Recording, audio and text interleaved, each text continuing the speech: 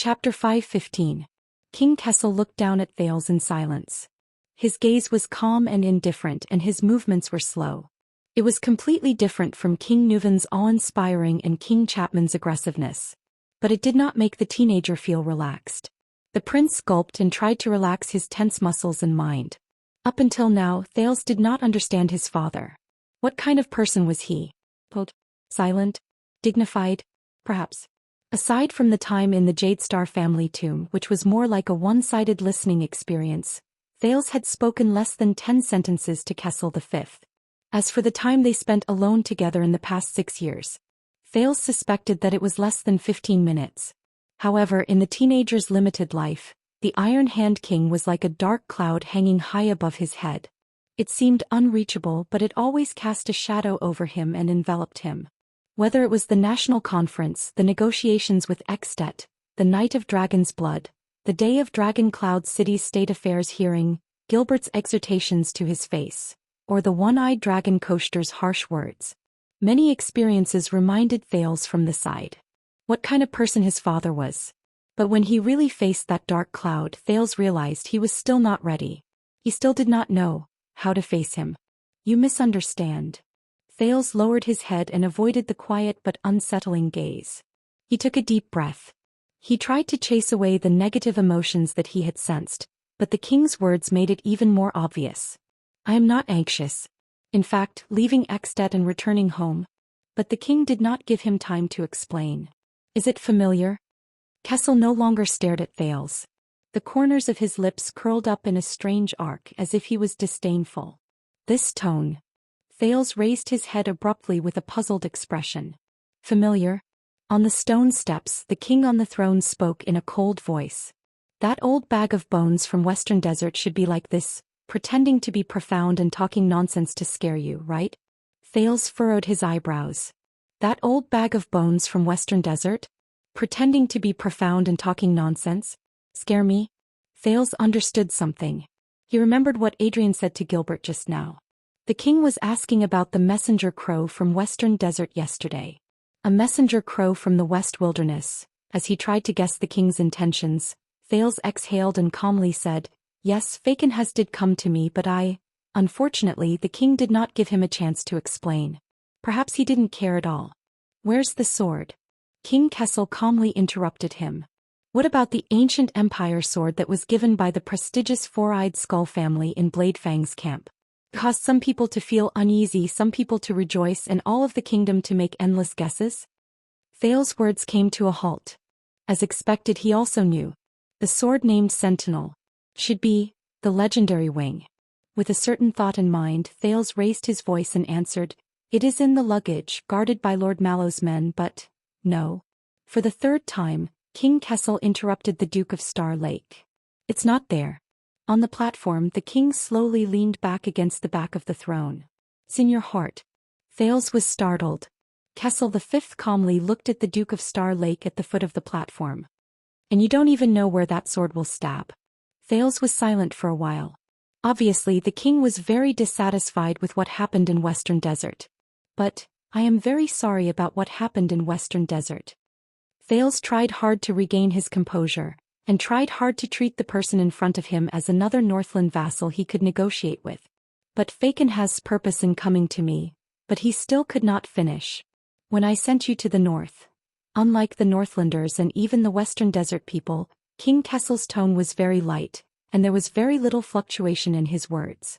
But compared to King Chapman's preemptive words and Fakenhas' alarmist words, the effect of the King of Constellation's soft words was not inferior to the former two. I did not expect that much from you. Thales was speechless. King Kessel sat on the throne with his back almost half raised. His posture seemed relaxed, but his eyes were locked on Thales.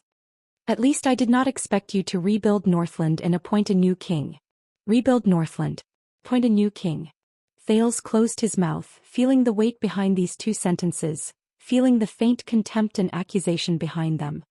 That's right. Rebuild, new king.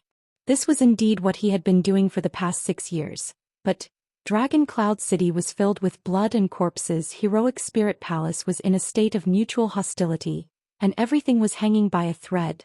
The teenager bit his lower lip. With a little displeasure, Thales raised his head again. I did not want it to be like this, but when he talked about what happened 6 years ago, he thought he would remember the injustice and injustice back then, and then he would sneer and ask about the king's conspiracy, mock the failure of the secret intelligence department and ask why he was put in danger. But at that moment when he looked into King Kessel's eyes, which were as calm as still water, he did not care. There was a small voice in Thales' heart. He would not care. Thales pursed his lips. He suppressed the indignation in his heart, turned his head and said, "That was an accident." Silence. Thales was not used to the darkness in the meeting hall. 6 years ago this place seemed spacious and bright. The teenager suddenly remembered the only day he stayed in Renaissance Palace, and his first impression of the palace. The cold room, the hard stone bed, the bone-chilling cold and the deep darkness. Just like the abandoned house. No. The king snorted and brought Thales back to reality. That was not an accident. King Kessel stared at his son and his tone was strange. That was an accident. Thales' heartbeat was a little erratic. At least, that is what the Secret Intelligence Department said. Secret Intelligence Department. Thales' heart sank. The Secret Intelligence Department again. The king narrowed his eyes slightly. You must know, in this world, there are not many things that can catch the kingdom's Secret Intelligence Department unprepared. Not necessarily. Thales silently retorted in his heart. When he heard the Secret Intelligence Department, the displeasure that Thales had just suppressed rose again. All right. The prince took a deep breath. Let me put it this way, if there is an accident it must be you. Thales paused and changed the way he addressed them. They are the ones who do not trust me. The lights in the meeting hall dimmed a little, and the shadow on the throne became even more blurry. King Kessel hummed in acknowledgement. He seemed to be asking a question but was not. They do not trust you? Thales answered with a snort. Yes, whether it is the Calamities or Lampard. Before the Secret Intelligence Department took action, they blocked all information and kept me in the dark, even if it was harmful to me. The teenager exhaled. There were a few times when I almost died. Thales stared fixedly at the king, trying to see something in the dim light. The meeting hall was quiet for a few seconds. But what made him feel a little disappointed was that Kessel remained seated and did not move. His tone did not change at all. Is that so? The king's indifferent attitude made Thales subconsciously clench his fists. I had no choice. Thales felt that his words were becoming more and more unyielding. I had to adapt to the situation and find a way out. The king remained the same. Is that so? Thales felt a lump in his chest. Yes. He raised his voice and said unhappily, whether it is for myself or for... The teenager paused for a moment and glanced at the king before he said, Constellation. Kessel's gaze was unreadable, but this time what he said was different. Just like what you did in the national conference? Thales froze for a moment. The national conference. He suddenly remembered that 6 years ago he was unwilling to be a puppet in that conference, so he said shocking words and angrily rebuked all the suzerains. He could not help but sigh a little. But Thales still nodded. Yes. The teenager's voice sounded a little gloomy. I had to do it. The king raised his gaze and looked at the other end of the meeting hall. He seemed to be thinking about something. A few seconds later he snorted and repeated, I had to do it. They do not trust you. The king twirled the scepter in his hand and said in a contemplative tone, And you had to do it? Thales did not know how to answer. Perhaps it was because he had not seen Kessel for too long, or perhaps it was because the rumors he heard over the years had distorted his understanding of the king. Thales realized that he could not read the Supreme King's emotions and actions. It was like there was a curtain between them. This was a situation he had never encountered when he faced Neuven Lampard, the 5 Northland Archdukes, and the 3 Great Dukes of Constellation. In the end the king chuckled softly. You mean... The next moment King Kessel raised his gaze, which was as calm as before but inexplicably profound. They did not trust you to be able to put your arm around King Neuven's shoulder and call him brother.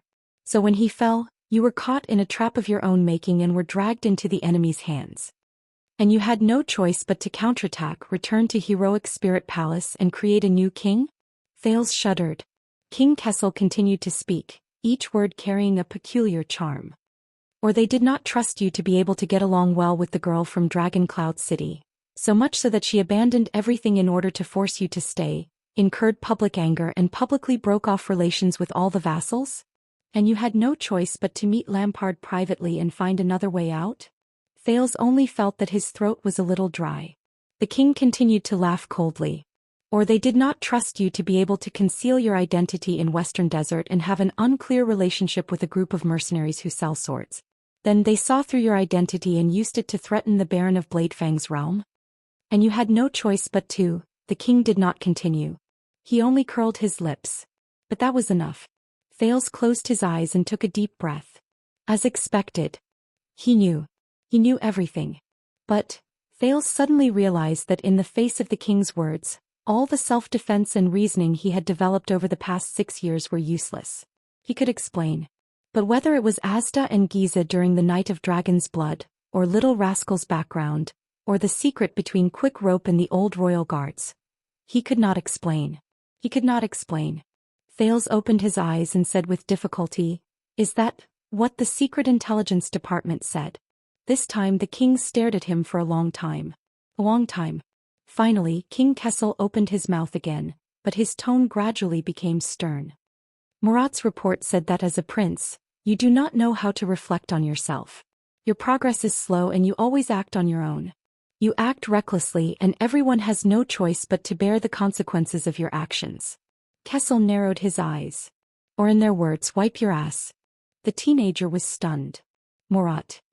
Thales exhaled heavily and revealed a smile that was uglier than crying. I understand. I'm very sorry. But the king chuckled again. And Gilbert repeatedly told me that you improve very quickly. You learn in difficult situations, grow through setbacks and gain wisdom after experiencing setbacks. You are a rare genius.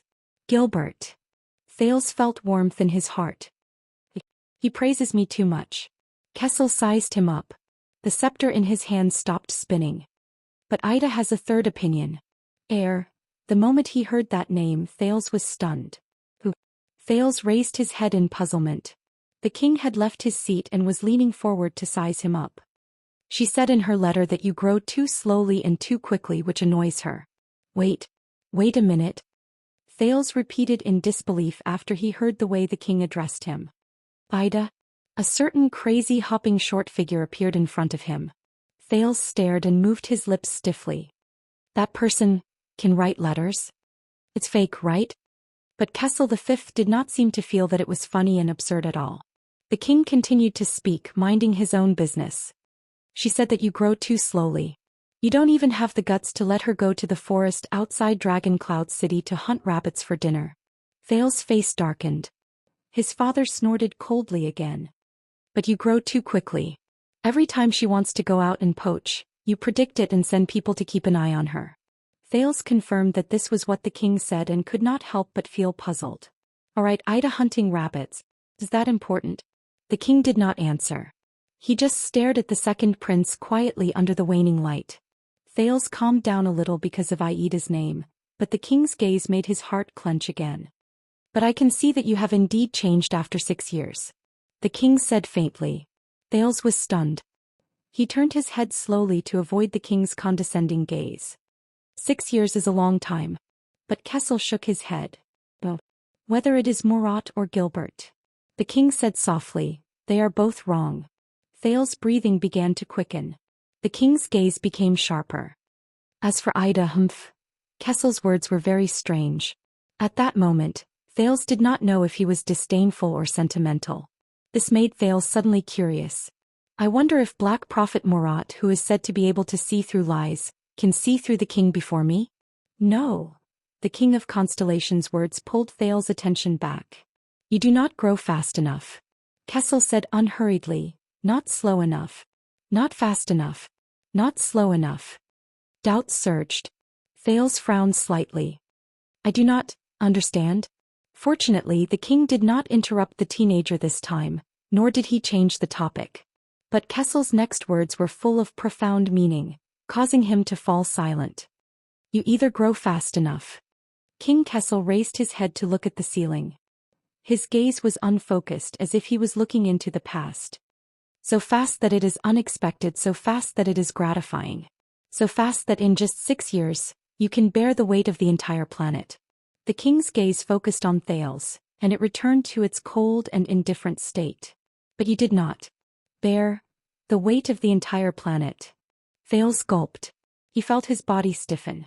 The king looked at him from afar, and there was a hint of disappointment in his eyes. You either grow slow enough. Kessel lowered his head and looked at his opened left palm. His words were a little desolate. Slow enough to know your place, slow enough to do things step by step, slow enough for us to unload the burden of the kingdom bit by bit. The king clenched his fist and looked at Thales again. His gaze was slightly cold. But you did not know your place, do things step by step. He understood some of the king's meaning. At that moment, Thales did not know how to answer. Right now, you are neither growing fast nor slow, the king said coldly.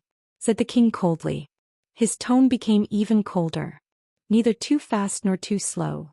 Neither too fast nor too slow. Kessel snorted softly. There was a hint of disdain and frustration in his tone. He shook his head. You exceed my expectations, but you also disappoint me. Thales took a few deep breaths. He wanted to say something, but he did not. This time, the silence between the father and son was exceptionally long. They just looked at each other quietly, and they did not speak for a long time. Then the teenager could no longer endure the depression in his heart. Thales paused for a moment. With indescribable depression and gloom, he exhaled a few times. He tried his best to smile, but he could not. I thought that on the first day I returned to Eternal Star City, you would talk about something positive about your reunion with your father. Thales turned his head around, trying to find something to ease the tension. Father. But Kessel obviously did not have the same intention. And I thought that after experiencing so much, you would understand what it means to live for Constellation.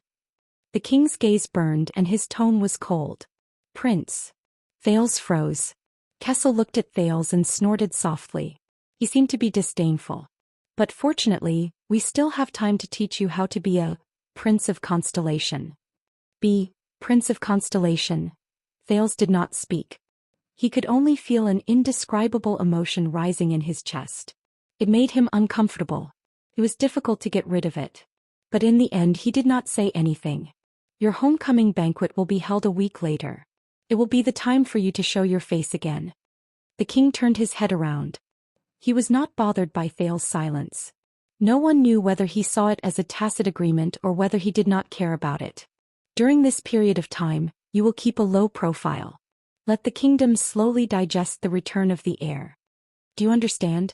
Kessel said coldly. Thales was silent. After a few seconds, he answered with great difficulty. Just like 6 years ago? Kessel V looked up and spoke in a drawn-out tone. Even more than 6 years ago. Even more than 6 years ago. Thales stood where he was and did not move. A few seconds later. Yes. Thales felt his voice was hoarse like an old machine. Your Majesty. Kessel stared at him for a few seconds before he spoke slowly. Very good. The king's tone was slightly sarcastic. Son. Kessel V leaned back again and sank into the shadows. The meeting hall returned to dead silence. Thales panted a few times and calmed himself down. I believe you have nothing else to say. He forced himself to speak respectfully. Your Majesty. There was no reply from the throne above him. Thales took this as a tacit agreement. The Duke of Star Lake bowed and walked back with complicated and indescribable feelings. Stop. The king's words echoed in the meeting hall. Thales stopped. Your Majesty, is there anything else? But King Kessel only shook his head in the shadows. No. But you must stay here. The king said coldly, at least 15 minutes. Thales was stunned. Why? Kessel maintained his posture. Only a pair of eyes that reflected a cold light could be seen in the shadows. They contrasted with the staff of Constellation in his hand. Because in the eyes of outsiders, a positive topic of reunion between father and son would probably take this long. Thales held his breath. He swallowed hard. I see. The reunion between His Majesty and the prince is only worth 15 minutes. The second prince turned around and looked at his father on the throne. The emotions in his heart were indescribable, and his tone was slightly resentful. But we don't need it. Kessel snorted. We don't need it. But the kingdom needs it. The unhappiness in Thale's heart surged again. I see. He did not have to be anxious. Because it was destined 6 years ago. 6 years later. It was still the same. Thales adjusted his breathing and sneered. So I have to stay here for 15 minutes. Only then will the kingdom not know about the rumors of conflict between the royal family and the discord between father and son. Right? In the face of the prince's slightly provocative words, the shadow on the throne froze slightly. A few seconds later, King Kessel also snorted coldly. They didn't know. There was a deep chill in the king's words. Until you accepted that sword. That sword? Thales suddenly paused. He did not understand. That sword is just. But Kessel raised his voice and interrupted him. But they still won't know.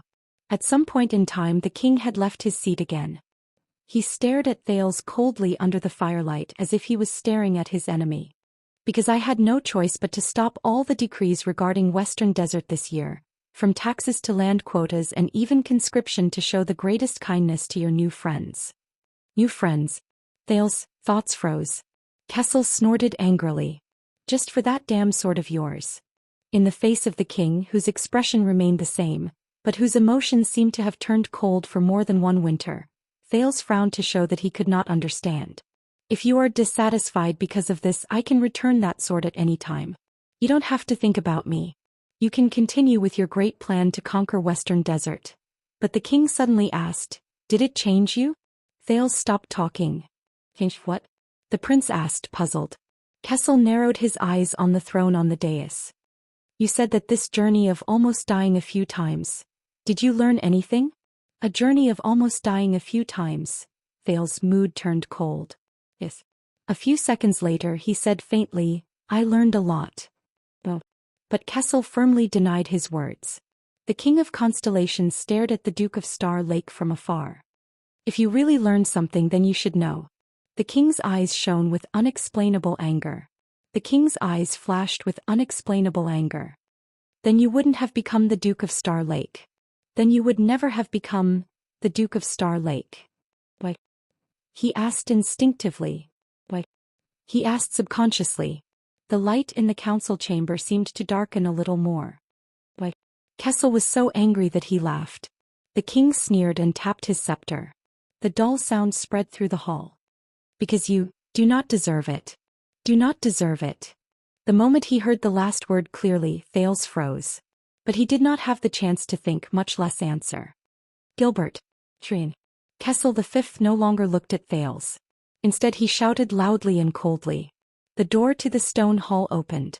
2 footsteps rose calmly. Gilbert's slightly puzzled voice came from behind him. Your Majesty, why? But the king immediately interrupted him. His tone was resolute and brooked no room for doubt. Let the Imperial Edict officer draft. No, Gilbert, personally draft my order, the kind that everyone can see. Gilbert had a surprised look on his face. Prince Thales has returned from afar. To commend his glorious achievements and display his noble status.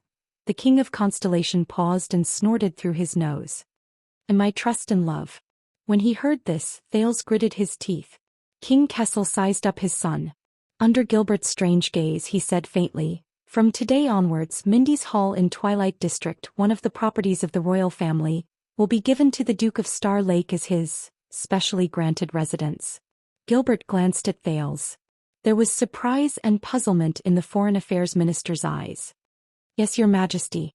Gilbert quickly nodded and obeyed the order. Thales slowly raised his head, but realized that King Kessel did not even look at him. But the king's resolute order had not ended. Adrian, accompany the Duke out. Let your men send him directly to Mindy's Hall. He should be very familiar with that place. Gilbert wanted to say something, but he hesitated. Adrian bowed. Yes, Your Majesty. Thales, on the other hand, stood at the side and did not say a word. Of course, that will have to be in. The king snorted coldly and sank into the shadows again. In 15 minutes. No pop-up window, please bookmark. Chapter 5:16. We can't defend this place. Glover led his mount and stood in front of a wide and exquisite iron gate with 2 openings. He looked at the exquisite garden and the Dragon's Kiss fountain in the center before him. He sized up the 3-story house with tall pillars in front of him with a solemn expression. What? Beside him, Protector Doyle, who was checking his mount's teeth, asked in puzzlement. Around them, the royal guards who were assigned to protect the prince followed the etiquette officer of the royal family and the administrative officer of the city hall. They entered the beautiful manor in an orderly manner and did the headache-inducing handover and propaganda with the local servants and guards. Most of them were Jadestar private soldiers recruited from the outskirts of Central Territory. The layout of the complicated terrain, troublesome sentry posts, pointless decorations, and the Jadestar private army recruited from a foreign land. Vanguard Glover's gaze swept across the gate and walls to the backyard in the distance. The wariness in his eyes grew stronger. And a maze garden that is bigger than the Northern Territory. In the bustling atmosphere, the Vanguard looked around and handed his mount to a subordinate of the Vanguard division. He frowned even more. Compared to the Northern Territory, Doyle, who was beside him, said subconsciously. He immediately understood something and smiled brightly. Relax, zombie. This is Mindy's Hall, not Broken Dragon Fortress. Doyle did not care about the Vanguard's expression. He stuffed the reins into his other hand in an extremely natural manner. He watched as the Vanguard pulled his mount away with a displeased expression that said, "Where did the people from the defense division go?" Then he turned his head around in satisfaction. "And we are not here to fight." Glover snorted through his nose. He looked at the road outside the iron gate and the house at the end of the garden. His tone was cold. The prince should be staying in Renaissance Palace. The Vanguard's words were drawn out, and they seemed to have a profound meaning. But Doyle clicked his tongue and shook his head. No. Although we were not familiar with each other before, I know that the Vanguard division does not have many sentry posts. Glover pursed his lips. I'm not sure about Tormund Hall and the Silence Room where His Majesty and the Queen are. Doyle raised 3 fingers with a smug expression and snapped them down one by one. But the Ballard Room is very narrow, the Elan Court is a little too high and cold, and the Sumerian Hall is too dark and dark. Trust me, compared to these famous grottos in Renaissance Palace. Doyle elegantly waved his hand at the exquisite garden in front of him.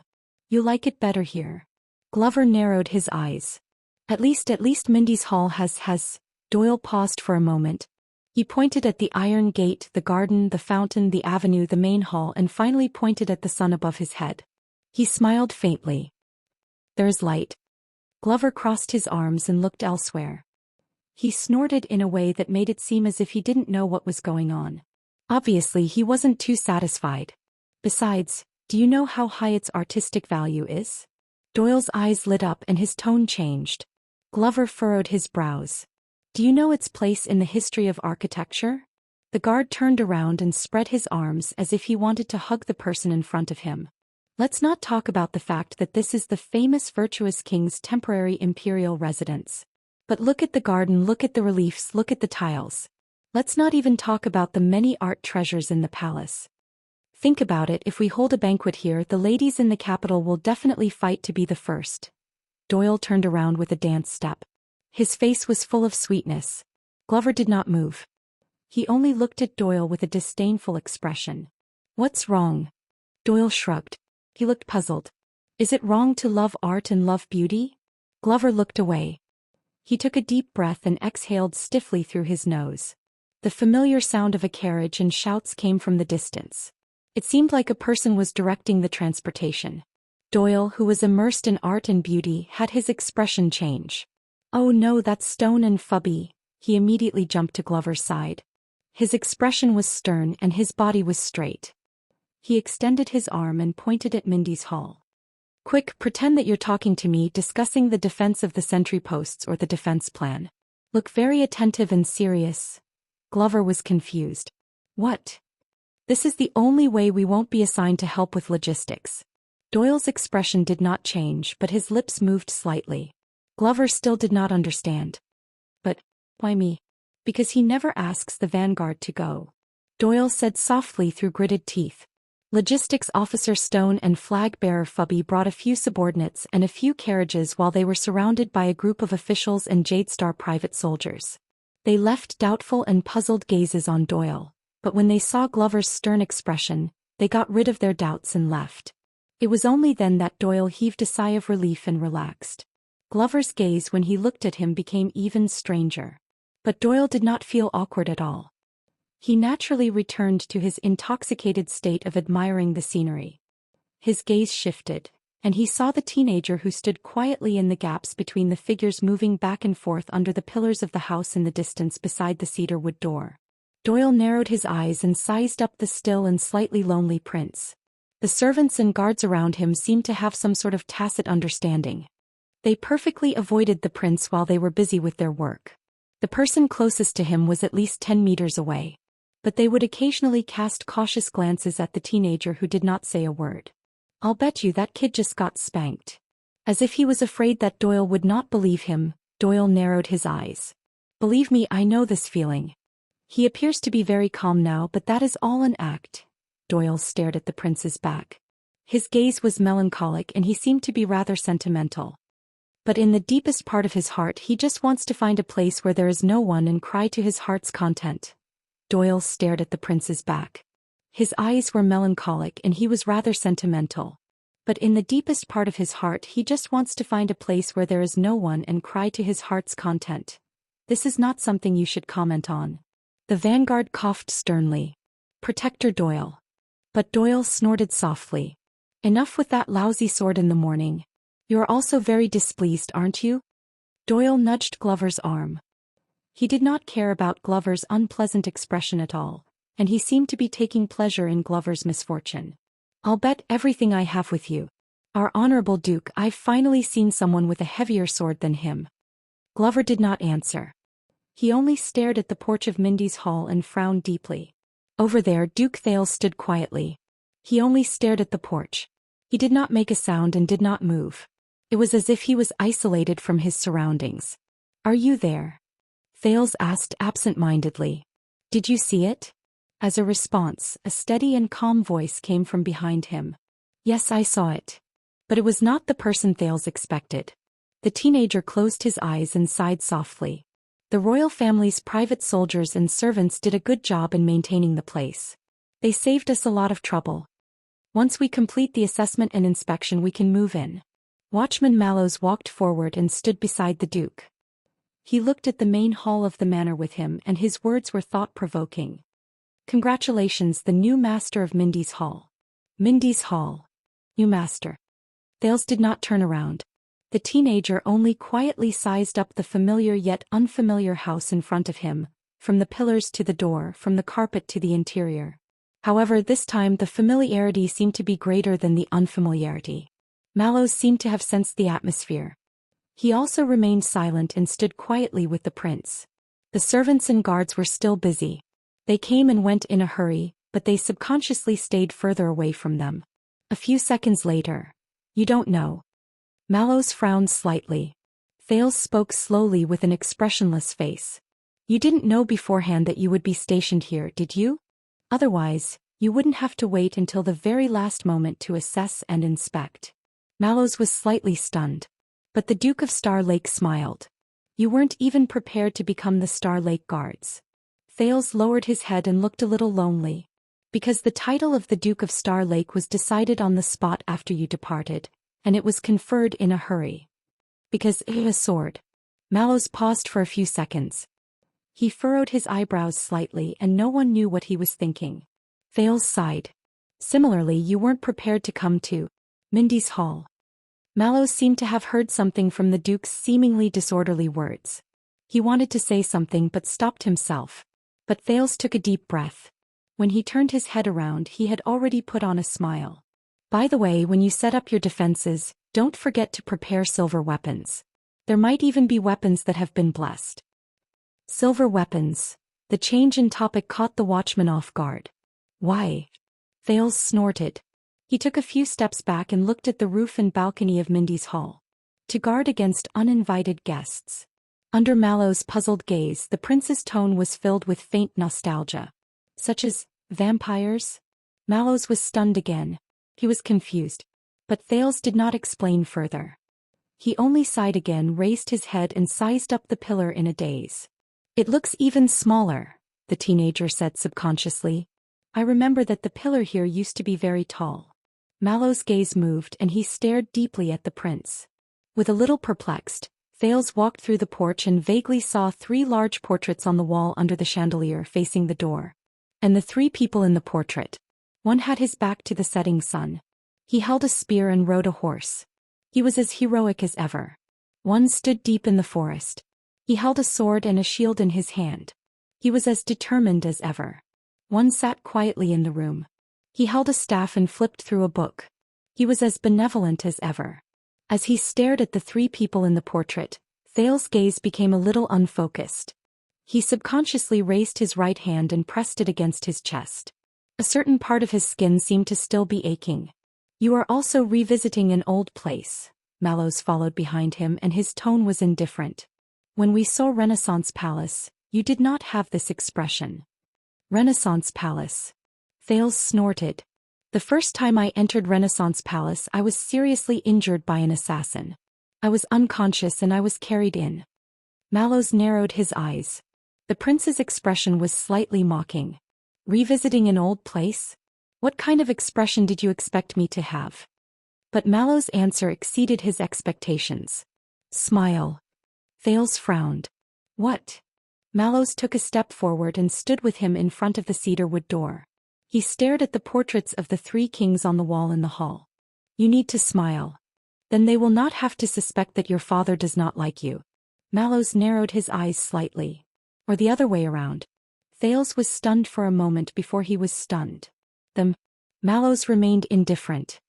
He nodded and did not even look at the Duke. "The royal guards are all elites. They have a keen sense of smell." Thales instinctively turned around. Around him the royal guards were still busy with their own tasks. They were either commanding the logistics, handing over tasks to the servants, or assigning tasks. Nothing strange could be seen. Thales was silent for a while before he suddenly chuckled. "Did you know? I have a friend who also advised me to smile." Mallows looked at the prince. The latter took a deep breath and looked at the sky in the distance. He sounded sentimental. "Because life is heavy enough as it is. You have to smile to make it lighter." The teenager was a little dazed as if he was looking at the yellow sand again. "Then does it?" Mallows stared at Thales, who was feeling sentimental for some reason, and suddenly said, "After you finish laughing?" Thales snapped out of his daze and shook his head. "I don't know." The teenager's smile was a little strained. "I hope so." The prince turned around and was about to walk into the porch. "This place, this manor." Mallows spoke again, causing Thales to slow down. "Do you know why it is named this way? This place? Why is it named this way?" Thales stopped walking and glanced at his surroundings. The prince gestured at the portrait on the rightmost side of the wall opposite him. "Him." In the portrait, a middle-aged man with graying hair was smiling at him in a friendly manner. But Mallows shook his head. "No." The watchman crossed his arms. There was a hint of respect in his eyes as he stared at the hall. Although Mindys III had indeed lived here more than 100 years ago and most people thought that it was him. But no, Mindys Hall was not named after the virtuous king. Not the virtuous king's name? This piqued the teenager's interest. "Very good." Thales turned his head around with great interest. "Please enlighten me, my personal guard captain?" Mallows did not care about the faint strangeness in Thales' tone. He turned around and looked in the direction of Renaissance Palace. His gaze was profound. Year 333 of the calendar of eradication, the 22nd Supreme King was crowned. His name appeared for the first time in the genealogy of Constellation's kings. Thales raised his eyebrows. "What number? 22? This king was young, but he was weak and sickly. He had to move out of the palace and look for a place to recuperate. He entrusted the affairs of the country to his uncle and the imperial conference." Mallow's words were very calm, just like his indifferent expression. The story he told was not necessarily delightful. In just 1 year the young king unfortunately died of illness. He did not even leave behind an heir. The watchman stepped on the floor tiles under his feet.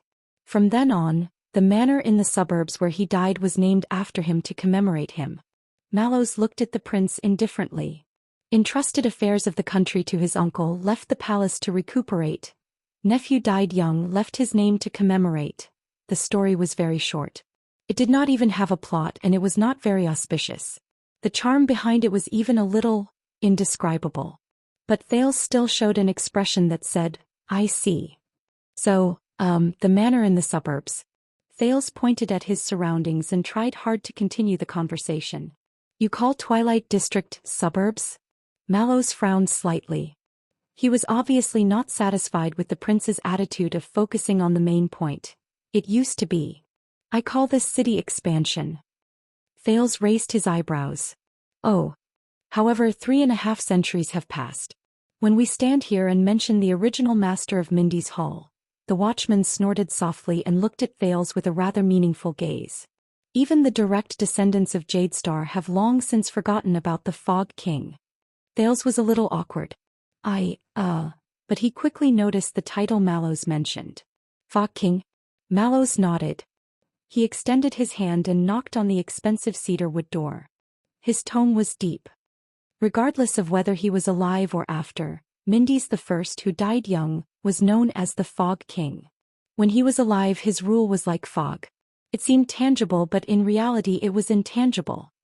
After his death, his story was like fog. It came and went in a hurry and disappeared quietly. Suddenly Mallow's gaze became sharp. No one remembers. No one cares. Thales subconsciously shuddered. So, take care of yourself, especially when the entire royal guards are around. Mallow's gaze was focused on Thales again. It made the latter, who was originally a little depressed and lonely, quiver. No matter what you went through, the watchman's tone became cold. You must know that among the many inconspicuous and forgotten masters of Mindy's Hall, you are not the only one who is sick and miserable. Sick and miserable. Thales subconsciously gulped and rubbed his face. But just like the Fog King, the watchman snorted coldly. No one will remember. Mallows looked in the direction of Renaissance Palace. His gaze was unfocused. And no one will care. There was silence. It had to be said that at that moment Thales, who had his worries and problems pointed out, felt a little awkward. After a while, the young Duke of Star Lake forced himself to laugh dryly. Thank you for your encouragement, Lord Mallows. Even though it was not very inspiring. But the watchman did not respond to his gratitude. He only cast him a faint glance. Once the room upstairs is ready, I will inform you. Your Grace. Once Mallows finished speaking, he strode into Mindy's Hall. Thales looked at his back, and while he felt awkward, he seemed to be deep in thought. That uncle. The teenager suddenly spoke. Under the portrait of the King of Renaissance, Mallows' back froze for a moment. The Fog King's uncle who took over the kingdom's affairs. Thales' eyes burned. After Mindy's the first died of illness, did he inherit the throne? The watchman's back remained still for a few seconds. Of course. Mallows turned his head around. His expression was profound. Sumer Jadestar, who took over the kingdom's affairs, eventually inherited the throne from his nephew who died young and did not have an heir. He was the Jackal Sumer III in history. Thales exhaled and he came to a realization. But Mallows had not finished speaking. With the body of the Duke of Star Lake. Thales was shocked. But before he could ask, the watchman left without turning his head back. He disappeared up the stairs. Thales was left alone to ponder over the meaning of this story. A few seconds later, the prince smiled in a relieved manner. Interesting. Regardless of whether it's the master of Mindy's Hall or the Duke of Star Lake, the stories of his predecessors, they're all so thought-provoking. Thales glanced in the direction where Mallows disappeared one last time, turned around, left the porch and walked towards the garden. While he waited, he put on a smile and sized up the busy crowd around him. He suddenly noticed that among the servants and private soldiers who came and went, there were two figures who stood out from the crowd. One of them was relaxed, and the other was standing by the pool with a slightly stern expression. They were discussing something in a serious manner. Thales recognized the two people, so he slowly walked towards them. You didn't want to come, did you? Doyle looked at the few maids in the distance and narrowed his eyes beside the fountain. You know, the Glover family is the best of the 7 Jadestar attendants. They are the backbone of the king's party. They have been trusted for generations and they hold great power. Beside him, Glover furrowed his eyebrows tightly. Your father is the predecessor of Kirkirk Man, and your elder brother is in the Department of Finance. He has a bright future ahead of him. Doyle's attention was still on the maids and he did not even look at Glover. He narrated while he sighed emotionally. His Majesty is also eager to improve and he is in the prime of his life. But you are here and you're involved in this unlucky mess. Doyle turned his head around and stared at Glover curiously. Why? But this time he seemed to have kicked an iron plate. Glover also turned his head around and stared coldly at Doyle. It was as if he was staring at a piece of rotten meat on a butcher's stand. The silence lasted for a long time. After a while Doyle, who did not get any response, could only smile awkwardly and turn his head around. All right, it's fine if you don't want to talk about it. But I'm different. Doyle showed a perfect smile to a maid who finally could not stand his gaze anymore and peeked at him.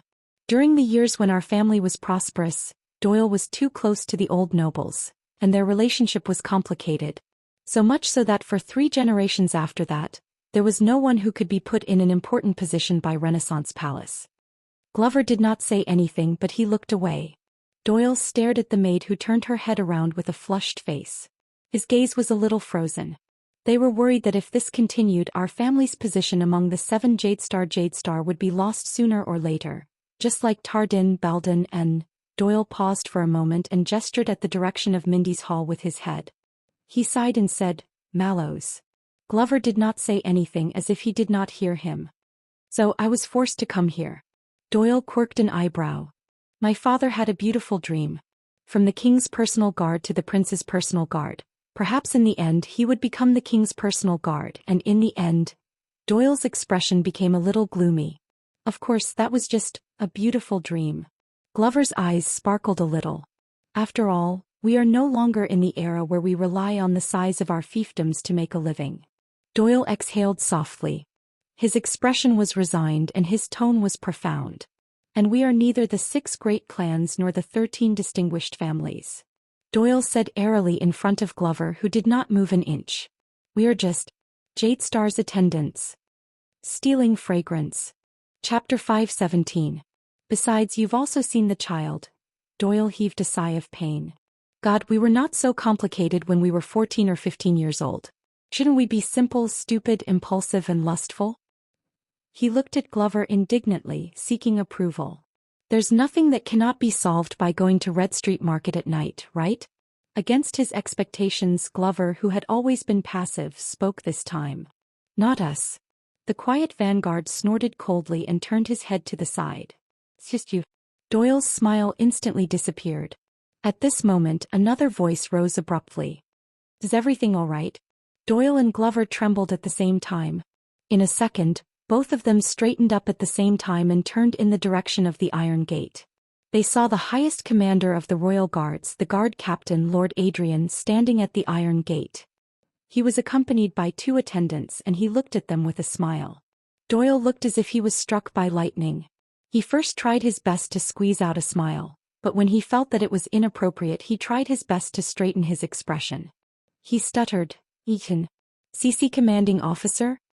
Glover was also stunned for a moment, but he quickly reacted to the situation. Commanding officer. Adrian nodded and walked in with a smile. The people around him recognized him and saluted him one after another. Everyone is busy. What are the 2 of you doing? The smile on Doyle's face froze. He quickly stood still and took a step forward.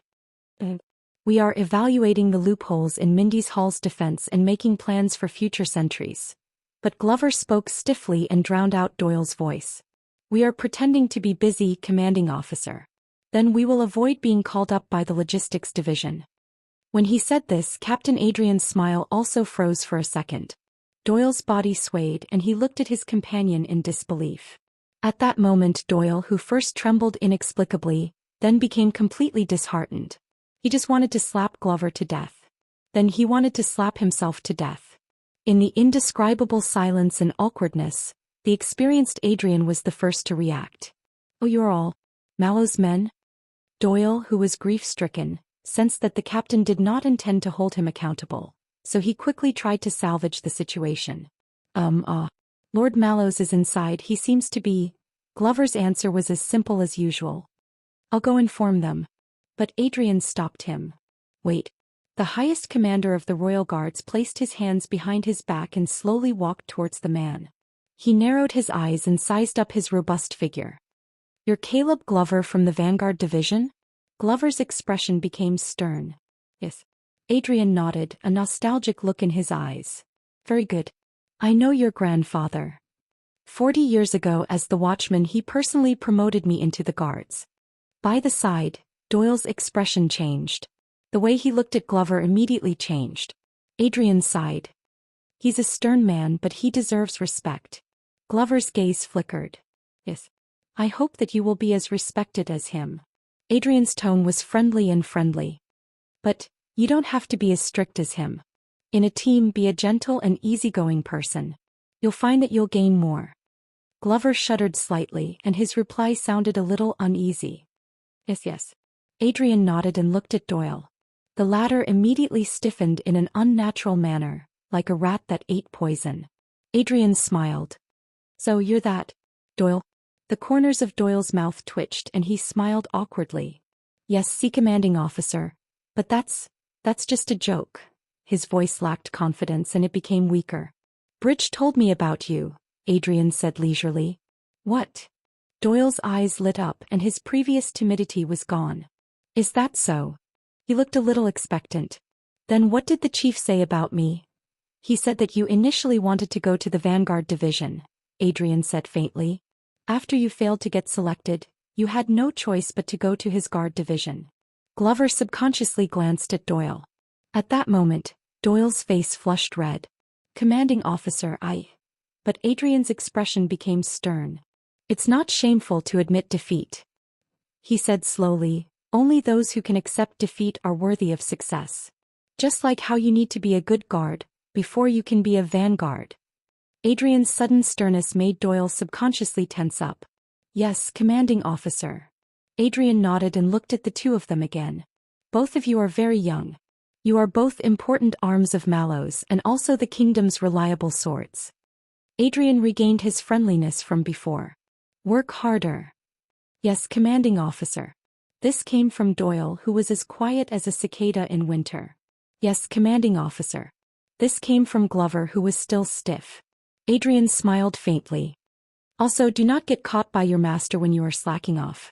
At this moment, Adrian suddenly turned his head and looked into the distance with a spirited gaze. Especially, when he is standing behind you. Doyle and Glover shuddered at the same time and they turned around. Thales, who was hiding behind the tree, was also shocked when he was suddenly discovered. He had to walk out from under the tree awkwardly under Doyle and Zombie's strange gazes. He adjusted himself and smiled politely and gently. Adrian bowed to him respectfully. Your Grace.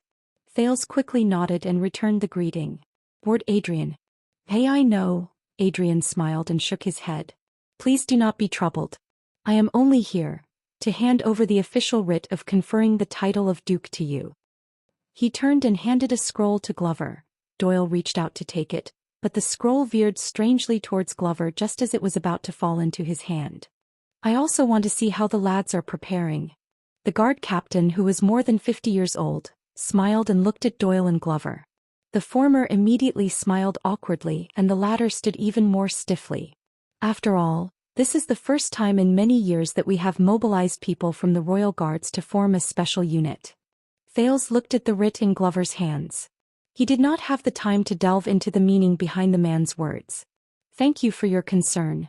The guard commander's smile remained. I hope that Tormund did not bring you any trouble. Thales was stunned.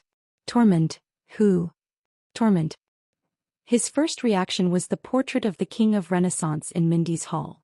But Adrian only sighed. I heard from Count Casso about the conflict between you and him on the road. I would like to apologize to you for his actions. Thales then realized that the person he was talking about was. But please believe me, Lord Mallows did not mean to be disrespectful, and neither did he want to be stubborn, Adrian said seriously. He is just too casual. Thales blinked. Casual. He took a deep breath and recalled how Mallows told him that no one would care about him just now, so he asked in confusion, That's right. He asked in puzzlement. My personal guard captain? Casual. Even Doyle and Glover, who did not dare to breathe loudly, could not help but look over curiously. Adrian chuckled. Please do not misunderstand, Your Highness. When I said casual, it did not mean that he was lazy or negligent. There is no doubt about Lord Mallow's ability. Adrian looked at Mindy's Hall on the other side of the fountain and said with a myriad of emotions, however, he hates complexity and trouble. When faced with a problem, he would rather choose a solution that is within his reach. This can also be considered a kind of arrogance. Hates complexity and trouble. Arrogance. When he heard this comment, Thales understood a little. Adrian said in resignation, for example, the simplest way to protect the prince is to not let the prince go out. But he does not know that sometimes this will bring more trouble. Thales nodded and responded with a smile. Adrian sighed with emotion. So he often needs someone to push him. Goad him into doing better. Doyle and Glover looked at each other. Is that so? Thales nodded politely. I will pay attention. By the way, Lord Mallows is. But Adrian raised his hand. Oh no, I will not see him. The guard captain looked at Thales with a smile. It is enough to see you. 6 years ago when you became a prince, I was caught up in family matters and could not be there. I missed your important moment. Adrian's gaze suddenly became serious. But fortunately, I did not miss the time when you became a duke. Thales was stunned when he sensed the meaning in Adrian's gaze. Your Highness. Adrian stared at him and said earnestly, don't worry. An excellent warrior can and must go through many trials and tribulations. A qualified noble can and must shoulder a heavy burden. The guard captain said faintly, it is the same for the king. In the next second he added another sentence with a profound meaning.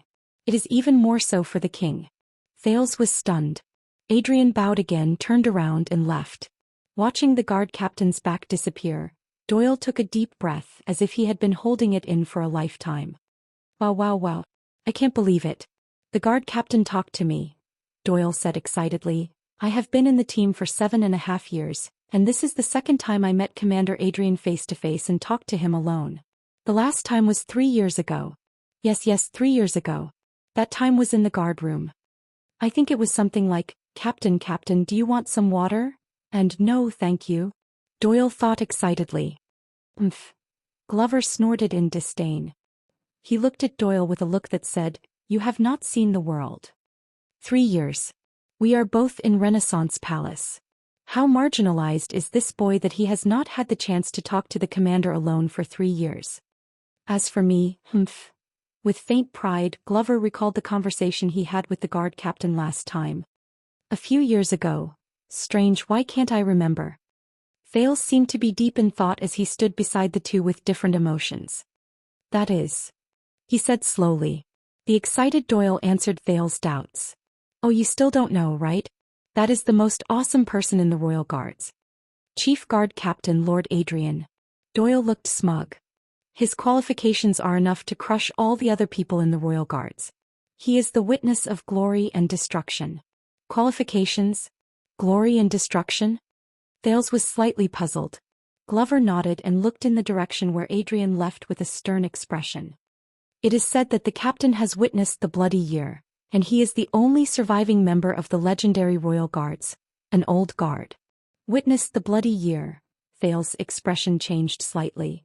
Are you talking about the former Royal Guards from my grandfather's time? Doyle sucked in a deep breath and nodded with a yearning expression. When he thought of the prisoners in the prison of bones, Thales could not help but be shocked. Adrian lived through the Bloody Year? How did he do it? Glover shrugged. Congratulations, Your Grace. Doyle sighed and spread his hands. You just asked about the 3rd place in the 10 unsolved mysteries of the Royal Guards. Thales was stunned and speechless. At this moment, a commotion suddenly came from outside the iron gate. No. This place is closed today. Even if you are a noble, you cannot. The trio's attention was attracted over.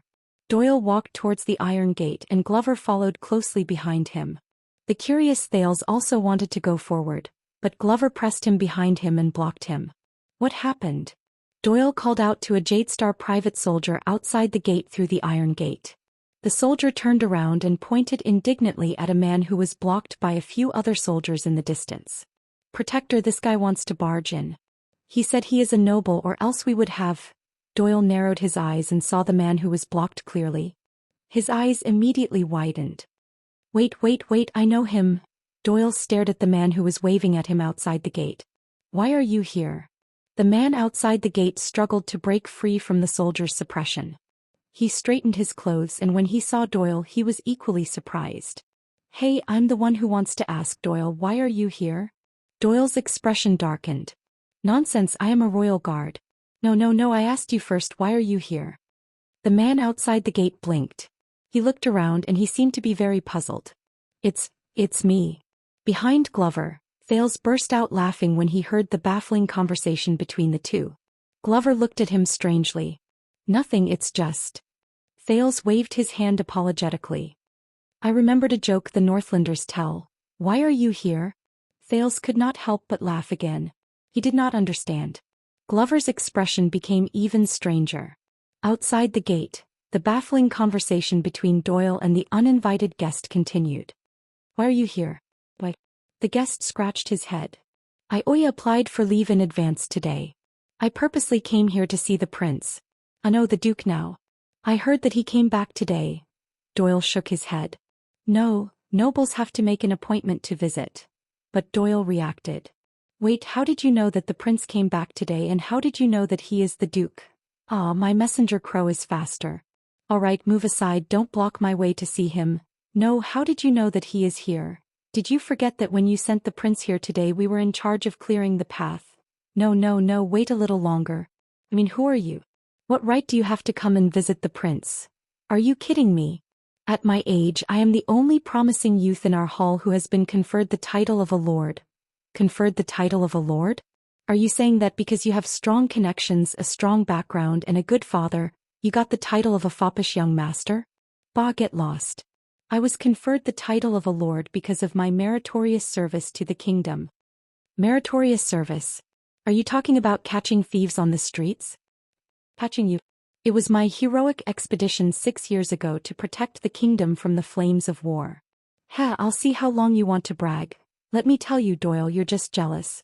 You're jealous because you can't make a name for yourself. Bah, you've been single for more than 20 years. Do you have any shame? Behind the iron door, Glover pressed his hand on his head with a face full of shame. Obviously, Doyle's negotiation with the man outside the door would not end anytime soon. The Jade Star private soldiers who were tired of listening had already returned to their posts. But Thales heard something from it. Doyle. Ignoring Glover's expression, the Duke of Star Lake walked past him decisively and reminded him loudly, Doyle. In front of the iron door, Doyle, who had been arguing endlessly, finally snapped out of his daze and remembered his duty. He quickly turned around and smiled apologetically. My apologies, Your Highness, for disturbing you. Let me introduce, this is... Doyle turned sideways and pointed at the uninvited guest outside the door. He awkwardly shouted a string of nouns. My grandmother's brother-in-law's grandnephew. Glover sighed again and pressed his palm against his face. At that moment Thales saw the guest outside the door clearly. He was stunned. The heir to a certain count's territory. He's working and on vacation in the capital. Doyle laughed dryly and said the person's name. Cohen Caribbean. Thales stared at the man outside the door in a daze. Hey, Your Highness. Do you remember me? I'm the one who eats a lot of fruits and liver. Outside the iron door, the tall police officer Cohen looked at Thales, who had grown up quite a bit, in surprise.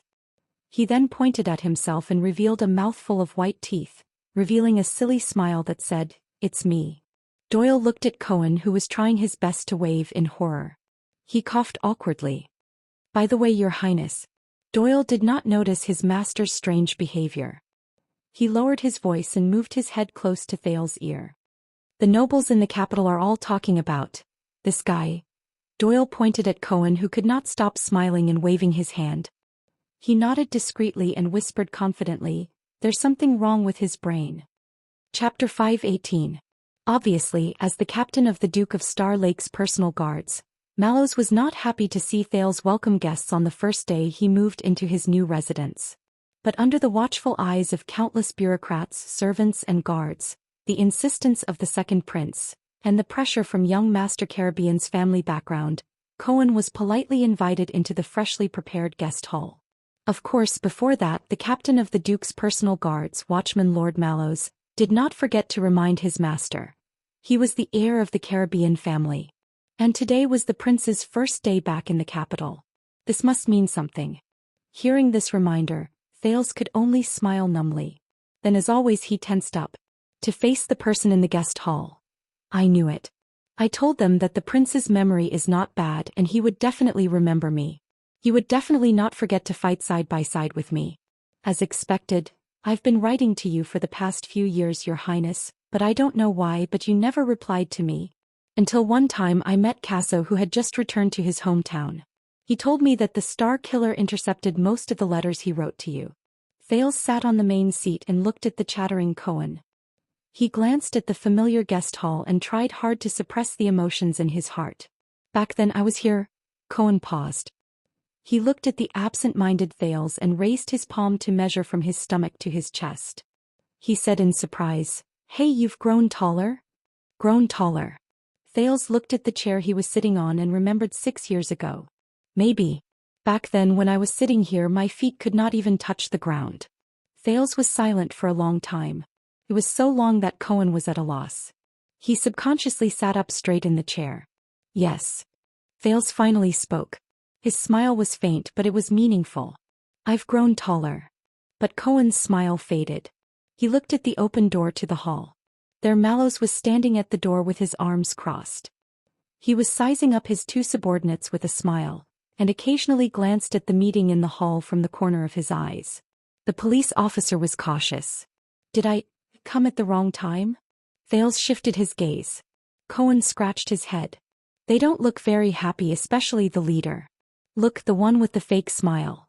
Outside the open door a maid was about to serve tea and snacks to the Duke and the guest, but she was stopped by Mallows, who smiled and raised his hand.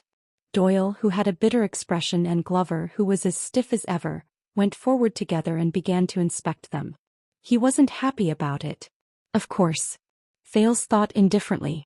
Although they hadn't spent much time together from the moment he walked out of the conference hall. Obviously even Cohen had sensed something. When he thought of this and recalled Mallows' words, Thales forced himself to smile. That's Mallows.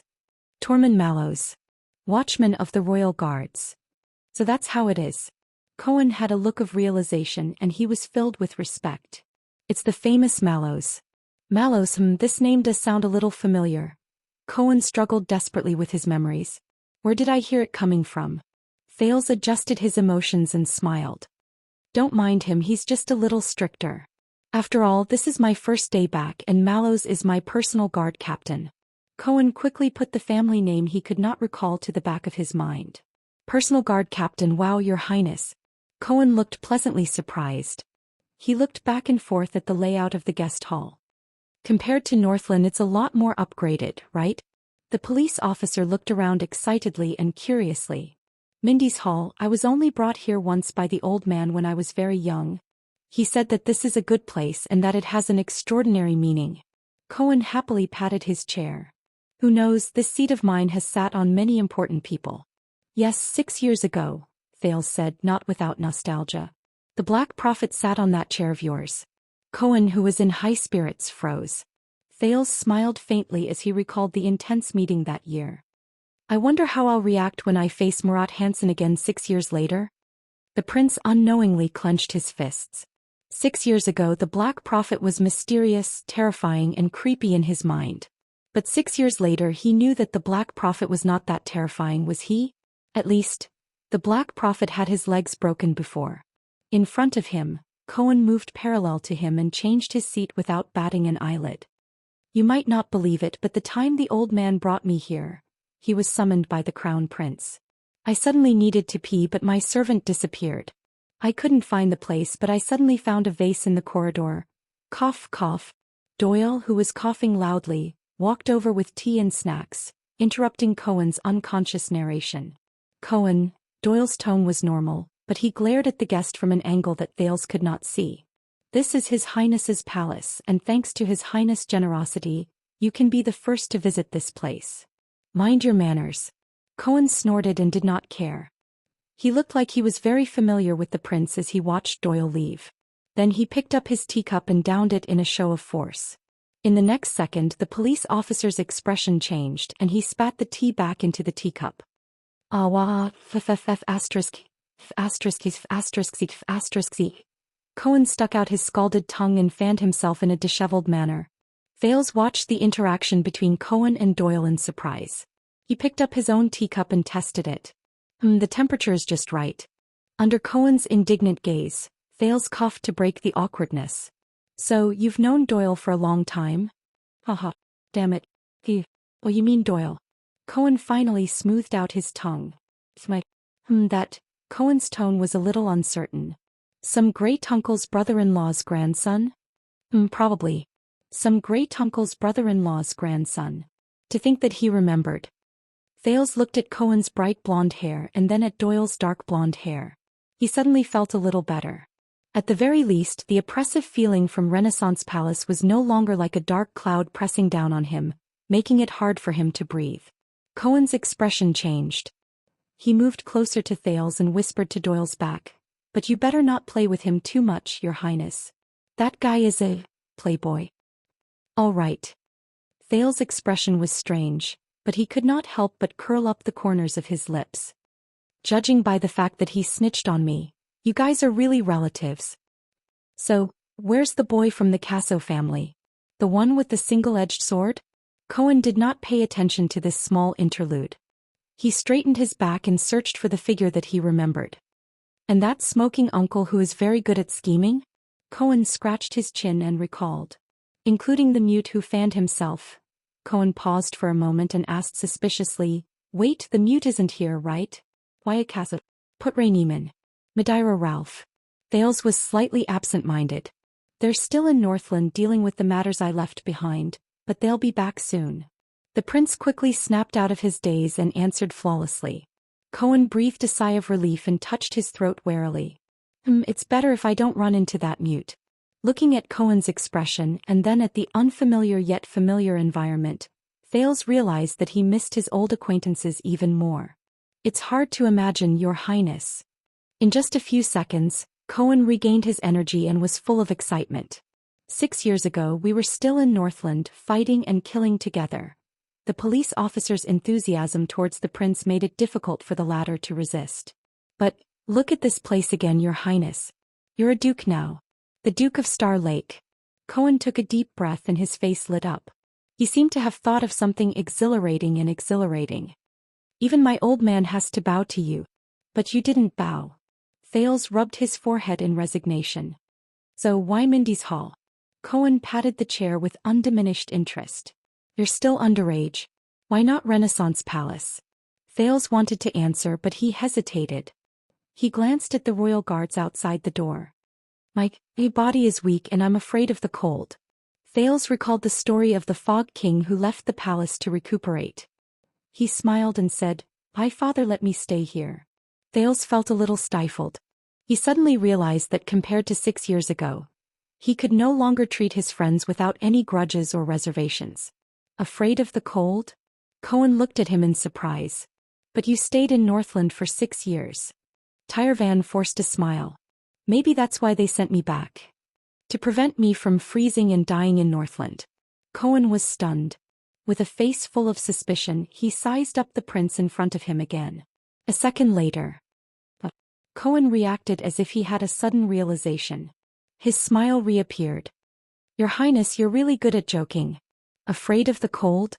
You're the hero who charged into Heroic Spirit Palace and saved Dragon Cloud City. Thales could only continue to smile. But you can't fool me. At this point the police officer's eyes lit up. So, how did you come back from Northland? Thales' smile froze. It was another difficult question to answer. Although the announcement said that Extet sent you back as a gift and at the same time, their king sent his regards to his majesty, Cohen seemed to be deep in thought. His eyes shone with a shrewd light.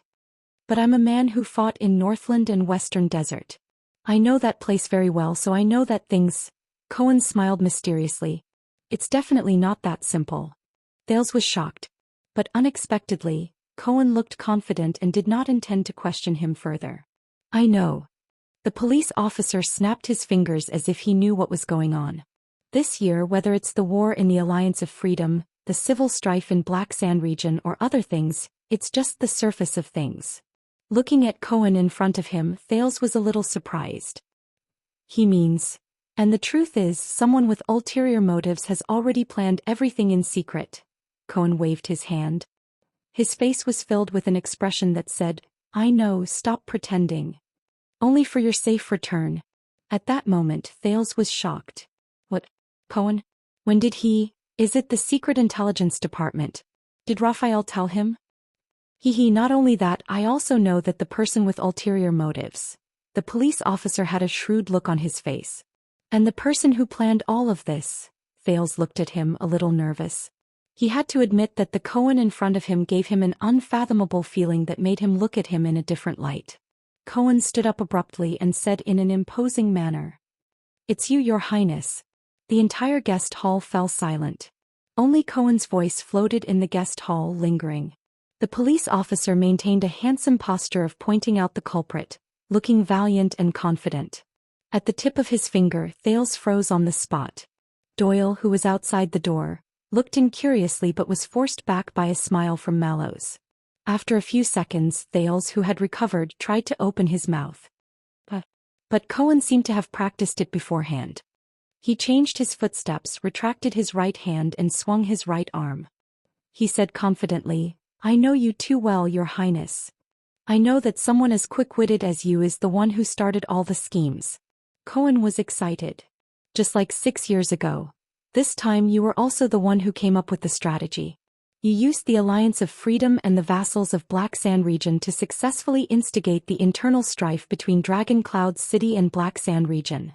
Thales' eyebrows began to twitch. "When the two great forces were fighting against each other and had no time to care about each other, you successfully escaped and returned to the country safely. And you severely weakened Extet's strength." Cohen's posture did not diminish. He knew that at that moment his eyes were shining with wisdom. He waited for the person in front of him to respond. Before Cohen's expectant gaze, Thales squeezed his eyebrows as hard as he could. Not bad, more or less." Cohen's eyes brightened when he received confirmation. "Those Northland barbarians."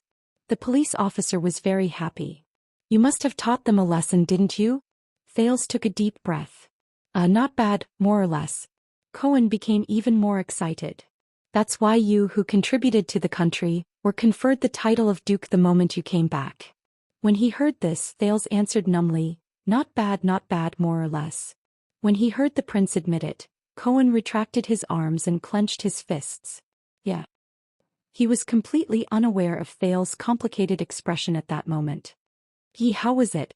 "Ever since I learned my lesson 6 years ago, I've been cramming in politics for the past few years." The police officer narrowed his eyes and crossed his arms, looking very knowledgeable. "My resourcefulness has also improved, hasn't it?" Thales quietly looked at Cohen, who was beaming with joy. "Yes." A few seconds later, Thales broke into an awkward smile. Yes. Cohen instantly beamed like a squirrel that had found a pine cone. "So, how have the Northlanders treated you over the years?" Thales had yet to recover from the shock of Cohen's intelligence. He sighed. How should I say this?" But Cohen, who was brimming with confidence, waved his hand and interrupted him. "Oh, I get it." Cohen looked up and empathized. "When I was in the Tower of Eradication, my teacher was a Northlander.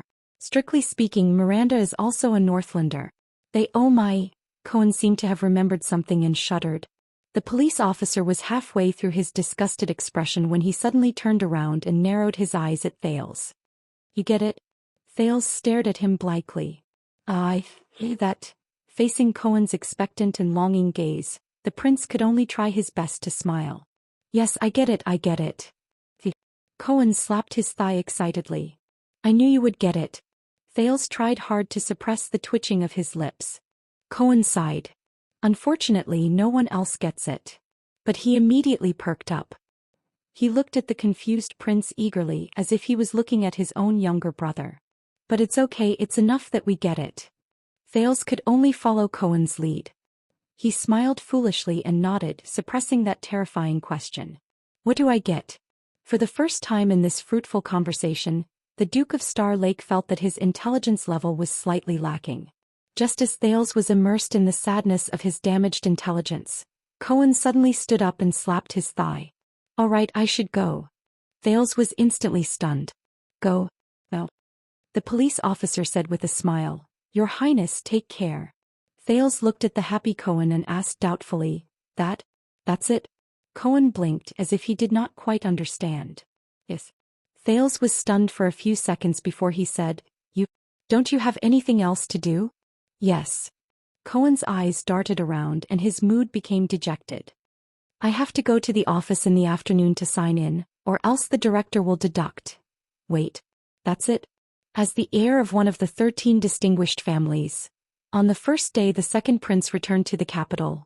No probing, no roping, no ulterior motives, no flattery, no threats, no temptations, no conspiracies? There's nothing. Mallows reminded me of. Everything? The Duke stared blankly at the dejected Cohen before him. For the first time since returning to Constellation, Thales felt a little out of sorts. Thales snapped out of his daze and shook his head. No, I mean, the prince hesitated for a moment. He looked at Cohen with a somewhat solemn gaze. How is your father? Thales still spoke with a hint of discomfort and guilt. Walla Hills. Count Caribbean? Cohen was also stunned. Him? I don't know. Should be quite well. It's been a long time since I wrote to him. The young Duke was a little surprised. But, you came all the way here today just to spend a few minutes, chatting with me? Cohen paused for a moment and sank into deep thought. A few seconds later he shrugged after thinking hard but to no avail. Yes, I just came to see you. The police officer scratched his head. He looked confused. What else? This time it was Thales' turn to be stunned. At that moment the legendary Wing Norb from the Secret Intelligence Department, the Duke of Western Desert Derek Chroma, the Count of Black Lion Watchman Mallows, Gilbert Guard Captain Adrian.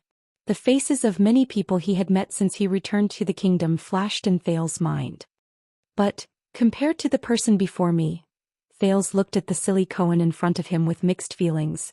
The large police officer also stared at him in puzzlement and blinked. After a long while the Duke, who had a lot of emotions, snapped out of his daze and took a deep breath. Cohen. You are the eldest son, right? The Caribbean family of the Sword of the Twin Towers? The moment he heard the word, eldest son, Cohen looked like a frosted eggplant. He became listless. Yes. Cohen said listlessly.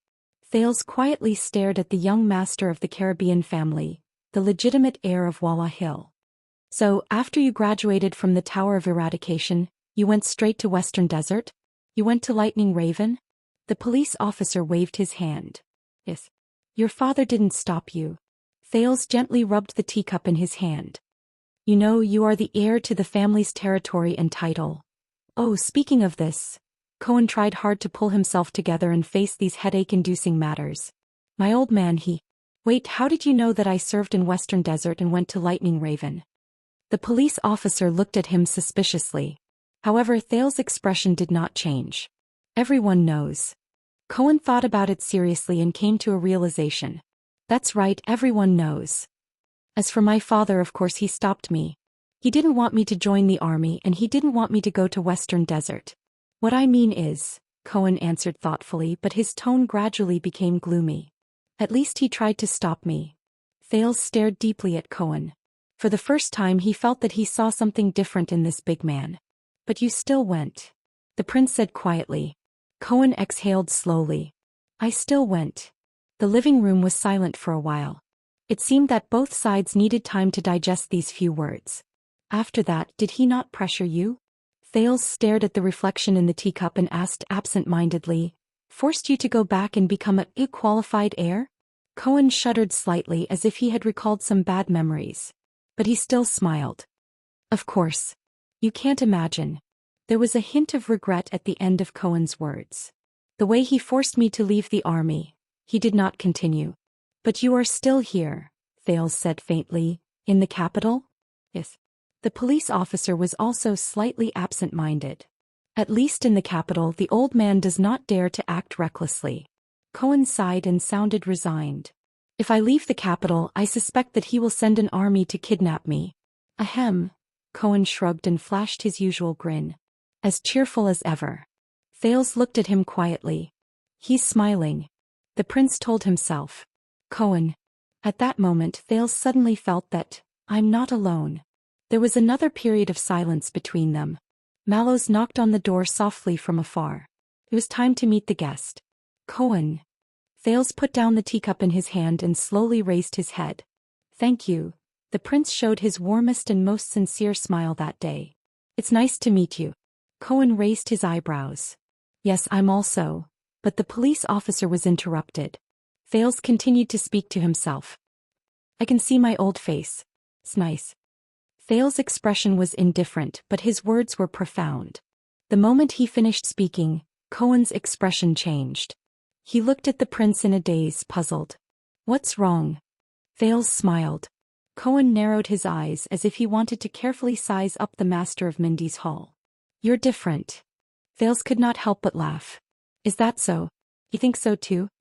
Cohen nodded in all seriousness. Yes, you've changed. He tried his best to scan the Duke of Star Lake in front of him. In the end, Cohen, who could not think of an adjective for a long time, could only force out one sentence. Bigger. Thales snickered.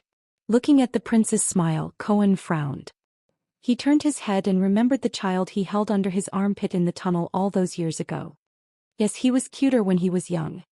A thought flashed in Thales' mind and he remembered something. Right, do you remember Ralph? Cohen's thoughts were in a mess. He said blankly, Ralph what? My subordinate, the one with the mask, you mean? Cohen thought deeply at first, then came to a realization. Mute. Looking at Cohen's happy expression, Thales sighed. This might be a bad idea. But, Cohen. Thales paused for a moment but still looked up. This time the prince's expression was extremely serious. Want to ask for a small favor. In private. Chapter 519. His Majesty's warrant has been officially issued. Gilbert, who sat opposite him, was full of smiles. He raised his teacup and took a sip. Now the news of your return and title has spread throughout Eternal Star City. In a few days, the entire Central Territory and even the entire country will know about it. While in the living room, Thales smiled helplessly as the host and not a guest. With the laziness of waking up in the morning, the teenager stood up and slowly walked to the window. The morning light shone through the curtains and illuminated the low-key but tidy guest hall. Thales pulled the window open and was greeted by fresh air. There was also a sudden piercing noise. Yes. The new Duke of Star Lake leaned against the window and yawned. He pressed his waist. I can feel it from here. Mindy's Hall was not peaceful under the window. The garden and the road outside the Iron Gate were filled with all kinds of carriages, and this was not counting the many visitors who came on foot or on horseback. Some of them were dressed in luxurious clothes and had obvious emblems. Outside the Iron Gate, the Royal Guards and Jadestar Private Army were doing their best to explain and dissuade the visitors. Thales leaned close to the window. The sin of Hell's River surged into his ears, and he managed to catch some scattered words. I'm sorry, Your Grace, Mindy's Hall does not receive guests this month. Vanguard Glover's stiff and stern voice came from behind the Iron Gate. Only His Majesty's special warrant can pass. Then another slightly agitated voice drowned out Glover's words. No, Luke, I've been your classmate for 4 years, but I've never been close to you. So, unrelated people are all. What? You're just here to look at the scenery? That's enough. Looking at the scenery for 2 days in a row for 8 hours? Do you think I'm an idiot? It was Doyle. At that moment, he stood in front of an innocent-looking noble and waved at Mindy's Hall behind him in exasperation. It's so noisy every day. I don't need to. Doesn't the prince need to rest? Thales could not help but raise his eyebrows. Another voice, appropriate and gentle, intruded upon his ears. Then Honorary Viscount Kemar. It was Mallows, who had a faint smile on his face but was actually aloof. He was facing another noble who was not easy to deal with. Why don't you go to the heir of the Caribbean family and ask him what's the secret to making an exception and meeting the Duke? Oh, so your family is a royal merchant, and you have 3 beautiful daughters ranging from 9 to 19 years old, who are likely to become the prince's concubines. My apologies. Perhaps as the future royal relative, you will definitely be able to obtain His Majesty's grace? If you come to visit at that time, I will definitely line up to welcome you. Yes, the Mallows family is very grateful for your care. It's really sad that we can't buy your family's goods. Thank you for asking about my parents and family, although they are no longer alive. Well, then on behalf of all my female relatives who are still alive, I thank you and your organ for the greetings. Yes, Sir Viscount. I will definitely bring your words to my ancestral grave and let my ancestors know. But before that, for the safety of the Duke of Star Lake, I will temporarily detain you at the police station. Why? Because I suspect that you have hidden a weapon and that you intend to harm the Duke. Where is the weapon? Look, the jewel on your ring is too bright. It is harmful to the Duke's eyes. Then I suggest that you directly complain to His Majesty or Lord Adrian about my service attitude. How long will you be detained for? Don't worry, there are only 2.5 months left until the Duke's welcome banquet. After that your plan will fail, and the royal guards will officially file a lawsuit against you for plotting to assassinate the royal family. When he heard this, Thales sighed and pulled down the window. He no longer listened to the pot-bellied Viscount Kyle's panicked self-defense. He also no longer cared about how he fled back to his carriage with a terrified expression on his face. This was the 3rd day since he returned to the capital and entered Mindy's Hall. From the 2nd day onwards, Mindy's Hall was crowded with visitors. There was an endless stream of visitors. It was so noisy that the Star Lake guards could not rest. A few days ago you should not have met the heir of Caribbean even if he is your old friend. Gilbert put down his teacup and sighed. Now many of the nobles, officials and influential people in the capital are following suit. They want to use their connections to get in. Yes, I understand now. Thales sat back in his seat and said absent-mindedly, "This is the price." He underestimated the influence and impact of his return to the kingdom. The prince did not just attract visitors. Obviously, the Duke of Star Lake's residence had not only awakened the usually quiet Mindy's Hall. In the past 3 days, the mansion's standard had been upgraded, and it affected the entire Eternal Star City. The City Hall issued 6 emergency orders to repair the greenery, change the lights, clean all the streets in Twilight District that the prince could see and decorate them magnificently. Not a single refugee was allowed to enter and not a single beggar could be seen. The city's appearance was greatly improved and to a certain extent, it was even better than Eastern City District, where the nobles gathered. The police station rearranged their patrol schedule and manpower arrangements. The 3 police stations in Twilight District and the 2 adjacent districts, who were originally at odds with each other, became united, friendly and worked together sincerely. Countless police officers fought to be the first to work conscientiously. Batches of public security teams went back and forth, patrolling day and night, turning this awkward and almost forgotten area into a paradise on earth where no one would pick up anything that was left on the road, and the doors would not be closed at night. The chief garrison officer of Eternal Star City hastily increased the number of city defense teams on the city wall of Twilight District, even though Twilight District was thousands of miles away from the city wall, to ensure that no thieves or rascals can get past us and threaten the prince. He also specially requested for a warrant to mobilize the regular army from outside the city and set up a special route to clear the path for Mindy's Hall's supply and logistics transportation. According to a certain soldier, even the prince's poop that is transported out is not allowed to be tainted by others. Thales pressed his forehead listlessly. Gilbert smiled in resignation. I can already imagine when I return home. I have probably never been so popular in my life. As His Majesty's most trusted vassal, you have always been popular. Thales exhaled. And believe me, compared to the Constellations, the Extensions will welcome you more. Gilbert nodded in realization. Over the past few days, other than the large group of speculators who had stretched their necks and were waiting outside the wall, eager to try their luck to meet the prince, life in Mindy's Hall was rather peaceful. He slept until he woke up, had breakfast, moved around freely, had lunch, slept until he woke up, moved around freely, had dinner, moved around freely and slept until he woke up. Alright. Basically, I can't go outside when I move around freely because I have to avoid the paparazzi. Avoid the fanatical speculators who wish to meet the prince but are unable to. Even though the pace of life was similar to when he was in Dragon Cloud City, but there was no scheming and plotting against each other, no uneasiness because the enemy was in the dark while he was in the light, no constant high-pressure feeling like an arrow was knocked on a bowstring, no nervousness and excitement from surviving in a desperate situation, and no crazy journey of fleeing for thousands of miles.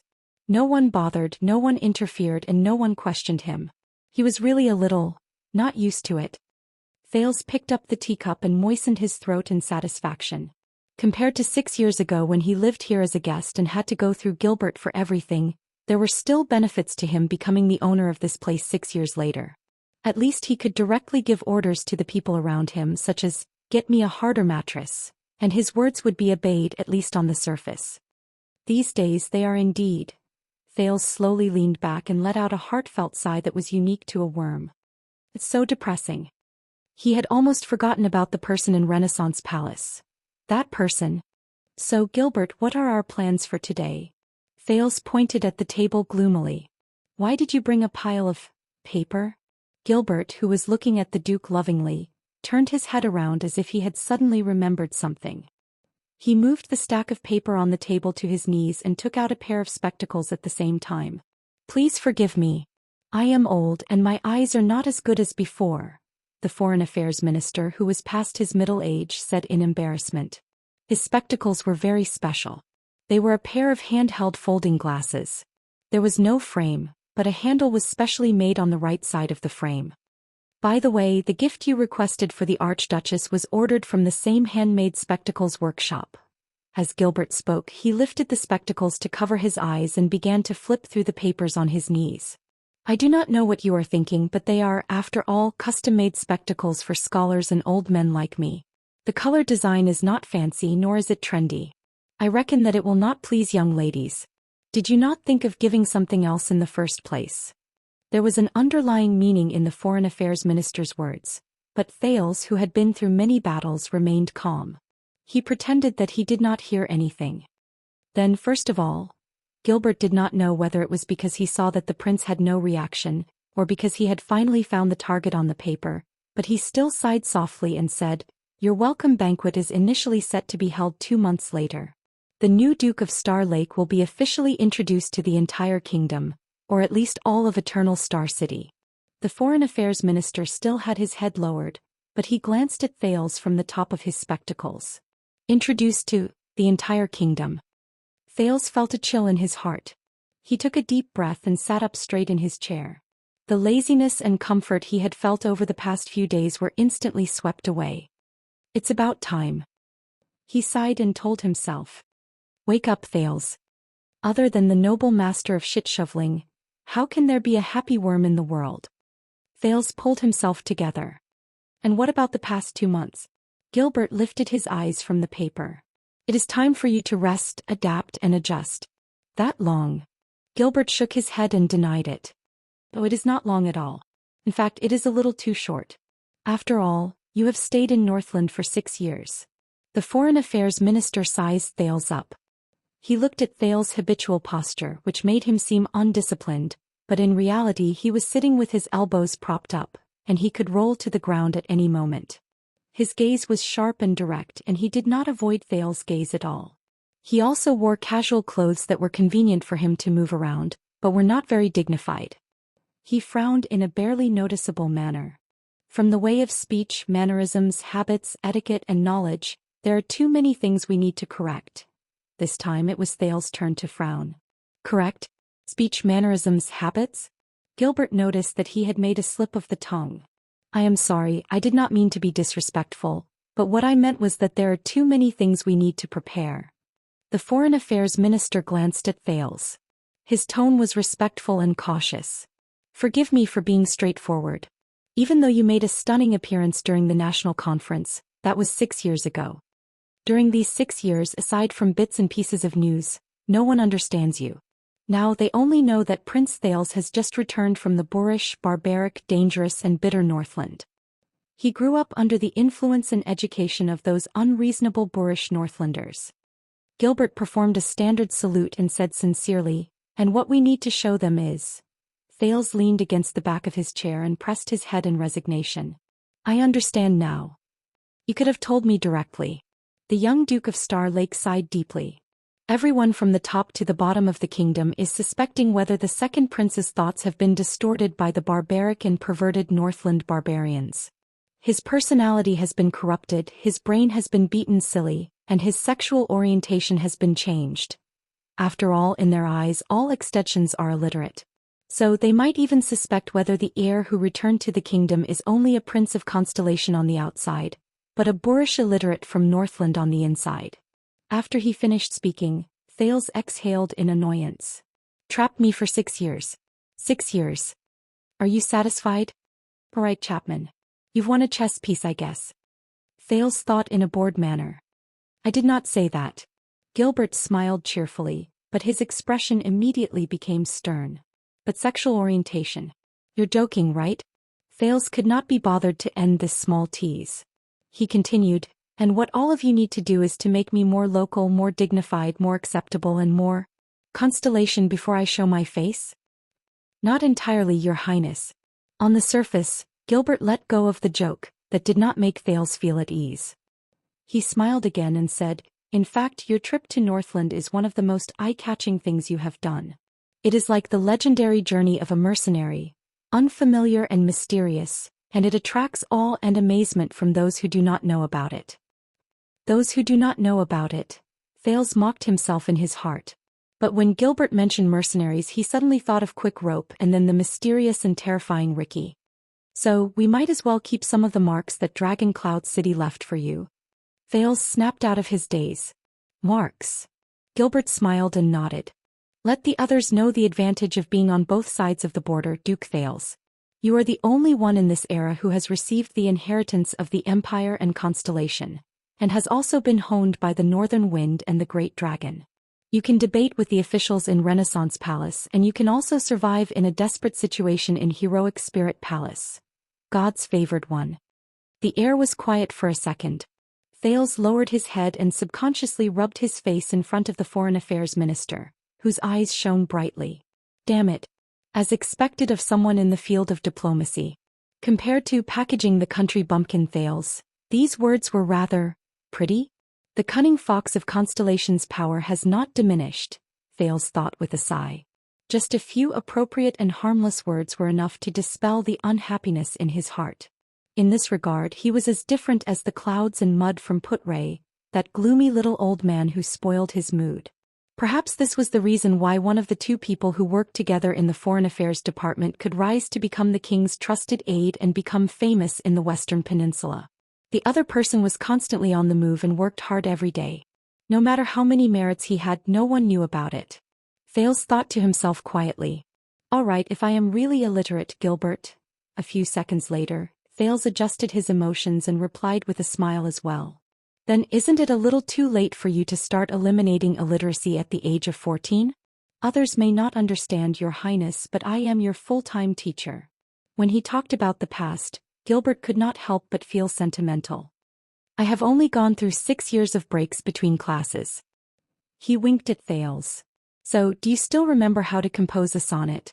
Thales and Gilbert chuckled at the same time. But unexpectedly, as they laughed, Gilbert suddenly spoke. So, it is only 6 years of breaks. His voice became deeper. Your Highness. 6 years. Thales stopped smiling and looked at the Foreign Affairs Minister strangely.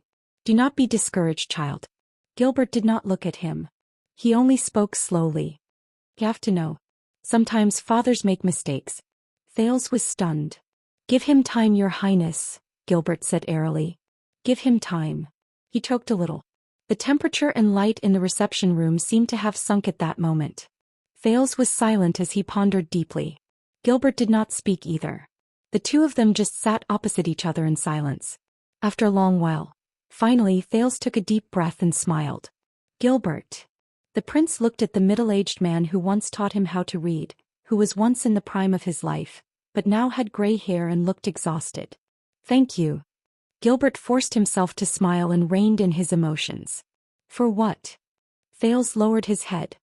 After a while, the corners of his lips curled up. For everything. There was silence.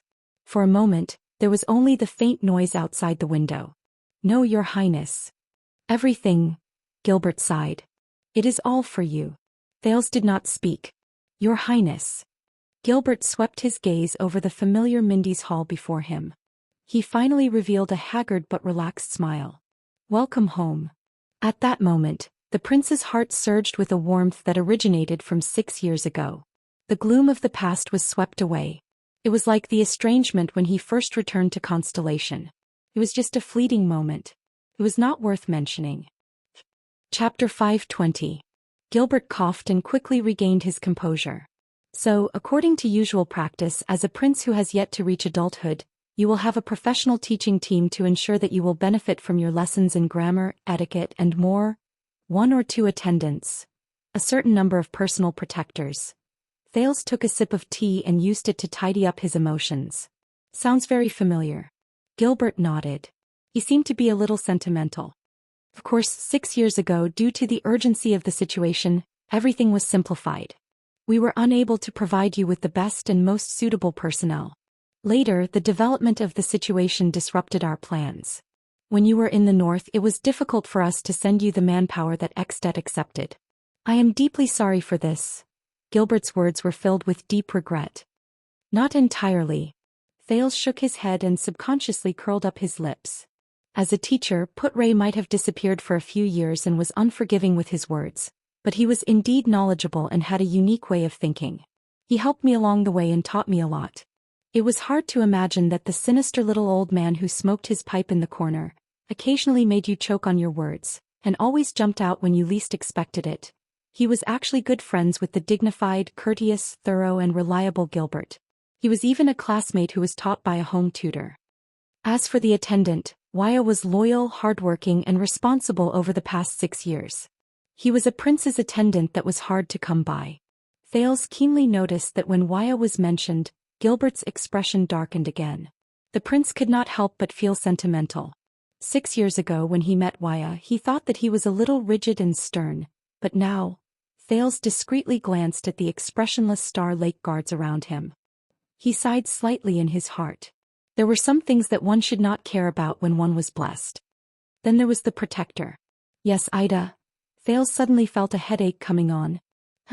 As the prince's protector he sighed and said awkwardly, very lively. As the prince narrated, Gilbert seemed to have sunk into his memories. His gaze moved slightly. Besides, Thales snapped out of his daze and said with a smile, didn't you invite Old Crow for me in the last year? When this nickname was mentioned, Gilbert's expression brightened and he beamed with joy.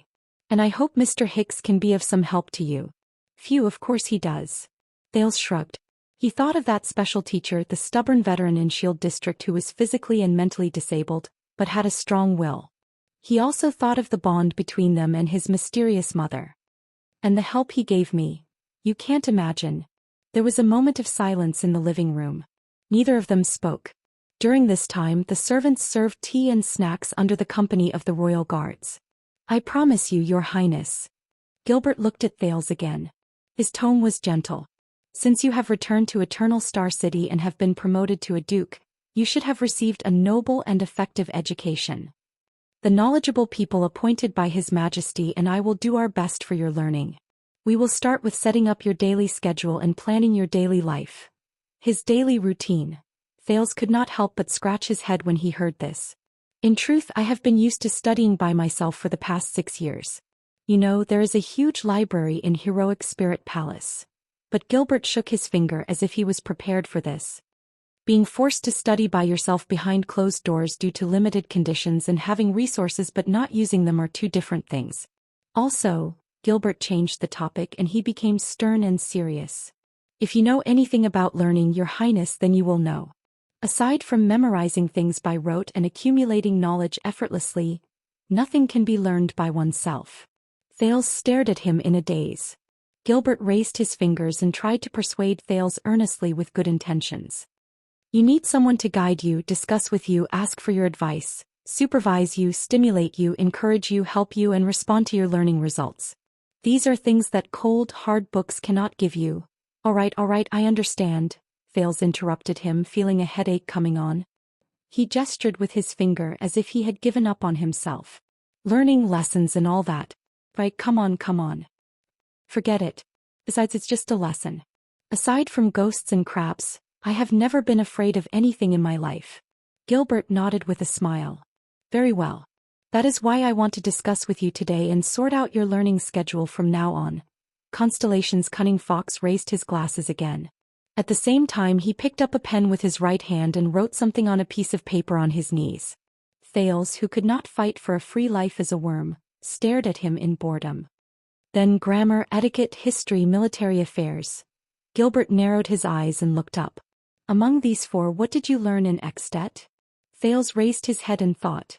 The days in Heroic Spirit Palace and Saroma's study room. Grammar, etiquette, history, military affairs. They did not categorize things this way. But let us skip grammar and etiquette first, Thales said, feeling a headache coming on. First, history. Thales tapped his fingers as he recalled. In the past 6 years they changed many history teachers, from scholars, nobles to priests and priests of the temple. Count Lisban even personally taught them when he was free. Seal Lisban. I remember that Lord Dragon's Eye. Gilbert's eyes focused.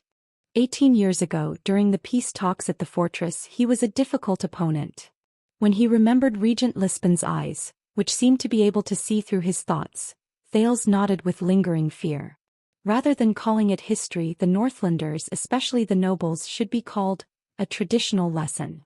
Gilbert's gaze flickered. Traditional. Thales nodded. From the ancient Northland countries, Tokmu's alliance of 10,000 beasts, to the Iron Blood King's humans' last line of defense, the completion of the Temple of Knights, the kings working together to launch the Holiness Exorcism campaign. Then the kings fighting against each other, the birth of the Pegasus, the award of honor in blood, the conquest of the empire. Then the king of rebellion rebelled against the empire, the independence of Northland, the duel between the 6 kings, the eastward migration of the mountain elves. Then the collapse of the empire in modern times, the orcs marching south during the moonless midwinter, the restoration of the last line of defense, the restoration of the 38th century grounds. Thales counted one by one. Gilbert also scribbled something down on a piece of paper. The Duke sighed. I'm just short of saying that the entire ancient empire was built because of the invincible Northland Knights, and then it was overthrown by them. In the end, we still have to rely on them to protect the human world. There was resignation in Thales' tone. But until Raikuru overturned Cold Wind and the 10 knights stood side by side in Ekstedt, if you listen to it more, you will realize. The Duke's gaze gradually became serious. Rather than saying that they remember history, it would be more accurate to say that they want to remember the unique traditions of the Northland. Survival, blood and iron, joint rule, duel, war and glory. Gilbert thought deeply for a while before he continued. Or perhaps it is their laws and orthodoxy. Thales narrowed his eyes and nodded. Or to sum it up in one sentence, eat, sleep, fight orcs. The last one can be replaced with empire or constellation at any time. Who knows, it might be changed to Thales one day. The Duke of Star Lake swept away unnecessary thoughts and returned to the main topic. Then it is Northland's etiquette class. Yes, you heard it right.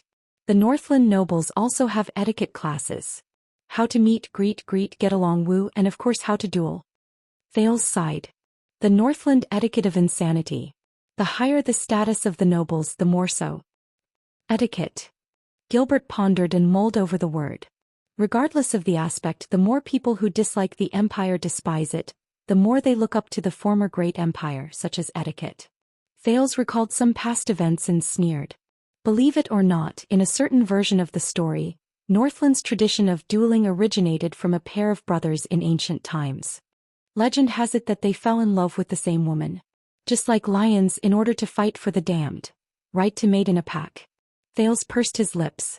In fact, during his first year in Dragon Cloud City, Thales, who did not know the ropes, received friendly and eager duel requests from various Extension nobles.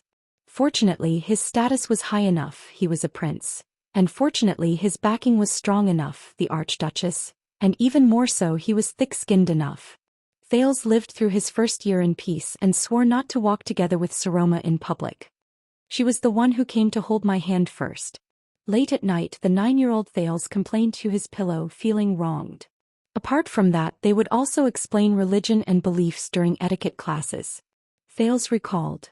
From the worship of ancestors in ancient times, to the belief in the mountains in modern times, to the Church of Holy Sun in modern times, to the bright moon and the setting sun today, to the throne and the great dragon after the Battle of Eradication, Northland's etiquette and beliefs are inseparable. Gilbert made a few notes, nodded and said, this is probably due to the influence of the Empire's legacy. A few hundred years ago, when the Church of Holy Sun was still the Empire's state religion, almost all the secretaries and scholars under the nobles of the Empire came from the Church's school.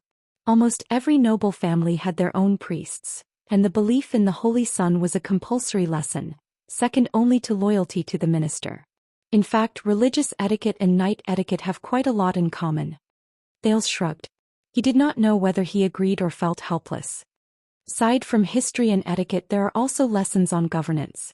As the name suggests, it teaches a suzerain's heir how to govern his territory. Of course, only noble families with counts and above would have such lessons. Thales recalled with a headache. It includes financial calculation, agriculture, business administration, human relations, etiquette, nobles' marriage relationships, and so on. There are many and complicated things. Gilbert seemed to be deep in thought. But do you know what's the most interesting thing? Thales exhaled. His tone was one of mockery and one of disdain. Under normal circumstances, women do not have the right to listen to this lesson. They are only prepared for male heirs. Of course, in the past few hundred years, Extet had never produced a female heir who could be put on the table. That was why he had the honor of accompanying a certain someone to attend the lesson. Ironically, Thales was more capable than his female deskmate in stimulating the teacher's desire to guide him in this lesson. But in fact, the contents of the Northland governance lesson, whether it be the measurement of income and expenditure, the management of household affairs, the analysis of human relations, the arrangement of banquets, or the arrangement of marriages according to etiquette, especially the parts related to numbers and marriage alliances, are all managed by the mistress after marriage. This is especially so for some nobles who only know how to drink and hunt, but are not very good at arithmetic. Thales tilted his head and thought for a while. He thought of Nicholas. In fact, there are quite a lot of men like this in Northland. So, among the many lessons that the Archduchess and I have to attend, the inexplicable governance lesson is actually the one that the nobles in Dragon Cloud City will not dispute the most.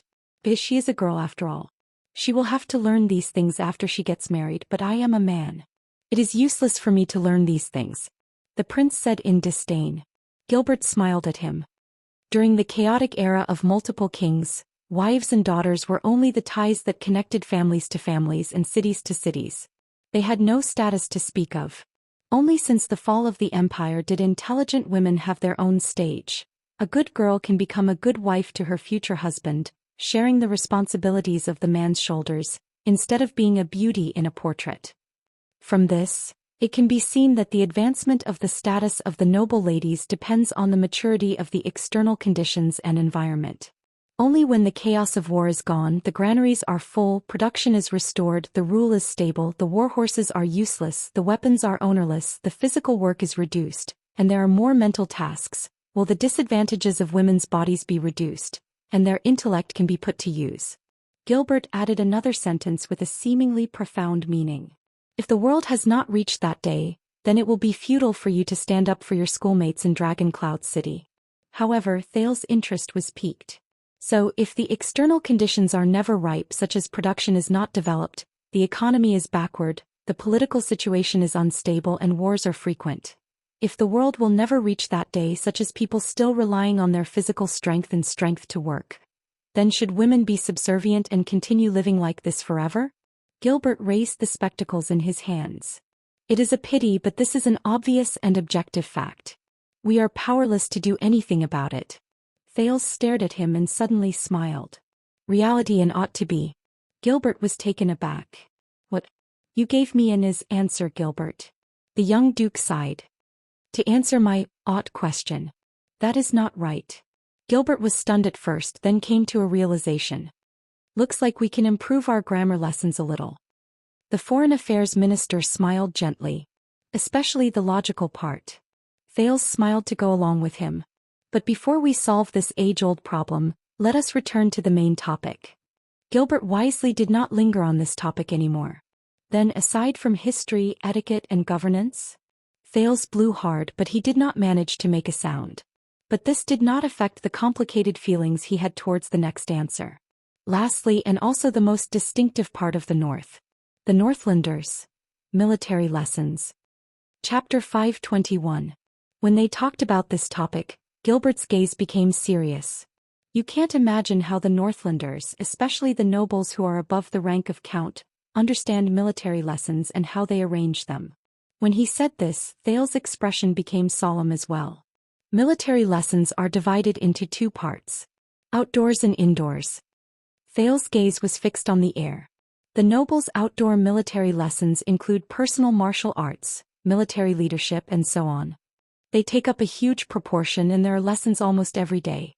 Thales spread his fingers. Getting beaten up, riding, charging, archery, hunting, patrolling the military camp, military drills.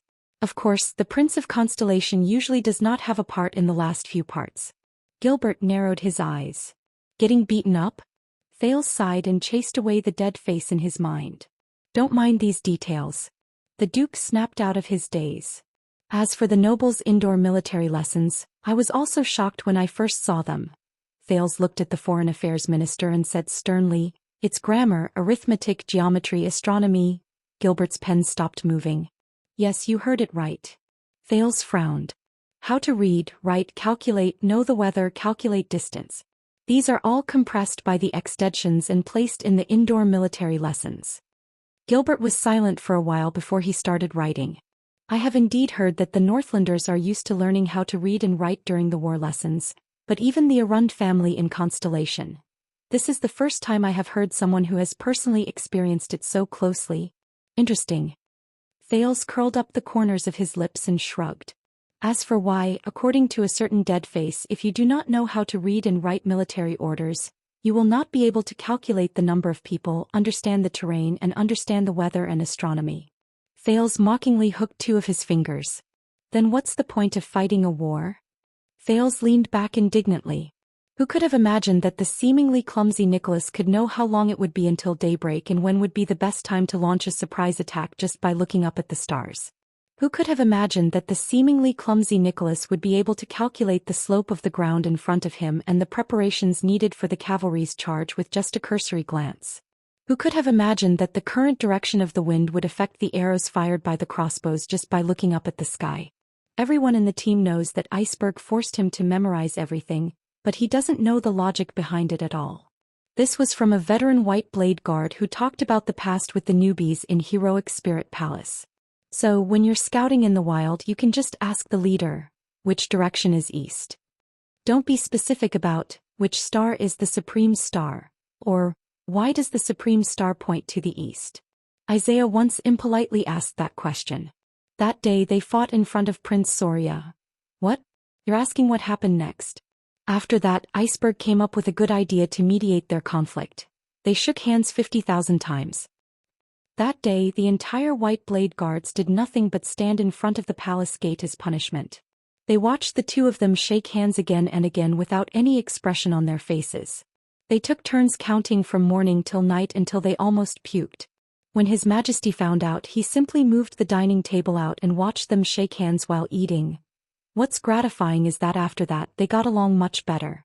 At most they would point at each other's noses and hurl harsh words at each other, but they never fought again. Look, this is the Brotherhood under the Oath of Blades. Oh my God, I'm so touched. Time flies. The touching story is over. Let's get down to business. Who were the bastards who dared to fight at their posts today? And Nicholas was just a beginner. He wasn't even born into nobility. As for geometry and astronomy, even though most of the time they read back and forth between ancient books and mixed in with a lot of outdated calculations and ancient legends, coupled with the natural geography around Northland, Northlanders are few in number, the weather is cold, the desert is hot, plants are sparse, the stars are full of bad people, and the sea is full of big monsters. Thales' voice became heavy. But as long as it involves practical, experiential applications on the battlefield, these things that seem simple to us will become incredibly detailed and practical. Thales' expression was solemn. Reading and writing emphasize efficiency and directness, while arithmetic emphasizes convenience and speed. As for geometry and astronomy, for example, the calculation of the distance of a charge, the measurement of the slope and firing range, the statistics of the team, the estimation of the battle-loss ratio, the direction of the stars, the prediction of the weather, the observation of the terrain. When the Duke said this, he cast Gilbert a glance with complicated emotions. And there are even foreign languages and music in military classes. Gilbert looked up. Foreign languages? Music? Thales nodded. Do you know how to say child in the Orc language? The Northlanders know that Sereno and Serina are the Orc language of the desert and glaciers respectively, because they can be used when dealing with the bastards. Gilbert shuddered again. As for music, you know that there are many types of Northland's war drums and bone flutes, Thales said quietly. There are those that are crude and desolate, and there are also those that are filled with passion. They range from charging and fighting to the death to retreating and withdrawing, from celebrating victory to sending off at funerals, and so on and so forth. This is the meaning behind the existence of Northland's music. The living room was quiet for a while. Everyone knows that Northland values soldiers and values martial arts. This time it was Gilbert's turn to sigh. But it seems that their constant victories on the battlefield and their invincibility are not without reason. There is a historical tradition behind it. Let's not talk about other things for now. At the very least, an extant noble who has received a good education will definitely be a qualified commander on the battlefield, regardless of whether it is in terms of spirit, temperament, or ability. They are not illiterate, and neither are they idiots. Gilbert sighed with emotion. There was a great amount of wariness in his eyes. This is our destiny, a terrifying opponent. This topic was a little heavy. Thales could only nod with complicated emotions. So, Northland's historical traditions, Northland's etiquette and jurisprudence, and the knowledge of the Northland nobles' governance. Gilbert shook off his sentimentality. And their most unique military lessons. Are these what you learned in Northland? I can't say that I learned them. I just know them. Thales forced himself to smile. After all, they did not really treat me as a prince and taught me attentively. At least they did not before the old crow. Gilbert nodded slightly. When he looked at Thales, there was a hint of pity in his eyes. The Foreign Affairs Minister flipped through many pages and took out another piece of paper that was filled with writing. Usually, the education of the nobles in Constellation inherits the Empire's tradition. It extends from the Empire's 7 arts and forms a system of its own. It is very different from Northland. Gilbert cast a glance at Thales. But I will consider your experience in Northland's education, Your Highness. I will make some minor adjustments. The Duke could only smile. Gilbert also smiled and explained. Usually, the knowledge required by a qualified Constellation noble is divided into 3 categories. 3 categories? Thales nodded in his heart. It's all right. Not much. The first category is the basic category. It is divided into 4 subjects: grammar, history, etiquette, ancient language, and foreign languages. Thales frowned slightly. There are 4 subjects in the first category. That's quite a lot. But grammar, history, etiquette. It's quite similar to Northland. Thales mumbled. Then Gilbert said his next sentence with a grin. As for grammar, the first subject, it is divided into 3 subjects. Thales instantly froze. What? Gilbert still had that smile on his face as he continued to speak. Grammar, logic, and rhetoric. Thales quickly stopped him. Wait, it sounds a little familiar. The prince did not comment on the total number of subjects, 3 times 4 times 3. Instead, he recalled another memory. Although it was only for a few months, Thales scratched his chin and pondered. But based on the situation in Northland, the old crow rearranged our curriculum. He rearranged my curriculum. Gilbert gestured for him to continue. Grammar is the subject that Northlanders look down on the most, Thales said tentatively. But the old crow did the exact opposite. He deliberately removed it from the indoors military lessons and emphasized that we need to learn 3 things in grammar. Gilbert smiled. Let me guess, he was referring to grammar, logic, and rhetoric? Thales nodded. Yes, but it's not that detailed. Northlanders don't like it. Usually the old crow will give us a poem or a short essay. He will ask us to study its grammar, explain the author's thoughts clearly, and summarize its logical structure. Then he will ask us to rewrite it rhetorically. Gilbert seemed to have remembered something. He nodded with a nostalgic expression. Dragon Kiss Academy has a long history, and Dragon Kiss Land is rarely affected by the flames of war. Over the centuries, it has been a place where the Western Peninsula's people gather. Their culture is deeply influenced by the Empire, and they retain a lot of the Empire's civilization. To a certain extent, they are even more so than us. He nodded in approval and gratification. Thank you, Mr. Hicks. He saved us a lot of trouble. But this time it was Thales' turn to frown. So, the so-called tradition of the Empire has to be learned in such detail in a grammar class in Constellation? There are 3 main categories. The first category has 4 subjects and the first subject has 3 subjects. So, 3 times 4 and then 3 times... No way. He thought of something and his expression darkened. Gilbert laughed. You may not have noticed, Your Highness, but 6 years ago what I taught you here was the component parts of the grammar class. The grammar understanding of the ancient language of the empire and ancient poetry, and the logic and rhetoric of sonnets. Thales came to a sudden realization. But since you said so, I will make changes according to my discretion during grammar class. Mr. Hicks handled it very appropriately. Gilbert lifted his glasses again, lowered his head and marked the first row of the schedule on the paper. Then let us set aside 6 mornings every week for grammar class. Thales' expression changed. Wait a minute. 6 days? The prince's expression turned bitter.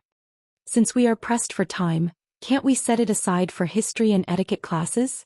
You know, grammar is not something that can be learned in a short period of time. But Gilbert was very insistent on it. The importance of grammar class far surpasses your imagination, Your Highness. The Foreign Affairs Minister continued to scribble the schedule on the paper. Listening and speaking are not difficult. But what is difficult is that aside from listening, not everyone knows how to think, understand, and express. Gilbert looked up. What's worse is that everyone thinks they know how to do it.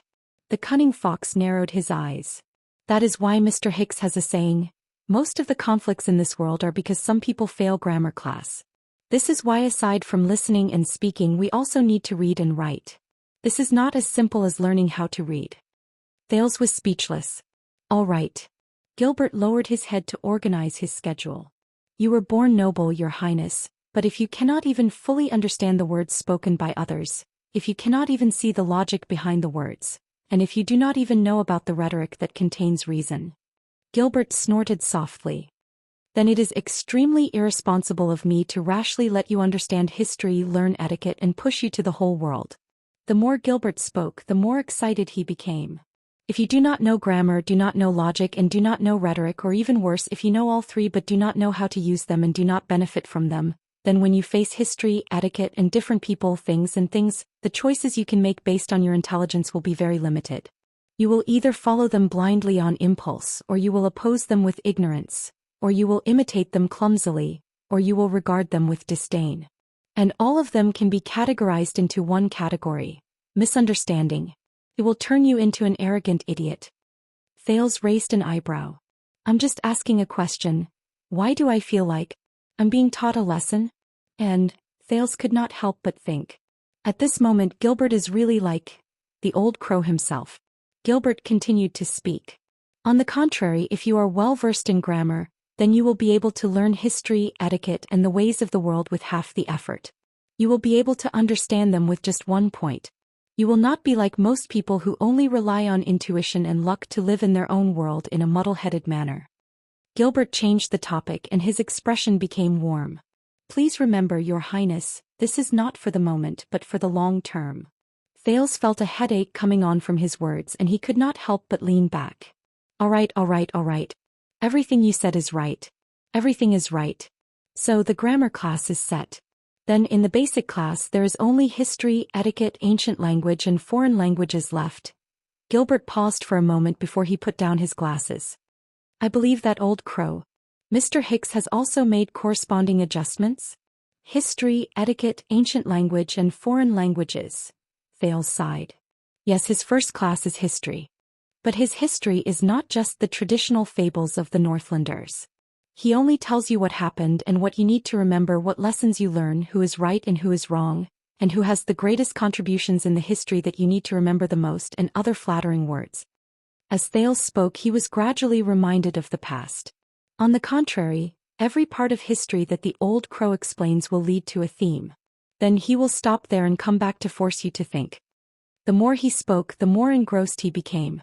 The formation of laws, the foundation of beliefs, the boundaries of governance, the meaning of victory and defeat. All these things that you cannot see or think of when you only read narratives, only read heroic hymns, and only read predetermined conclusions. Perhaps it was out of respect for his teacher, or perhaps it was because he had spoken too much just now, but this time, Gilbert did not say anything else. Very well, then we will have 3 history lessons a week for 3 nights. We only need to adjust the main points of history. Why don't we start from the 208 emperors of the empire and the 39 kings of constellation? Gilbert happily ticked off 3 boxes on the schedule. Wait. How many? Thales' face instantly darkened. Indeed, he had read about the deeds of many emperors of the empire, but 208? As he looked at Gilbert's smiling expression, Thales exhaled weakly. The etiquette class is taught by Gings. Count Liesban will also appear when he is free. It is said that he often invites some highly respected old nobles and noblewomen, Thales said listlessly. Originally, I often skipped these classes and went out to read and study by myself. At the same time, I would avoid being noticed and test heroic spirit palaces' loopholes. I would fight against the star killer with my wits and courage. But after the old crow came, he told us that although it was boring, etiquette classes were not just about etiquette. At least it was not just about teaching you how to greet others, nod and bow. Thales' spirits were lifted. This includes ethics, morals, rules of nobility, and religious traditions. It is the true Northland way. From this point of view, even the etiquette classes of Northlanders are not boring anymore, because it reflects the things that Northlanders value.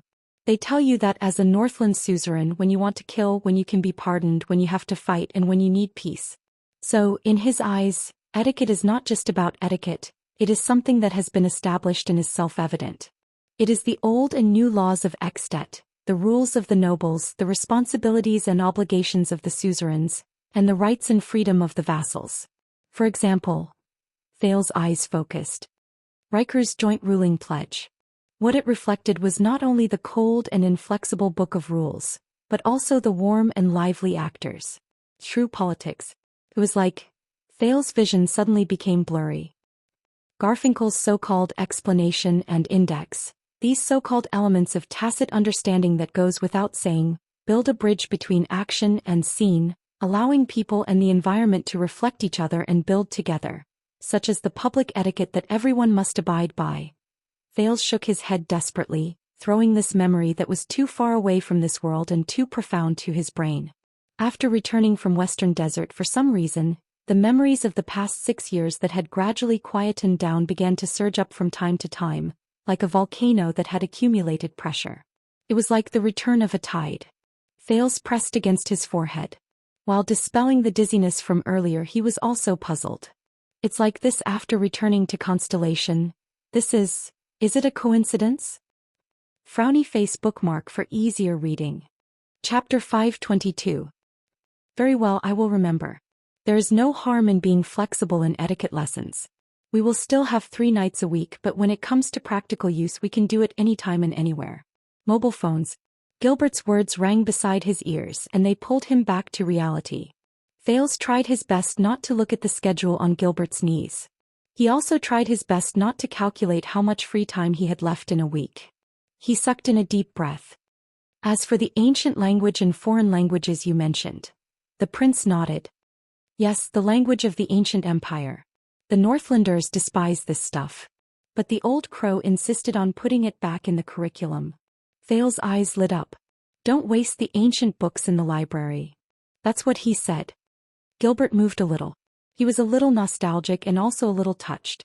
Is that so, Mr. Hicks? Thales snorted and smiled. He intended to lighten the burden of this class. Of course, with your foundation and years of conscious reading, the language of the ancient empire is still quite easy for me. As for my classmate, Thales shrugged. I'm afraid she doesn't think so. When he recalled how Saroma was staring blankly at a book titled Poems of Political Satire from the Era of Kings and City-States, written in the ancient language of the ancient empire, biting her nails and looking around. Occasionally she would cast a terrified glance at him as he flipped through the pages quickly. Thales instantly felt incredibly happy. He decided that he would never tell her the secret to fast reading. Can't understand? Then I'll skip it. At this moment Gilbert suddenly spoke. So, Mr. Hicks, are you teaching the language of the ancient empire or the modern language of the empire? Thales was stunned and hesitated. Let me think. However, Gilbert nodded without hesitation and began to write in rustling sounds again. I understand. You will need additional guidance for both languages of the empire. 2 languages. Thales suddenly felt a sense of sorrow as if he had shot himself in the foot. The foreign affairs minister looked up. And foreign languages? The prince looked at the increasingly fewer empty spaces on the schedule. He said with a bitter expression, does the Orc language count? Gilbert raised his eyebrows. With a look of understanding, he lowered his head and wrote, filling up the few remaining empty spaces. So you still need guidance for 3 languages: Ancient Cia, Ancient Reen, and the common language of the elves. Huh. Thales lifted his head in fear. I was just joking, Your Highness. Gilbert raised his head and laughed loudly. Except for the elves themselves and linguists, no one can speak the first 2 languages. Don't worry, you only need to learn the common elven language. As he watched her cross out a few more boxes, Thales wisely swallowed the question. So, does Ida know how to speak? Very good. Then grammar, history, etiquette, and language will be done with the basic classes in your curriculum, Gilbert said in satisfaction. Next is the second category. What? There's more? Thales felt another wave of heartache. The first category was enough to make him suffer. However, Gilbert's next sentence attracted his attention. Philosophy. At that moment, Thales was stunned again. A few seconds later, Thales could no longer care about the pressure from his studies. Xianxia what? Gilbert raised his head seriously and enunciated each word clearly. Philosophy is an ancient name. It's an extremely broad subject. Today, especially in your curriculum, it includes mathematics, nature, art, and theology. What? Mathematics, nature, art, and theology? Thales asked in surprise. All of these can be placed in philosophy? Gilbert smiled faintly and retorted with the same sentence. Which of them can't be placed in philosophy? Thales waved his hand. I know what you mean. The Duke was a little puzzled. But I thought that philosophy, which has a narrow and specialized meaning, is not so specific. Isn't it supposed to answer some broad and profound ultimate questions? The Foreign Affairs Minister seemed to be joking with him as he repeated the same words. Then what questions do you think are not part of the broad and profound ultimate questions? Thales was stunned. He then scratched his head. God, I must have gotten this from Cohen. What are we eating today? He asked in a daze. Gilbert put down his glasses, sucked in a breath, and sat up straight. First of all, the question of what are we eating can also be very profound. He looked at the prince earnestly and earnestly. Secondly, Your Highness, as long as a scribe or a civil official who graduated from an academy works hard enough and is familiar with ancient books, he or she can also become well-versed in grammar, history, etiquette, and language. As long as a conscript or a commoner knight who came from the city defense team works hard enough and practices martial arts, he or she can also be outstanding in martial arts, calm in command, invincible on the battlefield, and make many contributions. All of them have the chance to be conferred the title of nobility one day. Gilbert's gaze sharpened. But how do you differentiate between the fact that you are a true noble with a long history and extraordinary significance, and the fact that they are not? Thales gave him an awkward smile in return. I don't really know. After all, it's my first time as well, being a noble after all. Fortunately, he tried his best to suppress the words that he had been ridiculed countless times, glittering golden blood, into his throat. Gilbert smiled mysteriously. If you are not used to it, Your Highness, then just treat it as a nice name, philosophy. Gilbert looked outside the window and there was a yearning look in his eyes. You must know that long before the age of the Empire, philosophy encompassed everything. It was once known as the study of all laws, and it was a compulsory course for the nobles. At that time, the knights controlled their armies on horseback and talked about philosophy when they dismounted. As a noble, it did not matter whether they learned philosophy or not. Study of all laws? Compared to the seat of all laws that Asda mentioned, Thales paid attention to it quietly. But the content it contains, mathematics, nature, art, and theology, seems to be a little. The prince struggled to find an adjective, but he failed in the end. Gilbert only looked at him from afar with a smile on his lips. He did not answer. Thales, who could not find the right words, could only exhale. You know, you remind me of the old crow again. The Duke of Star Lake recalled the past. Arithmetic, geometry, astronomy, and geography. Even though the education of the nobles in Northland included them in military lessons without thinking, the old crow separated them and explained each of the 4 subjects separately. And the old crow did not just talk about simple arithmetic, but Gilbert suddenly took over the conversation. Algebra. Thales' eyes lit up. Did he teach you that too? Gilbert chuckled. This is a compulsory course in Dragon Kiss Academy. It can be considered as an old tradition from a long time ago. Teacher Hicks brought some of it to his home class. The Foreign Affairs Minister said airily, "At the very least, all the students in Dragon Kiss Academy must learn how to solve general algebra, such as the principles and formulas of a quartic equation." What? Quartic equation? And it's a compulsory course? Thales laughed dryly. Why not just learn the quintic equation, the sixfold equation, and the sevenfold equation? What he did not expect was that Gilbert began to recall in an exceptionally serious manner. Mr. Hicks said that no one has found a way to solve the quintic equation. It is said that there were some methods during the age of the Empire. Some people found them, but they were lost after the Battle of Eradication. It is said that some scholars who have devoted their entire lives to research even more deeply. Their algebra is no longer limited to referring to simple numbers, but to some objects beyond reality and beyond imagination. They can even find ways to accurately refer to direction and space, as well as motion and change. For this reason, their arithmetic paper can be spread out on several floors.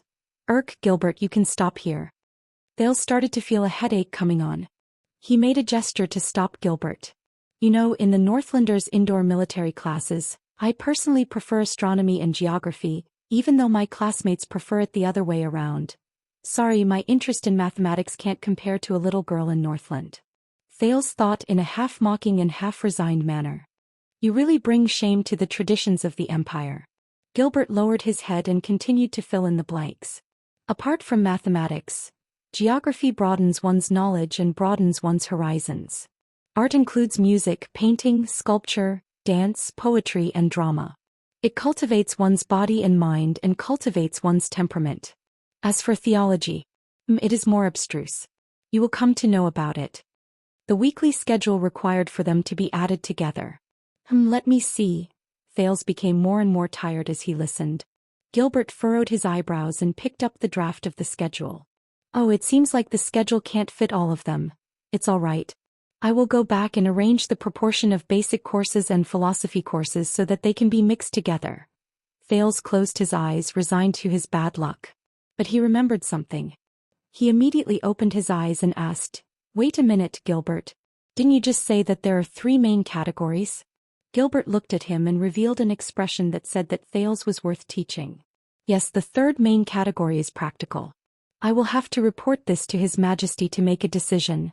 What else? Thales asked, not without sorrow. Practical.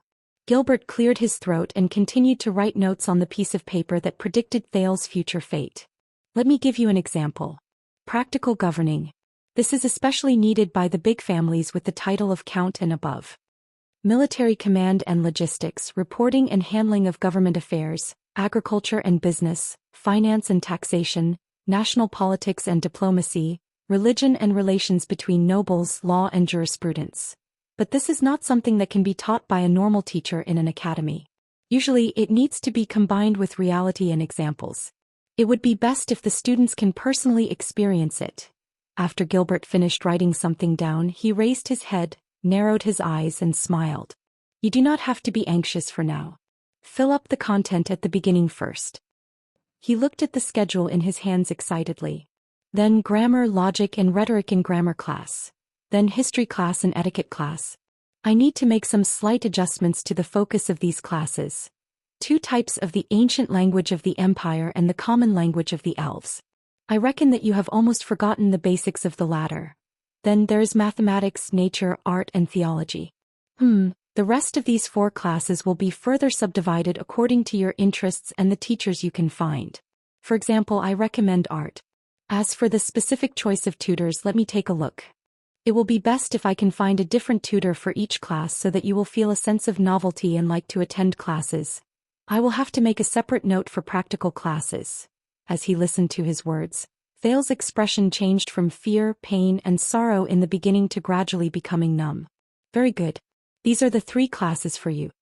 Gilbert smiled so widely that his teeth were exposed. I wish you a pleasant study. Thales glanced at the schedule that was almost filled to the brim, and his face instantly turned pale. Do you think that I can handle all of them? Gilbert shook his finger. He was full of confidence. No. Others may not know, but 6 years ago I personally witnessed your learning progress. Your Highness, you can be called a genius. Wait. Thales' lips twitched. I believe that these classes will be a piece of cake for you. Besides, 6 years ago when you were still young, didn't you tell me this? Gilbert blinked. He was filled with the gratification of finding a good student. You love to attend classes the most. Thales's vision darkened. Gilbert. Did you misunderstand something? If he said that his brain was damaged by the Northlanders, would it be of any use? But the Foreign Affairs Minister obviously did not understand his feelings. Then I will take my leave first. I will come again tomorrow. You must be ready for your grammar class. Thales could no longer remember how he sent Gilbert away. He only remembered nodding and smiling in a daze, then nodding with a smile. When Thales came back to his senses, he was already standing at the door of the reception room. At this moment, a voice that was no longer unfamiliar rose from behind him. Is it over? Thales turned around in a daze. Very good. The police station just sent someone over to chase away the uninvited guests who wanted to visit the Duke. The captain of his personal guards, Watchman Lord Mallows, was still smiling nonchalantly. Then you should have time, right? Thales looked at him numbly. He did not understand. Mallows grinned, and those who saw him felt as if they were bathed in the spring breeze. Get ready, Your Highness. Our training will begin tomorrow. Thales also returned to his senses in a daze. Wait. F***ck. Thales snapped out of his numbness. He turned around abruptly and his eyes widened. **ck what? Mallows frowned a little. Did Count Casso not tell you? Thales shook his head subconsciously. The watchman walked forward and sized up the Duke with narrowed eyes. Other than the complicated classes on the basics, philosophy and practical matters, there is one more important thing for the nobles of Constellation. One more important thing? Mallows nodded and said with a smile, since the Age of Kings, it has been the most crucial standard to prove the difference between nobles and commoners. Again, an ominous premonition rose in Thales's heart. He heard Mallows say with a smile, martial arts. Thales did not react and was momentarily speechless. 3 seconds later, the prince took a deep breath. No, I learn martial arts. What does that have to do with you? Mallows interrupted him with a standard etiquette. Unfortunately, I am Tormund Mallows. I have just been appointed by His Majesty to be your martial arts instructor. Thales was stunned. Mallows looked up with a beaming smile. So, for 7 days a week I need you to devote 7 mornings and 7 afternoons. Starting tomorrow, please move to the training field in the backyard punctually at 6 in the morning and 5 in the afternoon. Follow me and train well. He said the last few words with great delight. Thales stared at him blankly, unable to say a word. Mallows patted his shoulder and flashed a friendly smile. Don't be hasty, Your Highness. We still have a long way to go. Thales sucked in a breath and walked forward numbly, completely ignoring the amused gazes behind him. But Mallows stopped him. Your Highness. You may train moderately, but swords are blind. His smile was gentle and magnanimous, but in Thales' eyes, it looked extremely evil. If you bump into anything, please bear with me. Mallows bowed appropriately, smiled and turned to leave. The prince was left alone in the morning light. At this moment Thales felt complicated. His mind was gloomy. After a long while he walked out of the guest hall with a haggard face. He was ready to enjoy his life as a parasite for the last time. The prince suddenly understood. So, when I was in Northland, it was just this world's 9 years of compulsory education. Thales exhaled in pain. Now I'm finally 14 years old. I should... Thales thought in despair. High school. Watching the Duke walk past with a numb expression, Doyle shook his head in the distance. Unfortunately, this child came when Mallows was being threatened by a fat noble and was in a bad mood. But, Doyle sized up Thales' despondent look. Oh, our second prince, the Duke of Star Lake, can't take it anymore? His eyes darted around and he scratched his chin. After all, the female officials in the palace, they're still waiting to give him a lesson on gender. Royal Bloodline, Royal Bloodline. Chapter 523. In Eternal Star City, the excitement caused by the prince's return had subsided, or perhaps it was just being suppressed, waiting for the next outbreak. At least Mindy's Hall, which was closed to all visitors, was no longer as crowded as before. Thales enjoyed a rare period of peace and quiet, but this did not mean that he was at ease from then on. From the second day onwards, before Prince Thales could properly enjoy the power that came with the great identity of Master of Mindy's Hall, the royal teaching group led by Gilbert, Royal Fresh Meat Packaging Company, the Duke's indignant words, entered Mindy's Hall in an orderly manner. First of all, the instructor for grammar classes, which included the language of the ancient empire and the common language of the elves, was the renowned Grand Scholar Bonner from Wang Liwen Law School. To be able to hire him, one could not help but say that he was a good and cheap teacher. On one hand, Grand Scholar Bonner's bald head, which was so smooth that it could reflect light, saved a lot of lamp oil in Mindy's Hall and conserved resources. On the other hand, his soft, deep and intermittent voice, "I'm dying of illness," the mean Didi, who could never speak loudly again, forced the entire Mindy's Hall to maintain absolute silence during class hours, benefiting the environment. Third, his profound knowledge and wide range of fields almost compressed the prince's 5 subjects: grammar, logic, rhetoric, the language of the ancient empire and the language of the elves, into one, allowing Thales to understand the answers to the following questions. How much would the language, which even has a completely different word order from the common language, such as the troublesome language of the ancient empire and the damned common language of the elves, bring about changes to grammar? How would it affect the principles and expressions of logic? What kind of challenges would it bring to rhetoric? How would they affect the current language and way of speaking? How would they change people's habits of thinking? In the end, how would they cruelly and mercilessly nibble away at Prince Thales' precious sleep time? Your Highness, well, you can't recite it all? You then sleep a little later. Anyway, you young people are lying when you say that you sleep early. You do everything but sleep in bed. What, it's not good for your hair? Well, that's not important. Your Highness, do you know about wigs? Who in the palace doesn't wear wigs and fake breasts? What, you won't grow taller if you sleep late? Hey, Your Highness, won't you be tall enough if you wear the crown? The trembling Scholar Bonner, whose words caused the prince's face to change color 3 times. Gilbert personally took charge of the history lesson. Compared to Scholar Bonner's extensive quotations and farsightedness, the Foreign Affairs Minister's goal was simple and clear: to turn Prince Thales into a humanoid version of From the Ancient Empire to Constellation, 2,000 Years of General History Encyclopedia. Index. Your Highness, I must correct your joke. It's just an index of the encyclopedia. It's enough to scare. It's enough to show your erudition. The stern Gilbert. As for mathematics, it was perhaps one of the few subjects that could bring comfort to the Duke of Star Lake. Scholar Julio was rather surprised by Thales' level in geometry and algebra, especially when the prince had wasted 6 years in the godforsaken extet.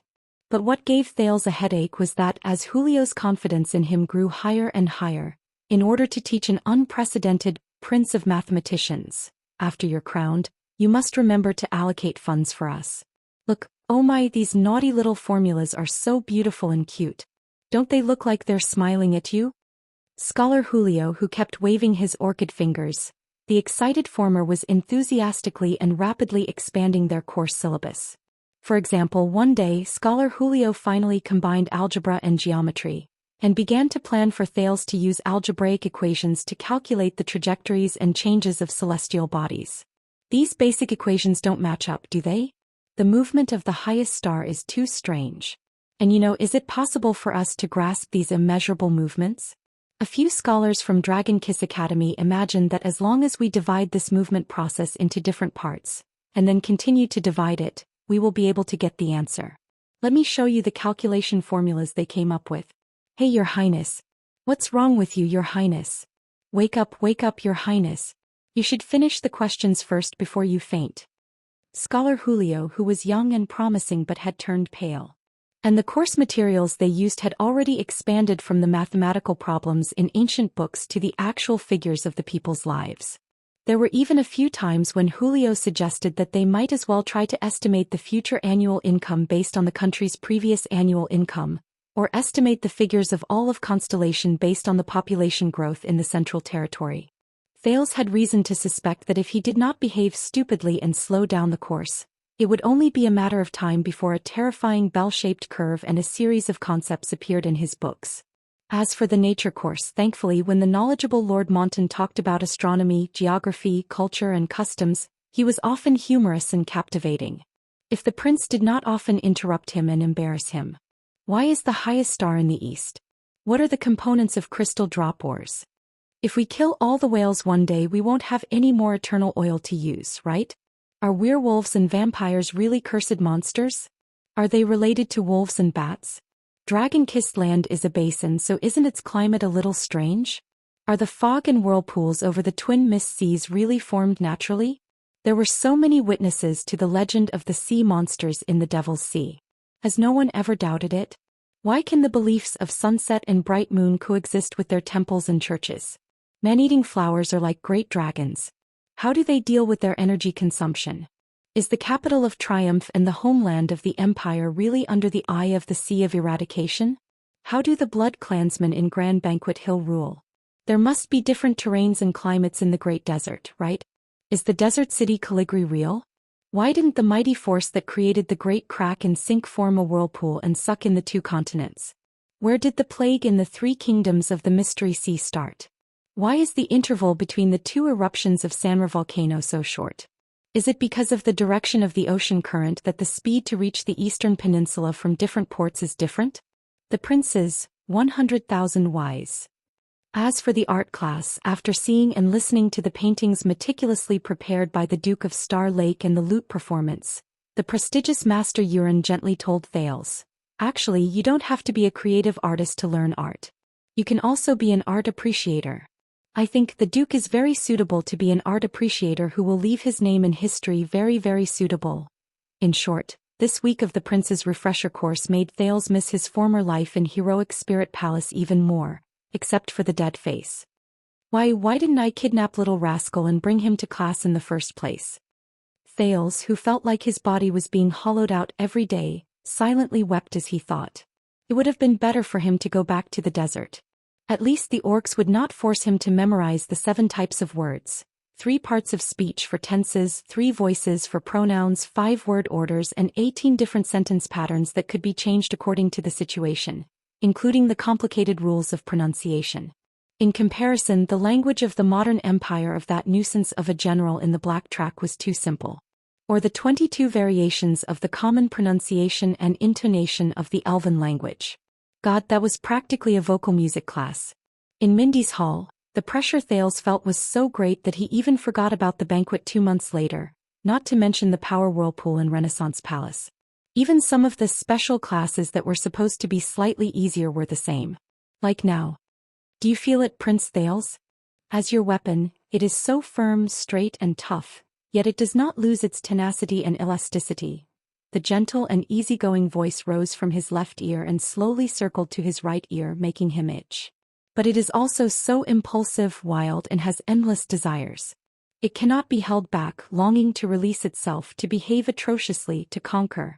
But you cannot easily obey it. You must control it and not let this wild horse out of its cage easily. Thales' cheeks were red and his breathing was rapid. He had no time to pay attention to the voice beside his ear. Exert strength in your waist, hold it steady with your hands. Yes, that's it. Maintain this posture and direction. Try to straighten it, do not tremble. Sweat flowed down Thales' cheeks. He suddenly trembled. Oh no. The voice became stern. I know this is difficult, but you must persevere. Straighten it. Straighten it. Raise it higher. Don't let it fall. But Thales could feel that he was already... No. An uncontrollable numbness spread throughout his body. Oh no. I can't persevere anymore. Thales felt dizzy. He was about to, up. Finally, with a dull thud, the practice sword in Thales' hands fell onto the sand along with the weight while hanging on the blade. The Duke of Star Lake breathed rapidly. His arm was sore and numb and his gloves were drenched in sweat. Footsteps rose. Mallows walked up from behind him and stared at the sword on the ground with a contemplative look. The time is a little short. Thales swung his sore arm in frustration. He stomped his feet on the training ground that was temporarily emptied in the courtyard to soothe the numbness. It's fine, the prince said resentfully. I'm just not used to it. Northlanders don't teach like this. They tend to train against each other. Mallows snorted softly. Then perhaps, you should go back to Northland? Thales was instantly rendered speechless. The setting sun shone on the courtyard of Mindy's hall, elongating Mallows and Thales' shadows on the ground. Behind them, Doyle stood under a pillar and said something to Glover beside him. Obviously, our prince has not gone through systematic training. Doyle shook his head. Looks like the Northlanders who are good at fighting are limited in their abilities. Glover pursed his lips. That's right. At that moment, Thales was listlessly attending the martial arts lesson, personally taught by Lord Mallows. Obviously, after an entire day of torturing his brain, the Duke was not very interested in his personal guard captain's lesson of standing in a stance. But Mallows seemed to be enjoying it. Sword forms and sword stances are important parts of ancient knight training. The watchman still had that polite smile on his face. He was not troubled by the prince's failure and attitude at all. Especially the 17 knight swords. This is a classical and orthodox knight technique. It has been passed down in the palace since the Empire. After Constellation was founded, it went through the careful research of countless masters, and it became what it is today. Under the gaze of a few royal guards who sparred with him, Mallows walked into the field and elegantly picked up the prince's metal practice sword. He hesitated for a moment and did not pick up the weight-bearing wheel as well. Every movement and posture has been carefully considered and verified countless times. Mallows turned the sword around and handed it over. He was gentle and elegant, and there was not a hint of impatience. And you need to pay full attention to it, carry it through to the end and execute it to the extreme. Let it be deeply embedded in your body and become instinctive. Thales, whose mind was still filled with word order cases and arithmetic formulas, sighed and took the sword that Mallows handed over. But when Thales pulled, the long sword did not move at all. Thales was shocked and snapped out of his listless state. He raised his head and found that the sword was held firmly in Mallows' palm. He did not let go. So that at any moment during the battle, you can return to the most familiar and safest posture. Mallows stared at him deeply and started to become serious.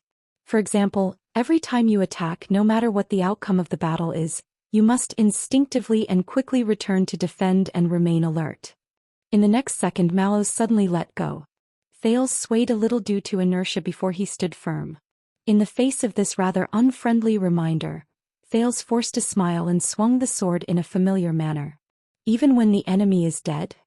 Mallows' gaze turned cold. Even when the enemy is dead? Thales was shocked. Mallows continued. I guess the Northlanders did not teach you about the rear attack?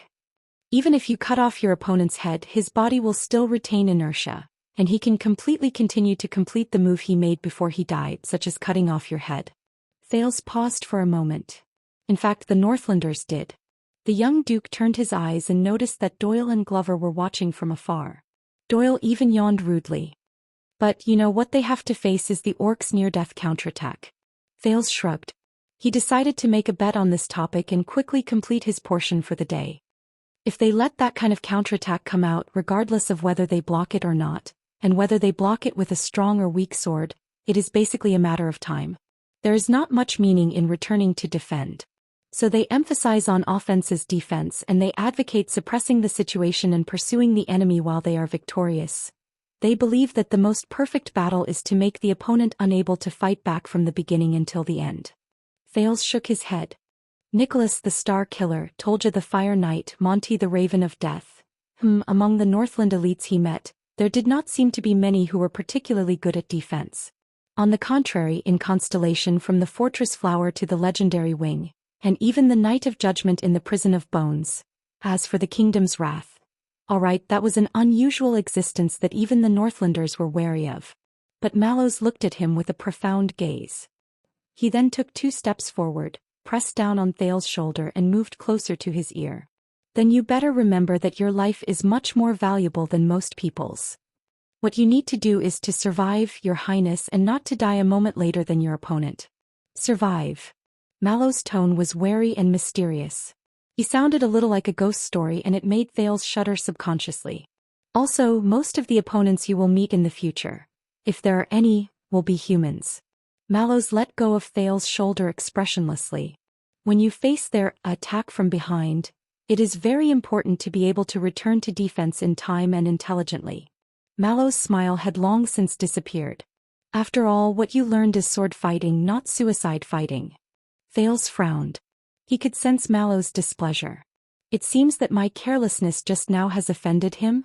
Mallows walked out of the arena and said coldly, Return to the posture you were in when you received the sword and put on the weights. Try to persevere for another half an hour and let your body get used to it. Half an hour? Thales's face instantly turned sour. He had only experienced 12 hours of training since 6 in the morning. Does he still want to eat dinner? Mallows did not even turn his head around. I know that this process is very boring, empty and tiring. There is no opponent and there is no goal. Only you. The watchman's words contained a hint of coldness. There is only loneliness, desolation, forbearance, perseverance and no helpers or enemies. Thales exhaled. In truth, your greatest enemy is living in your own will. Mallows turned around abruptly. His tone was incredibly firm. Kill it. Take back your will. Thales could not help but raise his eyebrows again. Really? Why did the lines in this training session sound so much like an inspirational story?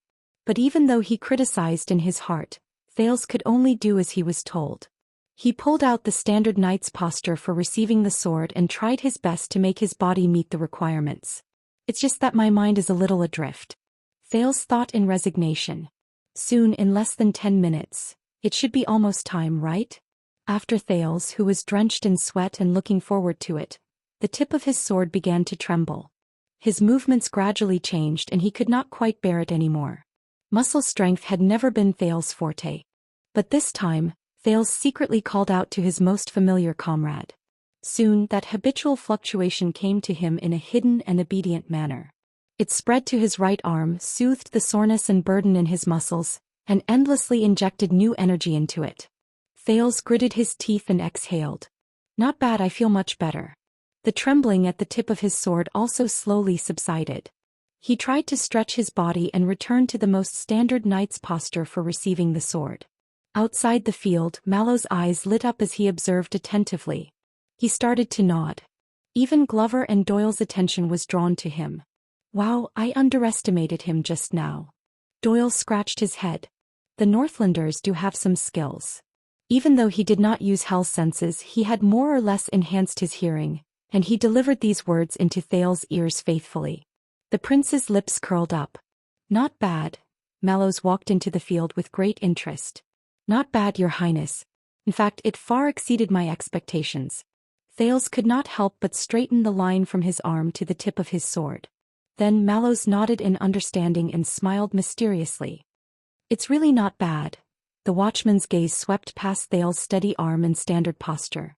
In his most gentle and elegant tone, he gasped in admiration. Where's the power of eradication? At that moment, Thales, who had been focusing all his attention on maintaining his sword posture, was shocked. What did he say? The tip of his sword trembled slightly.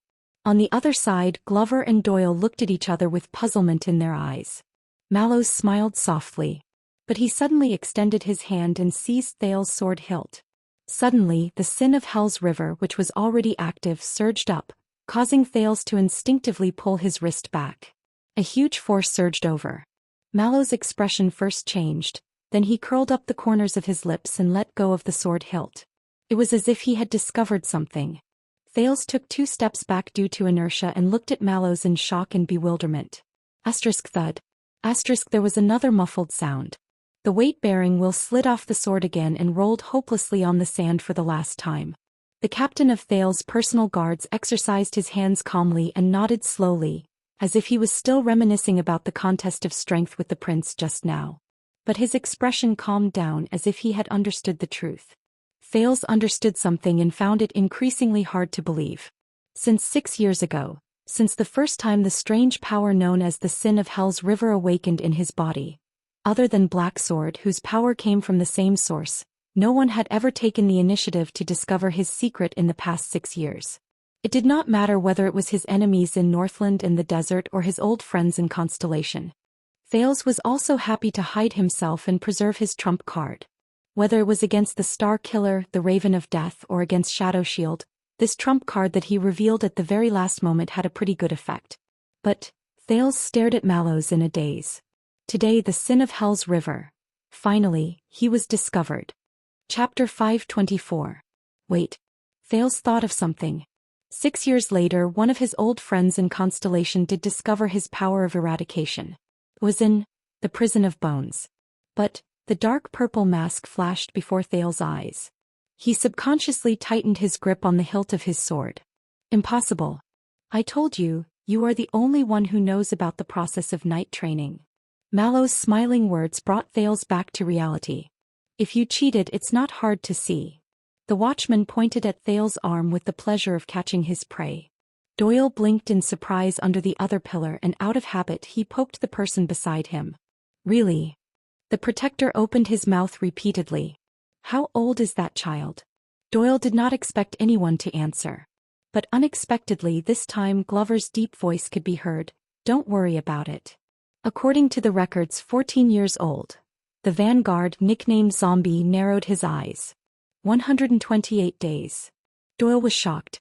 Damn, he's almost catching up to the youngest awakening record. Wait. But Doyle immediately noticed something.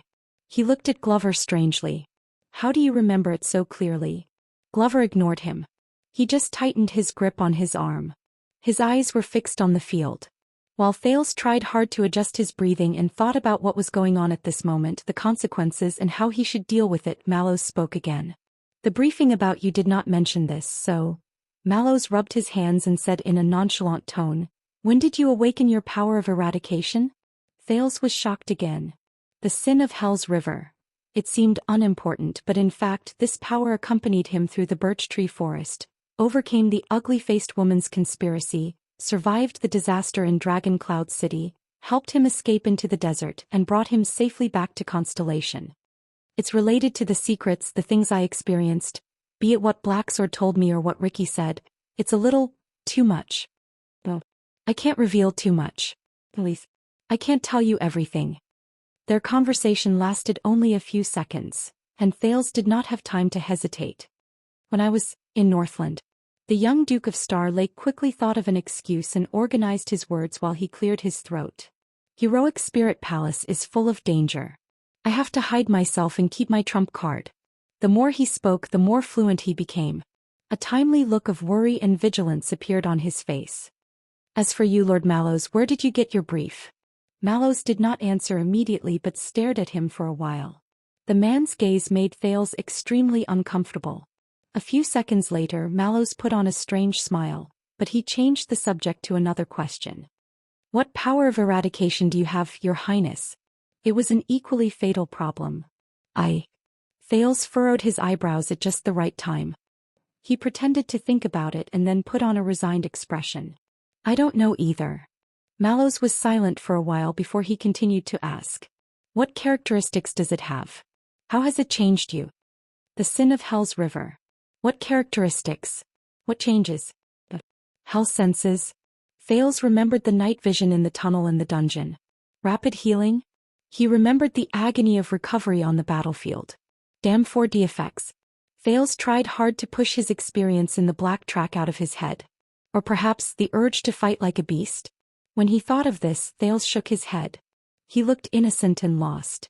This time it was Mallows' turn to frown, who had been staring at his expression. So it just popped out without warning? And you don't have a clue? Thales nodded pitifully and smiled awkwardly. Something like that.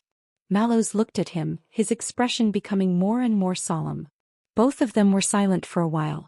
The watchman seemed to need some time to think. If I remember correctly, you only learned the Northland military sword style for building your foundation? Mallows spoke again and his tone became cautious. Yes. Thales flashed an ugly smile. Was this also in the brief? Mallows' gaze shifted. He did not answer him but only stared at his nominal master with a burning gaze. So what ability did you obtain? Thales subconsciously repeated, what ability? Mallows narrowed his eyes. He looked at Thales as if he was looking at a rookie. He gritted his teeth and said, I mean, when you awakened your power of eradication, did you obtain extraordinary observation skills, a sense of balance and a sense of rhythm? I remember this is Pegasus music. Thales shook his head. Well, then was it the thawing of glaciers, greatly increased endurance and control over force? Or willpower and spirit? Thales continued to shake his head. Then greater strength, speed, and offensive advantages? Mallows was a little unsure. Glory of the stars? Thales was still shaking his head, his gaze innocent. Mallows' expression became more and more solemn. Could it be an instantaneous burst of power that was activated in a single breath? Please don't be that. Fortunately, Thales shook his head for the fourth time. This made Mallow's brows furrow even more. Yes, not this, not that. Thales mumbled in his heart as he evaluated the effect of this lie. But the power of Eradication's version of Sharingan? Does this count? Finally, Mallows let out a long sigh and hugged his arms tightly. All right, let's assume that you did not possess any of the above four.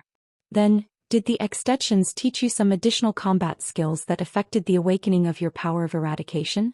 Thales twitched the corner of his mouth. Extensions? I don't know. It has been. Thales shrugged and smiled awkwardly. He tried his best to suppress the urge to beat me up in his throat, and at the same time he uttered a few more decent words. Confrontation training?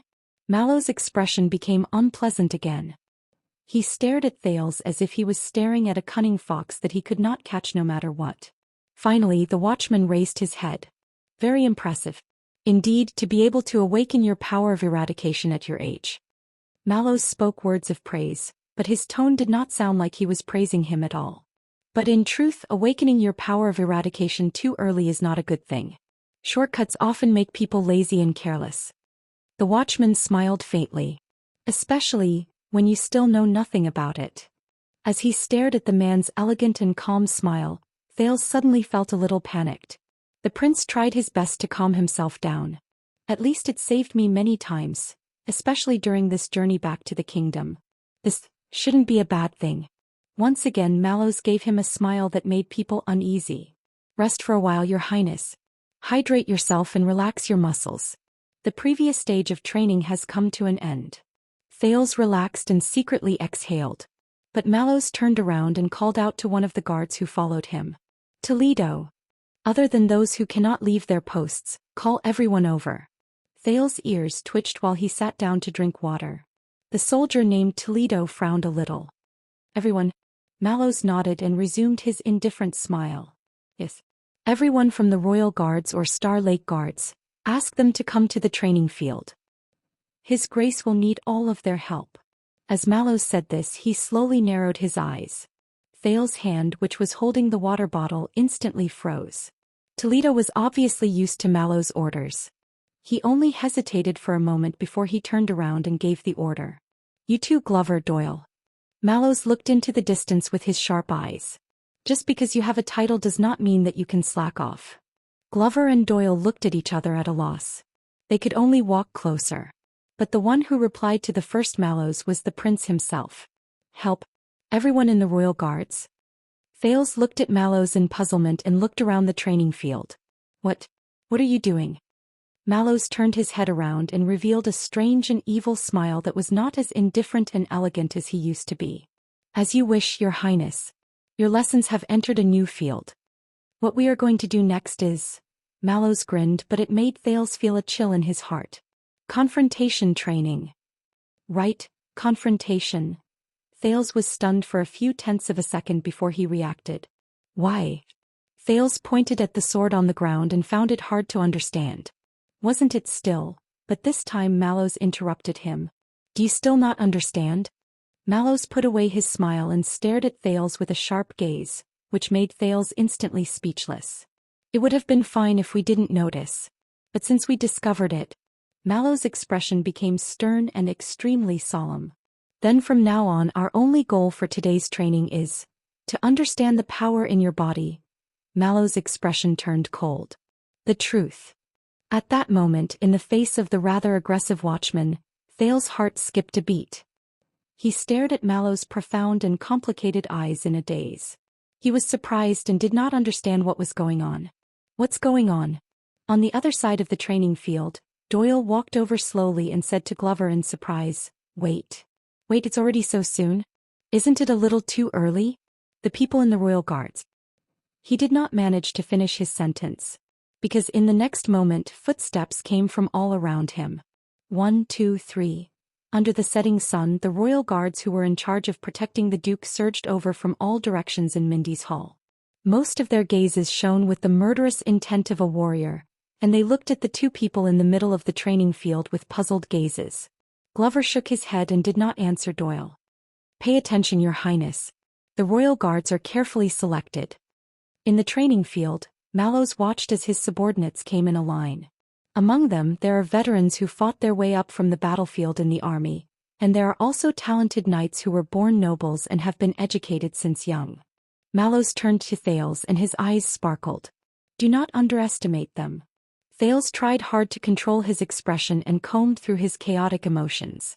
Is he doing what? The watchman smiled faintly. But as I said, Mallows sighed slowly and stared at Thales' right arm, which was trying to snatch the sword from him. It's inevitable that there will be some conflicts. At the moment Mallows looked at him, Thales felt the sin of Hell's river in his body start to circulate restlessly. It was like a beast that was provoked. The prince took a deep breath and tried his best to suppress the abnormality in his body. Is there a need for this?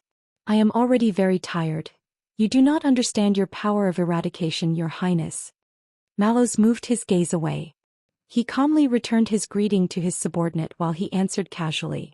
And this is very dangerous, just like a knight who does not understand the sword in his hand or the warhorse beneath him. Mallows turned his head around slowly. Understand yourself, Your Highness. Know yourself. His expression became serious. His gaze was so sharp that it seemed as if it wanted to pierce through Thales' armor. Only after that will it be convenient for us to tailor the training you need. Trust me, Your Highness. This is for your own good. Mallows stared at Thales and said faintly, and I thought, His Majesty is also concerned about your body, isn't he? When he heard that form of address, Thales froze. Even the sin of Hell's river seemed to have stopped for a moment. Let's not let him worry when he reads Mindy's Hall's briefing. Mallows' face was expressionless. Isn't it better to understand your strength here and report the good news to him? Under Mallows' scrutinizing and skeptical gaze, Thales was speechless for a long time. The royal guards were indistinct. They were already standing around him. They were quiet, solemn, and uniform. They were only waiting for their superior's orders. Thales lowered his head and took a deep breath. He suddenly thought of an absurd possibility. Maybe. Thales thought quietly. Maybe from the beginning Mallows' goal in giving me martial arts lessons. Was it not for training? All right, Praka. Mallows turned around and called out to a subordinate in the queue. Warm up and pick a practice sword that suits you. Under the royal guard's expressions, the watchman casually walked out of the field and showed his back to Thales. Accompany the Duke. Let's spar. Chapter 525. I am Leo Praka, Your Grace. One of the royal guards who walked out of the line looked to be in his 40s. He had a beard on his chin and he looked rather comical. He bowed respectfully to Thales. In your guards, I am a lowly and ordinary logistics officer. It is my honor to serve you as your sparring partner. Thales did not answer immediately. He continued to stare at Mallows doubtfully. Praka was not bothered. He carefully picked a practice sword of moderate size from the sword rack and tested it on his gloves. He then poked the sand to make sure that it was a blunt sword without a sharpened edge. As expected of the prince, to be able to understand the power of eradication, he made such a big fuss. Doyle looked at his fellow guards who stood around him. They were either puzzled or solemn. He cast an envious and jealous gaze at the dazed prince.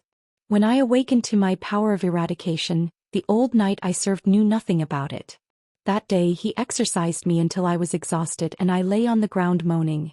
It was not until a year later that he realized that his attendant's martial arts skills had improved greatly, and he could fight on par with him. Beside him, Glover did not say a word. He only paid attention to the field. Doyle was used to the other man's indifference. He only sighed quietly.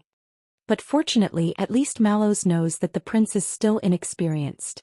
He only chose people from the logistics division to fight. Praka's skills are average. Glover stared at Praka, who had completed a simple warm-up in the field. He frowned slightly. Thales took a deep breath. He turned to Mallows, who looked relaxed and tried to ignore the gazes of the Star Lake guards. What should I do? Mallows smiled as usual. Your Highness. Use your full strength, especially the power of eradication that you do not understand, regardless of whether it is activated on its own or in response to the situation. That way we will have a chance to understand its type and general situation. Let us see your strength as well so that we can arrange to protect you in the future. Use my full strength. Thales exhaled. He felt very reluctant. Could he refuse? But the royal guards watching the battle had different gazes. All of them were focused on him. A long time ago, Black Sword had told him that it was best not to use the sin of Hell's River again. They could not bear the price of death every time. When he was in Bladefang's camp, Ricky told him to increase the sin of Hell's River, and he looked forward to him reaching a height to push open that door. Who is right and who is wrong? What was the secret behind the sin of Hell's River? Most importantly, would the kingdom's secret intelligence department or even that person in Renaissance Palace be interested in this secret? How does it compare to Mana and Calamity? Thales could not help but gulp when he recalled how Zachriel chased after him. Thales made up his mind. The Duke of Star Lake raised his head and looked straight at his opponent. They could not know.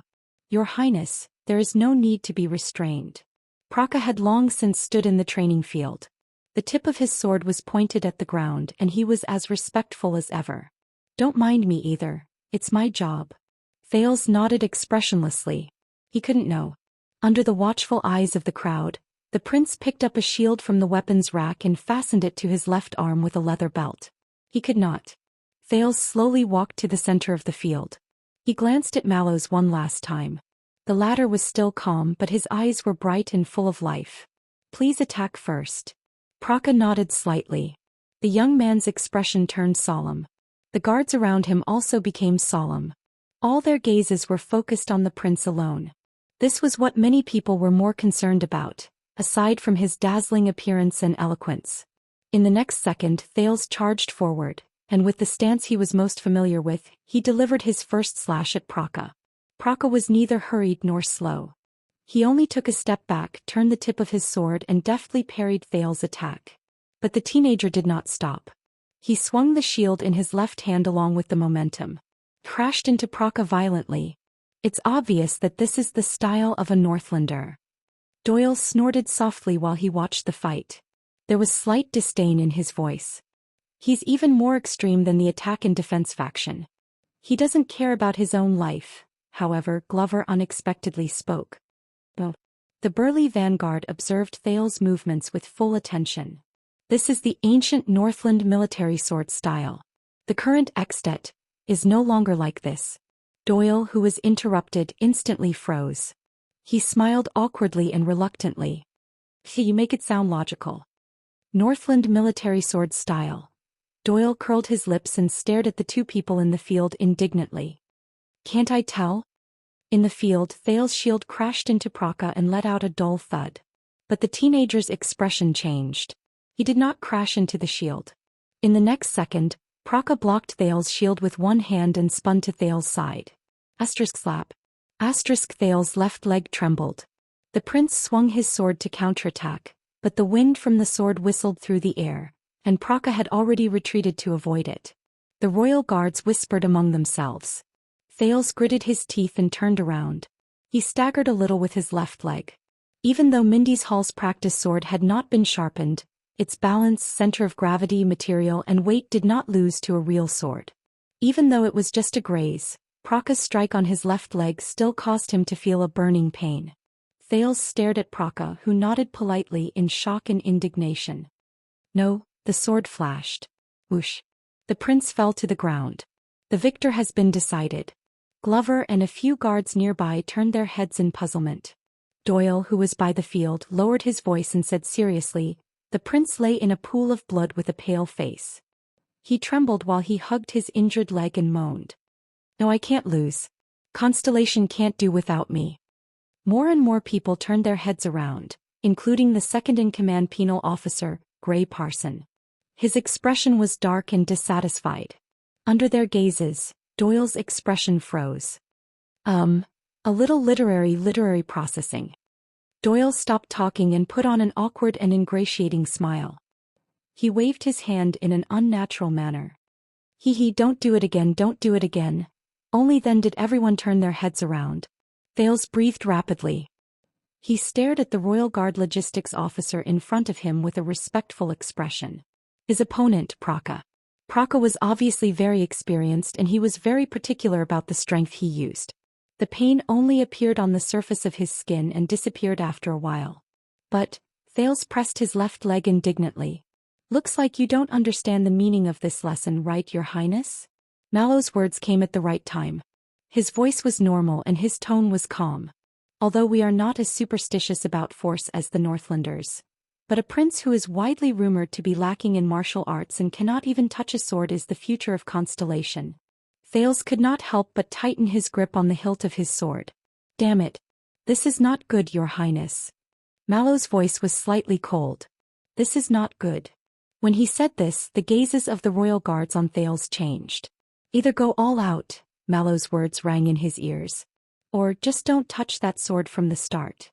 Be a prince who hides safely in the carriage. Damn it. The prince's frown deepened. Damn Mallows. Does this guy have a grudge against me? And he just had to be my personal guard captain. For Sunset's sake, what kind of international joke is this? Under dozens of gazes, Thales regulated his breathing and stomped on his left leg. He stared at Praka in front of him. He knew that in front of the Star Lake guards and because of Mallow's words, he had to show something. Otherwise, not just Renaissance Palace, even Mindy's Hall. Thales shook his head and got rid of his distracting thoughts. He shifted his attention to the opponent in front of him. Praka moved very quickly and wielded his sword very nimbly. He had his own way of dealing with head-on attacks. Then, as its master called, the sin of Hell's river rose from his body. Thales stared at Praka and felt power slowly fill his body. Should I use the twist of fate to lure him out of position and deliver a decisive blow?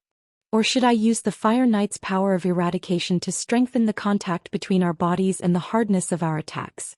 If that doesn't work, I'll try to use Zakriel's style and his chaotic army to observe Praka's movements and turn that into my advantage? Thales thought hard. No, Thales. The prince shook his head at himself in his heart. I can't be too obvious. Otherwise, how should I explain the twist of fate, the chaotic army, and the Fire Knight's powers of eradication that emitted sparks? Have I been infected by them? Besides, sometimes the sin of Hell's river. Thales remembered the training sessions in Heroic Spirit Palace. Sometimes I can't control it. Thales took a deep breath and made up his mind. He only needed the most ordinary enhancement to his physique. It would be best if it did not have any hint of power of eradication. The sin of Hell's river spread to his legs, arms and fingers in an orderly manner. Thales closed his eyes and let the power slowly cover his entire body. Praka narrowed his eyes and stared at the prince in confusion. As the royal guards whispered among themselves, the expression of Mallows, who had been paying attention to Thales, changed slightly. The sin of Hell's river in Thales' body was like a beast that had not been released from its cage for a long time. With a low growl, it strode forward.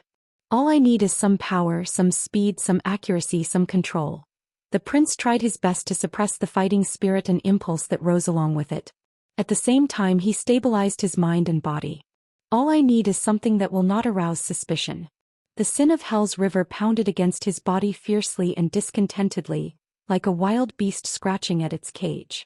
But the will of the cage's master was so firm that the wild beast could only follow Thales' call and walk towards where it should go.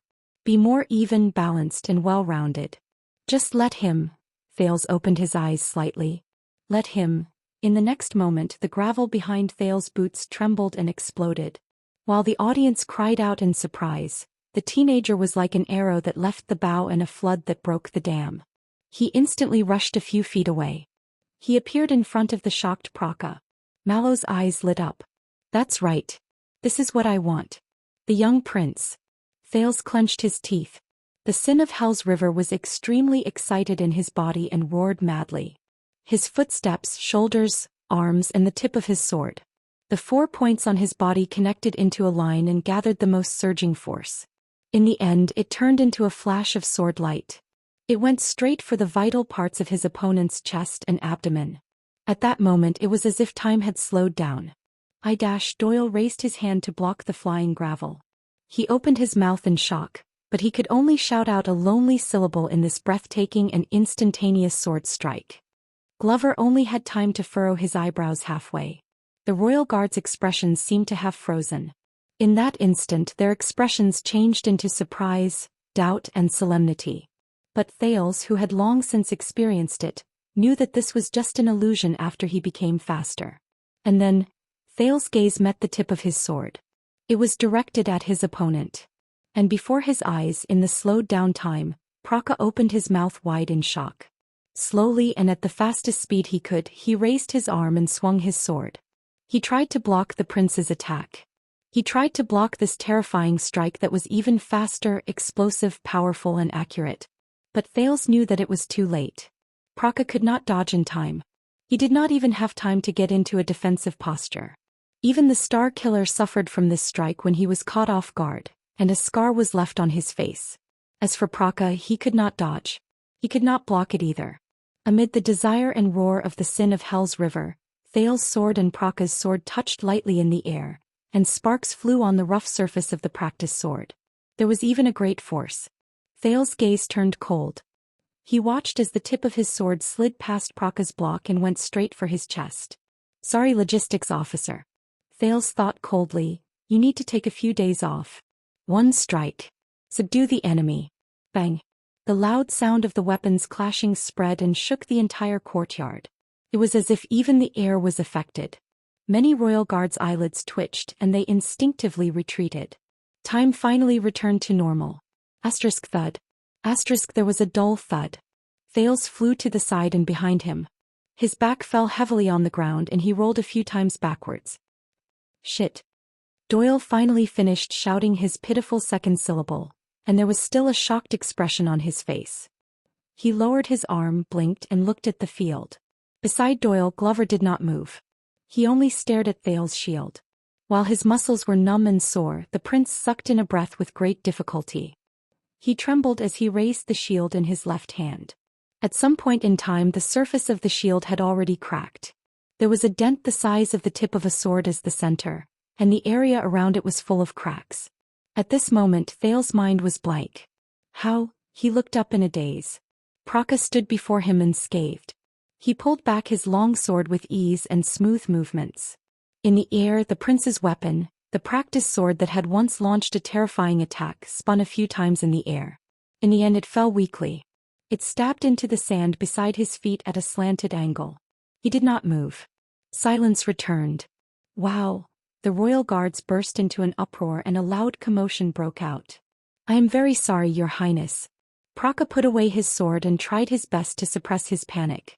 He quickly went over to help Thales and apologized anxiously. I made a mistake. Are you hurt anywhere? At that moment, Logistics Officer Leo Praka. A calm and indifferent voice rang out, but for no reason, it carried a bit of a threatening chill. Praka was about to help Thales up but he froze on the spot. The watchman of the royal guards, Mallow's voice rose clearly in the crowd. As a royal guard, even if I have to work for a long time, even if I am just a sparring partner. Mallows still had his arms crossed over his chest as he sized up Praka from the corner of his eyes.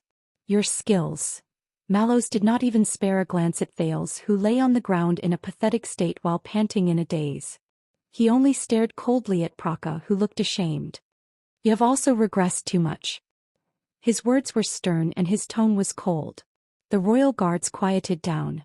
Praka was stunned for a moment and he looked ashamed. He looked at the prince anxiously, then at his commanding officer. He wanted to say something but he did not. He did not know what to do.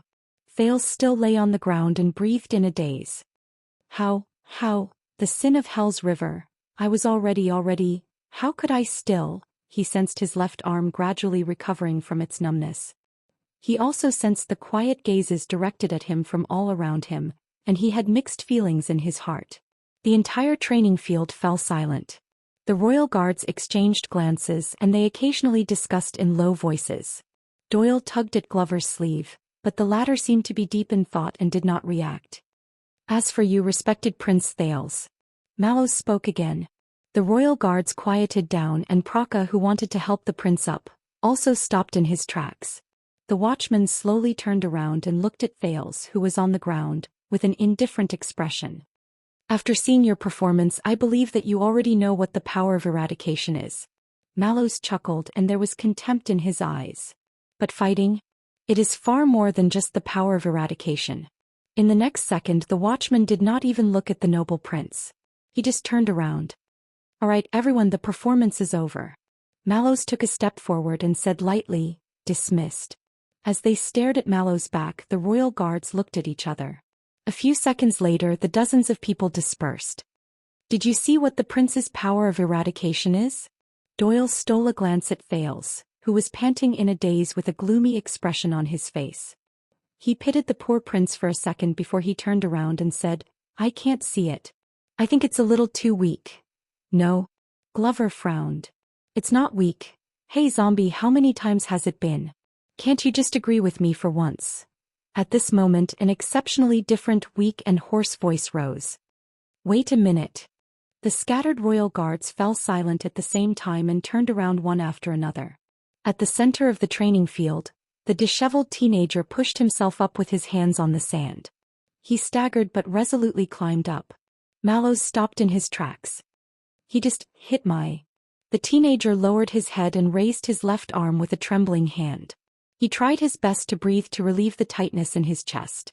Shield. Doyle's eyes slowly widened. Glover's gaze became sharper. As his sparring partner, Praka, stood in the field. He was shocked and did not know how to respond. It's not a vital part. Thales sucked in a deep breath. He endured the stiffness and pain in his muscles after he suffered a heavy blow. He touched the binding straps behind his shield. In his body, the sin of Hell's River, which had been defeated, surged out of silence again. With a fierce unwillingness, like a beast licking its wound, it climbed up step by step and let out muffled, explosive sounds.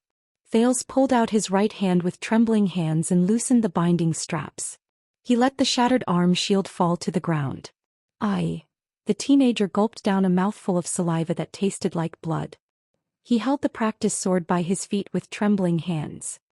The sin of Hell's River surged into his arm. In the next moment, Thales stabilized his breathing, gritted his teeth and drew his long sword. The teenager stared at Mallow's back. I didn't lose. The royal guards burst into an uproar again. They cast the prince a puzzled look in disgust among themselves. Many people also quietly looked at their commander. They waited for his reaction. 1 second. 2 seconds. Mallows remained silent. He did not turn around. He only turned his neck slowly, turned his head and cast a sideways glance at Thales. The watchman's lips curled up. He formed a cold and mysterious smile. Chapter 526. Your Grace, are you sure you don't need to rest? I mean, maybe you can get a new shield, Praka said hesitantly. In front of him stood Thales, who had just stood up in a disheveled manner. He was covered in dust, his face was covered in sand and his clothes were torn and dirty.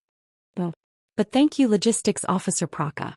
Thales took a deep breath, turned his wrist and felt the balance and center of gravity of the practice sword. Your attitude is much better than the instructors of Extet. Of course, it's also much better than some constellations. Praka forced a smile. Around the training field, the royal guards who had gathered again were a little impatient, but Mallow's silence made them all quiet, and they did not have any objections. The pressure was on the training field again. Thales clenched his left fist. Abandoning the shield made his left arm much more relaxed, but the numbness and pain from the previous heavy blow was so real and unforgettable. That round just now, what happened? Thales' expression darkened. He remembered that his attacks were as fast as lightning. His strength and speed were not weak. However, Thales took a step forward and moved around Praka. The sin of Hell's River roared in his body again. It rose and fell, connecting into one, yearning for a second attack. But this time, the setback gave Thales an illusion that it was becoming more and more intense, like a frenzied beast. No matter how badly it was injured, it wanted to tear the enemy's throat. But Thales suppressed them with all his might. Like a beast tamer tightening a chain. As he moved, Praka also changed his steps and turned around in an orderly manner, always facing the enemy. Thales was not in a hurry to attack. He was thinking. Just now his sword met his opponent's sword. The two swords intersected in the air. But Praka did not guard against him. If he moved forward a little more, Thales would have hit his opponent. Then, Thales thought carefully. Then, in that split second when the outcome of the battle was about to be decided, Praka's sword began to turn. It was filled with his opponent's condensed, sturdy and thick power of eradication. And then, Thales' expression tensed. He slowed down and recalled the scene just now in the Sin of Hell's River, which was burning hotter and hotter. Their swords twisted. In that 1 second his and Praka's swords clashed together. They twisted in the air. He remembered that when the two of them got close to each other, Praka's wrist drew a strange arc. It was smooth and long. Thales's sword went off course. And Praka's sword, Thales gritted his teeth. After that, the young man who was charging too quickly could not pull back in time. He could only abandon his sword pathetically, block, and then, his left arm where he had just been hit began to ache. Thales stopped reminiscing. This time he didn't pace around. In the eyes of the royal guards, the prince stepped forward. As the sin of Hell's river surged into his right arm, he thrust his sword again. Dang! As the sound of metal clashing rose, Praka calmly blocked Thales's sword. Then, Thales's pupils quivered. He saw and felt in his hand that Praka's sword began to move again. At the same time, Kiran's power of eradication also came. The teenager did not hesitate. Thales stopped in his tracks. He withdrew the sword, which did not have much strength to begin with, and quickly retreated. Dang! There was another crisp sound. With the agility he gained after he abandoned his shield, he managed to block Praka's counterattack, and he took 2 steps back in a slightly disheveled manner. Thales panted violently. He stared in disbelief at Praka, who was still unscathed. The sin of Hell's river roared indignantly in his body when it failed to attack. After the round ended, the royal guards began to discuss among themselves again. Oh, another futile attack. Doyle looked gloomy and could not bear to watch the scene unfold. He clicked his tongue and said, "If you ask me, no matter how much Mallows dislikes him, it's still a little too much." In front of so many people. But Glover interrupted him. "No, that's not it." Doyle was puzzled. Not what? At that moment, a familiar voice rose in the crowd, and it made the guards quiet down again. Over the past 600 years, unique fighting skills have been passed down in the Eastern Sea and the South Coast. They are the descendants of the Southern Knights from the Empire and the Church's Knights. The voice was calm and indifferent. They were very familiar with it. Thales calmed his breathing and turned his head in surprise. The culprit who caused him to fall into such a predicament, Watchman Tormund Mallows, was standing leisurely with his arms crossed over his chest. Many families are still used to nurturing new people with the legacy of Cavalier squires. It has strong local and even personal characteristics. Compared to the other martial arts in Constellation, this style is more classical and elegant. The sword styles are unique, and the techniques are exquisite and meticulous. Praka pursed his lips and turned to the commanding officer as well. Mallows said nonchalantly, "So, in the kingdom, the people who are represented by the Southeastern Knights are also known as the Martial Arts Faction." Martial Arts Faction? Questions filled Thales's mind. Mallows paused for a moment and sighed slowly. Of course, due to many reasons, the once famous Martial Arts Faction, it had gradually declined and was not as good as before. Perhaps it would eventually disappear and return to nothingness. It was just like the countless factions that flashed through the long river of history. Mallows looked up. Why are you daydreaming?" Mallows reminded the two of them in a nonchalant manner, as though he was just talking in his sleep. "Continue fighting." Thales took a deep breath. As he pondered over Mallows' words, he looked at his opponent again. Then Praka, the orderly officer, stood with his sword in hand and flashed him a bitter smile. Thales did not think about it anymore. In the next second he first moved to the left, then to the right, took a feint and swung his sword again. Asterisk clang. Asterisk this time, Praka also moved his feet, changed the distance between them and blocked Thales' attack. He hit his target. Thales' expression darkened slightly. But he still did not manage to hit his target. The sin of Hell's river surged in his body, and he could only roar madly in vain. He was like an orc facing a cavalry. There was no place for him to use his skills. Thales, who was at a disadvantage in his attacks, blocked his opponent, gritted his teeth and persevered. But Mallows' words traveled into his ears at this moment, and he could not help but be distracted. Praka's ancestors came from a respectable traditional knight family in Eastern Sea Hill. They can be said to have been deeply influenced by the martial arts faction. In an instant, the contest of strength between him and Praka ended. The force on Praka's sword changed. Thales was shocked. Asterisk clang. Asterisk Praka's sword clashed with Thales' weapon for the second time. The two swords separated the moment they clashed, and only the sound of metal trembling could be heard. You can see that he has a knack for choosing his position and movement before he attacks, as well as how he chooses the strength of his sword when they clash against each other. Mallow's voice rang in the air, just like the voice of a live television broadcast in Thales's previous life. He made you very uncomfortable. Choosing his position and movement. Choosing the strength of his sword. Thales shuddered slightly, but the situation before him did not allow him to think too much. He could only go with the flow and slash horizontally. Clang. Their weapons clashed for the third time. Mallow's voice followed him like a shadow. And when they are locked in a stalemate, Praka is best at listening and prediction. They clashed and they were locked in a stalemate. Listening and prediction. When he heard this, Thales instantly felt that something was wrong. Just as he expected, in the next second, Praka's sword appeared at the spot where Thales had no time to pay attention to. He's an expert in defense and counterattack.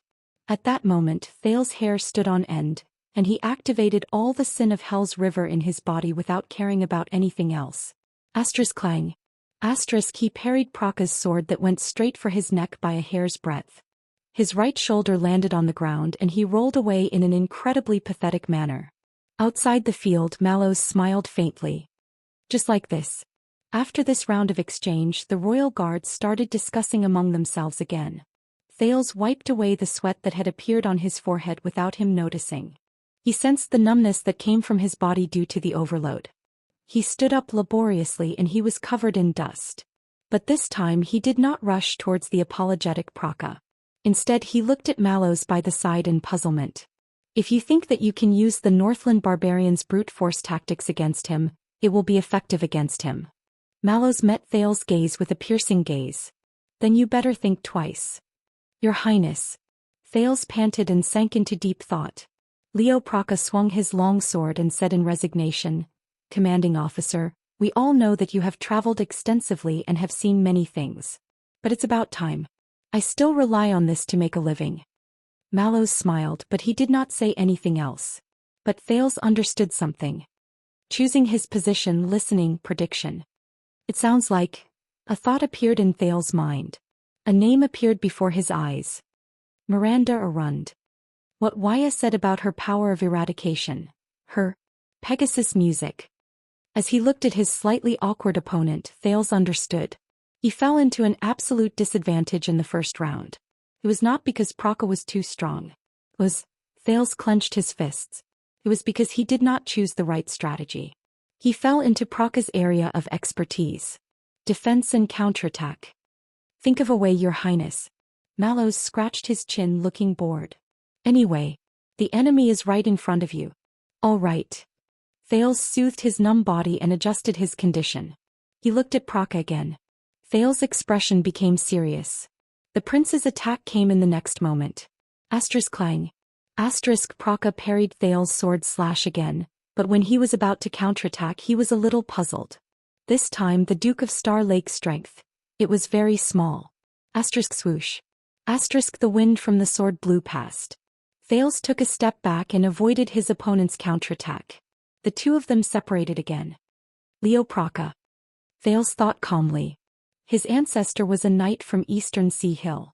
He was skilled in martial arts and he specialized in defense and counterattack. His brain started to work, thinking about his opponent's advantages and his own strategy. Praka could listen and predict the opponent's strength in an instant through contact with his opponent. This was not only good for defense but also for finding the most suitable time to attack.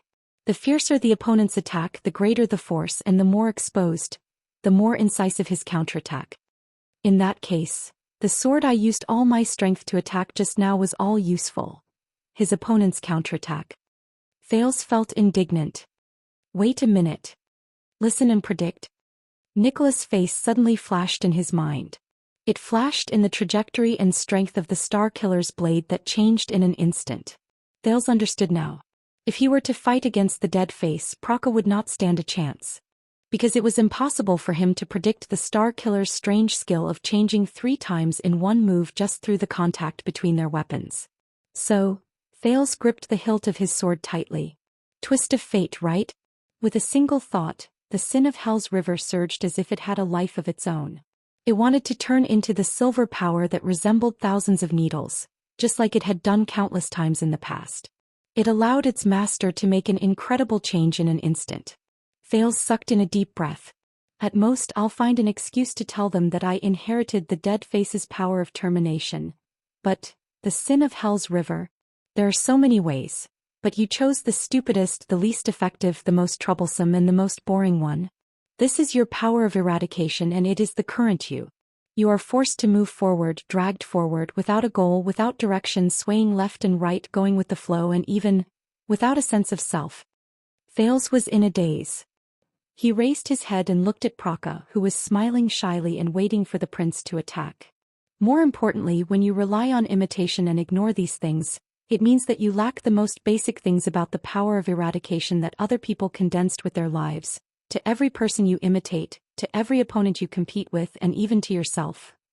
More importantly, when you rely on imitation and ignore these things, it means that you lack the most basic things about the power of eradication that other people condensed with their lives. Respect.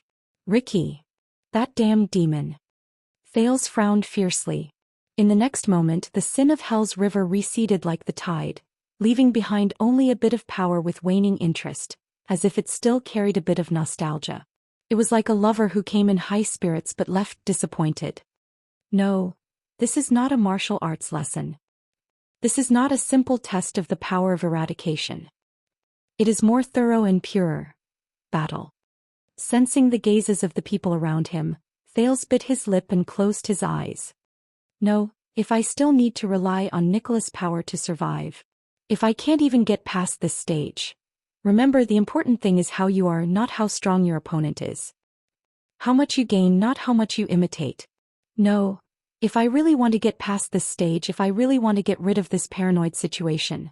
Thales lowered his head. He sighed slowly in his heart. Damn it, Ricky. *CK. In the distance, Mallows, who had been observing Thales, had his pupils move slightly. A few seconds later, Thales raised his head. But yes. If I don't dare to try now, how much longer do I have to wait? The next time I'm in danger? At that moment, Thales threw all unnecessary worries to the back of his mind. Hiding his strength, hiding the sin of Hell's River, Renaissance Palace, the Royal Guard's judgment. At least for now, he wanted to try to be a pure warrior. He wanted to be clear of all distracting thoughts. The advantage of the sin of Hell's River's endless transformations is not that you can disguise yourself as all your opponents. But it allows you to calmly and fearlessly face all your opponents. The sin of Hell's River burned again, but it was much more docile than before. He did not know whether it was because it had used up too much energy or because it had failed too many times. It was as if that crazy beast had turned into a calm hound, licking its wounds in the corner. It only glanced at him coldly from time to time. It bared its sharp teeth at the enemies outside the cage, harboring malicious intentions. This is the real, the omnipotent power of eradication. Thales opened his eyes slowly. The sin of Hell's River did not surge through his entire body like before. Instead, it focused on his eyes and ears, filling his senses. At that moment, the teenager entered a state he was familiar with. Hell's senses. Thales' eyes started to become unfocused, as if he had lost his focus. But only he knew. At that moment, the world before his eyes became colorful. He could see it. The power of eradication in Praka's body was thick and solid. It surrounded his arms and center of gravity as it circulated slowly. Thales suddenly realized that the countless times he used Hell's senses and the way he did it, all of them were somewhat useless. He either imitated the power, used his night vision to scout ahead, or eavesdropped through the walls, or hell with it. But the time when I should really use Hell's senses. Mallows' expression froze as he watched the battle from outside the field. Time seemed to have slowed down and Thales inhaled slowly. He attacked abruptly. At that moment, it was as if someone had struck a war drum. The still scene moved along with the sound of an explosion. The sin of Hell's River surged again. The wind from the sword whistled and sliced through the air. Clang. Thales held the sword with both hands and swung it down with great force. It hit the long sword that Praka had placed horizontally in front of him. The experienced Praka's expression did not change because of the sudden force from the sword. He did not panic. He faced the attack calmly and used his footwork and movement to block the attack perfectly. Then, thud. Thales' heart skipped a beat. With Hal's senses, the color of Praka's figure changed back and forth. It gathered into a clear line. A shiver erupted from Thal's neck and spread to his entire body. The meaning of imitating is understanding. Understanding your opponent. In a fraction of a second, the sin of Hal's river surged up in an orderly manner. Arm. Right leg. Thales, whose eyes looked as if they had lost focus, smoothly lifted his sword and retreated.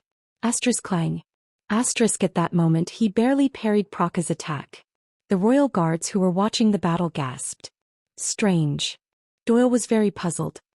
His movements seemed to be faster but also slower. No, it's not his movements. Glover said coldly. Doyle was a little displeased. Why do you especially like to refute me today? In the crowd, Mallows was still silent. Thales took 2 steps back and saw that the color of Praka's body had returned to normal. The sin of Hal's river surged back like a receding tide. The sword hilt in his hand was still trembling slightly. The effects of Hal's senses were still amazing. They gave him new information at the same time. Thales took a deep breath. Yes. He could clearly feel the thick power of eradication in Praka's body, as well as its direction, shape, and habits. It seemed quiet and harmless. But once it was stimulated, it would immediately pour into Praka's hands and automatically surge towards the enemy's weakest point. He delivered a fatal strike. How amazing! At that moment, the sin of Hal's river exploded in Thal's body. It sounded like dissatisfaction but also like a sneer. They began to strengthen Thal's body again to support the consumption of Hal's senses. Thales did not care, but he understood something in his heart. Praka's power is the thawing of glaciers? Oh, it's more than that. Seems to be a little like the Pegasus music that Waya mentioned, or something in between. There were even some traces of the chaotic army. Thales began to understand what more than one person had told him before. In different people, even if they had the same power of eradication, they would have different characteristics. That was because the power of eradication was the warrior himself. The battle was not over yet. Thales raised his sword again as he thought of Ricky's words. A swordsman who was inclined towards defense and counterattack had a power of eradication that was good at listening and predicting. And then, observe. Thales observe. Think again. Asterisk clang. Asterisk another round. Another exchange of blows. Thales made a light slash to the side, and in exchange Praka turned his sword around and thrust it at the prince's backhand. The teenager dodged agilely. But this time Thales sensed it. Some hazy but crucial clues. Technique. With Hal's senses, Thales thought expressionlessly with a dazed look in his eyes. Technique. Praka. His opponent was too passive, too reliant on defense, and too reliant on these techniques for counterattacks. He was too reliant on, and too concerned about his enemy's actions. Thales' eyes were dazed, but his heart was clear. He asked himself, am I like my old self? I only focused on my enemy's moves, and only knew how to imitate my enemy's strengths?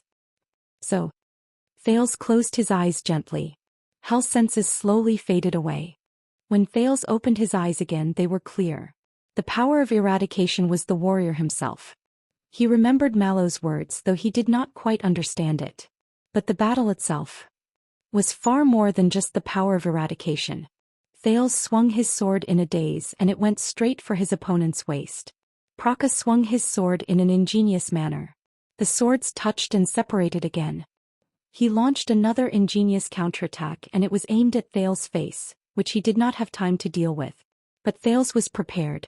He left some leeway when he attacked. Hence, the sin of Hal's river flowed into Thales' waist with ease, supporting him to lean backwards and dodge the sword. Praka furrowed his eyebrows. After 2 to 3 rounds he suddenly realized that the prince's attacks were mostly probing attacks, and his own counterattacks were no longer effective. At the moment he dodged, Thales' mind became clear. It was as if the fog had dispersed and his blurry vision became clear. So Praka. He gave up the initiative in the battle and gave up control. In exchange for a chance for his enemy to reveal an opening. And in a battle where life and death hung by a thread, giving up control meant Thales returned to his original position. He held his sword with both hands and lowered his center of gravity. The sin of Hal's river climbed up his arms and waist excitedly. It started to roar fiercely. Like a lone wolf that had climbed to the top of a mountain, It howled at the boundless mountains and the cold moon. In the next second, Thales no longer held back. He charged forward. Asterisk clang. Asterisk, their swords clashed again. Praka's gaze focused. This time he finally received the prince's unreserved attack. This was a chance to decide the victor. He wanted to end this battle that made him feel incredibly awkward. Praka's power of eradication solidified. His wrist and arm moved at the same time. The two swords intertwined with each other and they let out a metallic groan. He twisted his sword. Praka calmly turned the tip of his sword. In a fraction of a second he determined his opponent's strength. Sensing the direction of his opponent's force, Praka's power of eradication was triggered at any moment, as if he had heard the order. Just like the countless times he fought against his enemies when he was young. Parry. Judgment. The final blow. Praka thought calmly. He did not stop moving his hands. The tip of his sword was thrust forward smoothly, and he attacked the spot where the prince could not defend against because his attack was too strong. Asterisk thud. Asterisk a muffled sound rose. At that moment Thales only felt pain in his leg. At that moment he could no longer hold on. His left leg went limp. Asterisk thud. Asterisk another muffled sound rose, and it was much louder than the previous one. Finally Thales' left knee landed on the ground and he knelt down in pain. He panted violently, enduring the soreness and numbness. The round ended. The training field quietened down.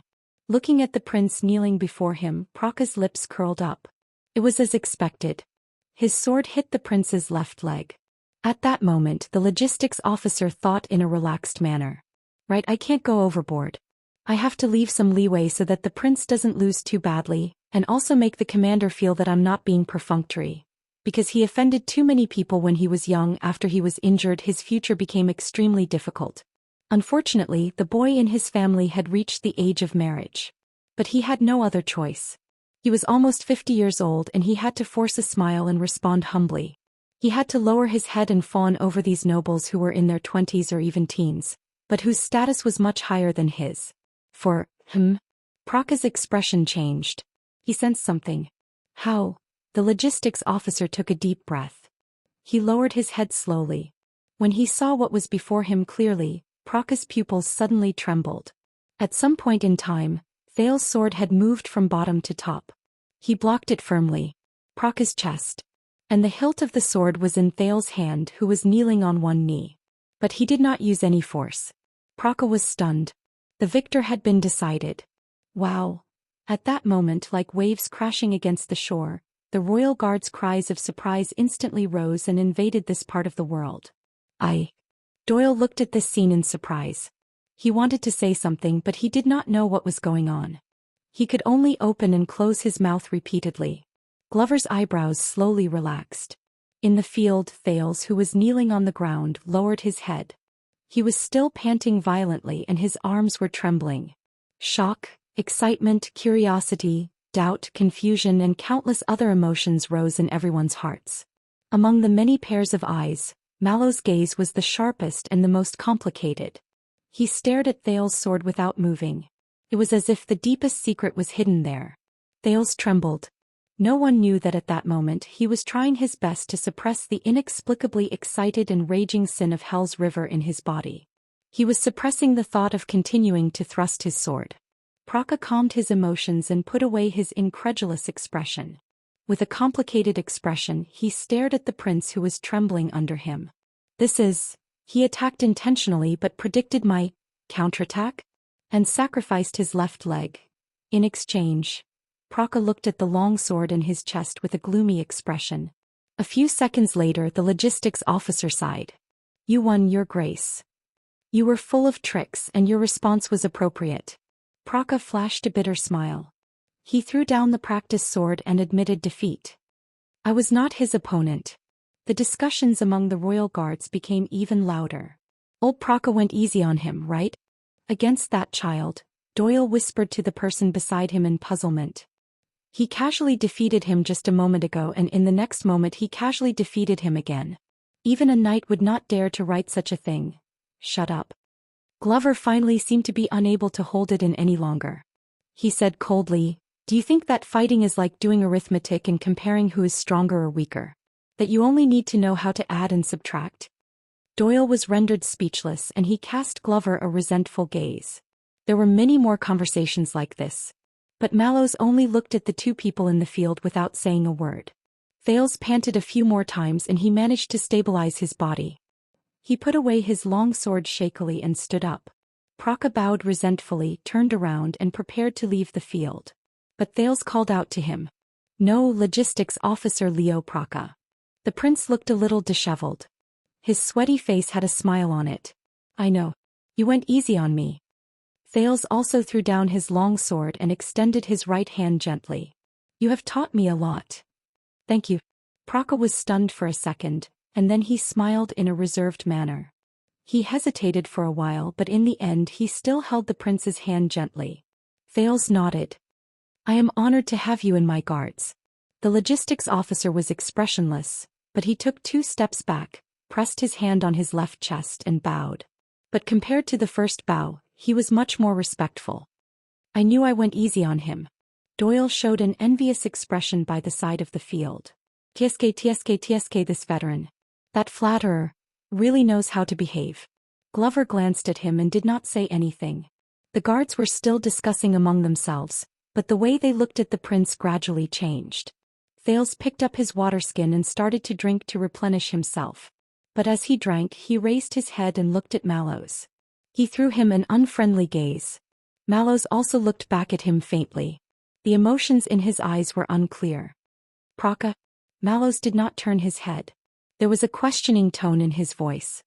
Please forgive me, commanding officer. Praka's tone was a little tired and resigned. I'm old and the Duke. The logistics officer glanced at Thales with a complicated gaze. Not bad. Mallows was silent for a few seconds. But his expression was no longer as calm and indifferent as before. Enough. A few seconds later, Mallows' slightly gloomy voice rose, and he silenced the royal guard's increasingly loud discussions.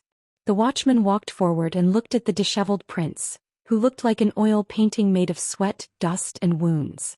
He was cleaning up his mess. Are you ready to fight against your next opponent? What? Thales paused in the act of drinking water. The Duke of Star Lake put down his water skin and asked in surprise. Again, isn't one fight enough? The 20 or so royal guards around them looked at each other at a loss. Mallows smiled faintly. We have not completed our assessment. And it's still early. The martial arts lesson just. Did you fight for 2 minutes? Thales' words came to a halt.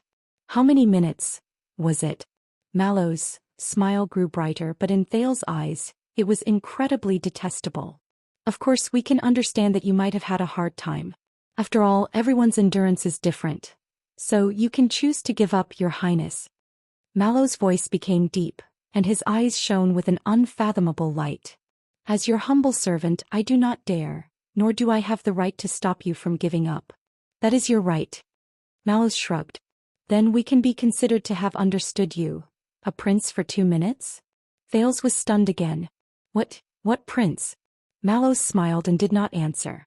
A few seconds later, Thales sucked in a deep breath and exhaled slowly. If you want to offend me, Tormund Mallows, the Duke of Star Lake said with a hint of anger in his voice, you did it. But, I am honored, Your Highness. Mallows was not bothered at all. It means that I have done my duty. Then have you decided to rest? I believe that everyone, including His Majesty, will understand. He glanced at the royal guards around him with a mocking expression. After all, you experienced the exciting, difficult adversity, survival in adversity, and turning the tables in your martial arts class for 2 whole minutes. It's a world-class epic duel. At that moment, Thales, who had been staring at Mallows with a hostile gaze, twitched a little. 2 minutes. 2 minutes of what duel? Thales' expression was stiff. Mallows smiled as usual. At that moment, the training field was silent. The royal guards were silent. They did not speak a word. Everyone stared at Thales and Mallows in fear. They did not even dare to breathe loudly. A few seconds later. Come. Thales suppressed his displeasure and closed his eyes. Mallows raised his eyebrows. Thales opened his eyes swiftly and his tone was hostile. Why are you daydreaming? Come. He clenched his teeth and urged. It's just getting beaten up. I'm already used to it. Thales roared in his heart while crying. Mallows showed a happy smile again. He did not turn around. Instead he shouted a name. John. Is it you, John Commodore? The royal guards spread out and made way for a short and strong man in the crowd. The man was stunned. He blinked in bafflement. It was clear that he was not prepared for this. His colleagues around him looked at him sympathetically. It was as if Commodore had just won the lottery to clean the toilet. Listen, John, you might as well be bolder and more intense in your actions. The watchman continued to speak. Thales was stunned. Bolder and more intense? What does that mean? Commodore, who was assigned to him, also looked confused. Mallows looked at Thales again and his expression became stern. It's different from Praka's test. This time we're going to find out what's so interesting about your highness. A cold glint suddenly flashed in his eyes. Power of Eradication. Chapter 527. In the field, Thales calmed himself down a little. He felt the sin of Hell's river, which had become more active, flow through his body again. Ever since his adventure in the desert ended, he noticed that the sin of Hell's river had become more solid and abundant. Compared to the previous 10 seconds man, it could now last longer. And after the power of eradication disappeared, the fatigue and soreness it left in his body decreased correspondingly. As expected, Thales thought. Things that can't kill me can make me stronger. Of course, this was not without a price. Ever since he was heavily injured by Nicholas, his left wrist was no longer as nimble as before. This more or less affected his use of the shield. And it would be even better if the sin of Hell's river's temper improved correspondingly when it circulated. Your Grace, I am Gianluca Commodore. Commodore was a short and strong man. His skin was tanned and he had a shy smile. At first glance he looked like a middle-aged man who was almost 40 years old and had experienced hardships, but was still amiable, optimistic and strong. Thales noticed that Commodore would subconsciously glance in Mallow's direction from time to time. I used to be a Class 1 police officer in charge of protecting important people in the police station in the inner city. When he faced the Duke of Star Lake, Commodore smiled brilliantly, so much so that it was a little obsequious. I was fortunate enough to pass the test and enter the Royal Guards. Now I am one of the newly appointed protectors in your personal guards. Police officer. Thales sucked in a deep breath. Alright, I'm quite familiar with this. Be it the arrogant green-skinned men in Western District who are in cahoots with Blood Bottle Gang. Or are they some idiots who, once they lose their jobs, will unfortunately have to go back to inherit their titles and properties? But before he could think deeply, the battle in the field had already begun. Asterisk clang. Asterisk a muffled sound rose, and Thales' arm shield clashed with Commodore's blade. Commodore was not as humble as Praka. His attack was fierce and proactive, and it was a stark contrast to the obsequious smile on his face.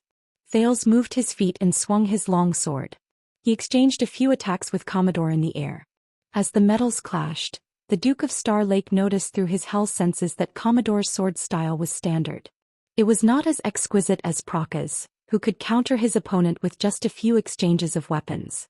It was also not as crude as the orcs, who could attack in a wide range and never return.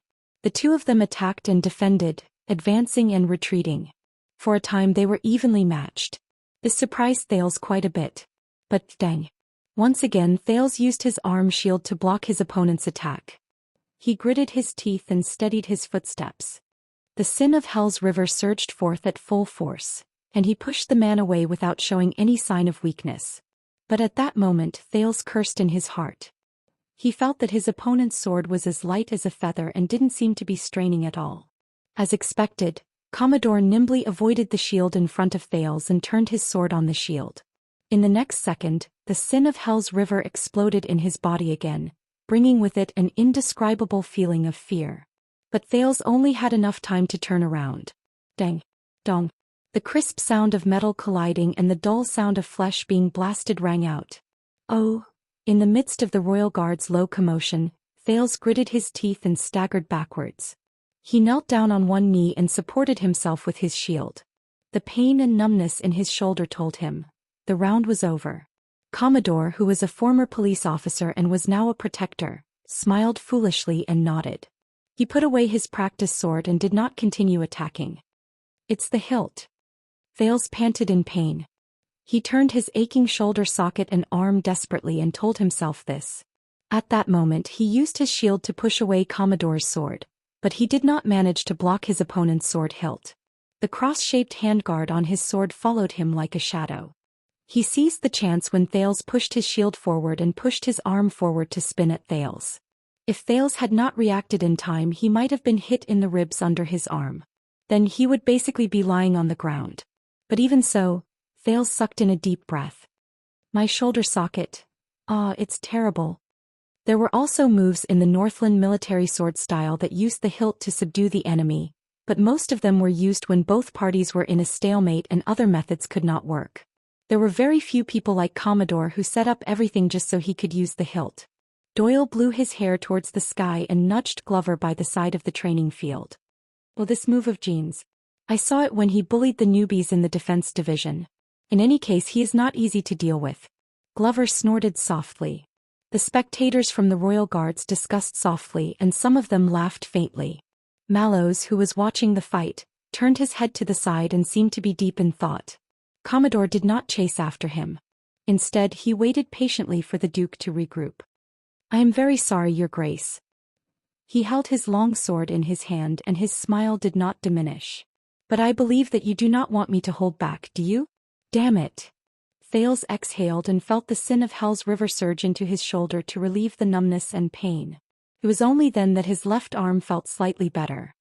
Jean fought his way up in the police station. Mallow's voice, which was no longer unfamiliar to him, rose again. He has a lot of experience in the streets and alleys. Strictly speaking, his skills belong to the new trend of practical warfare in the country over the past 100 years. It is especially popular among mercenary knights and nobles who develop new lands. It is known as the new trend. Thales turned his head around.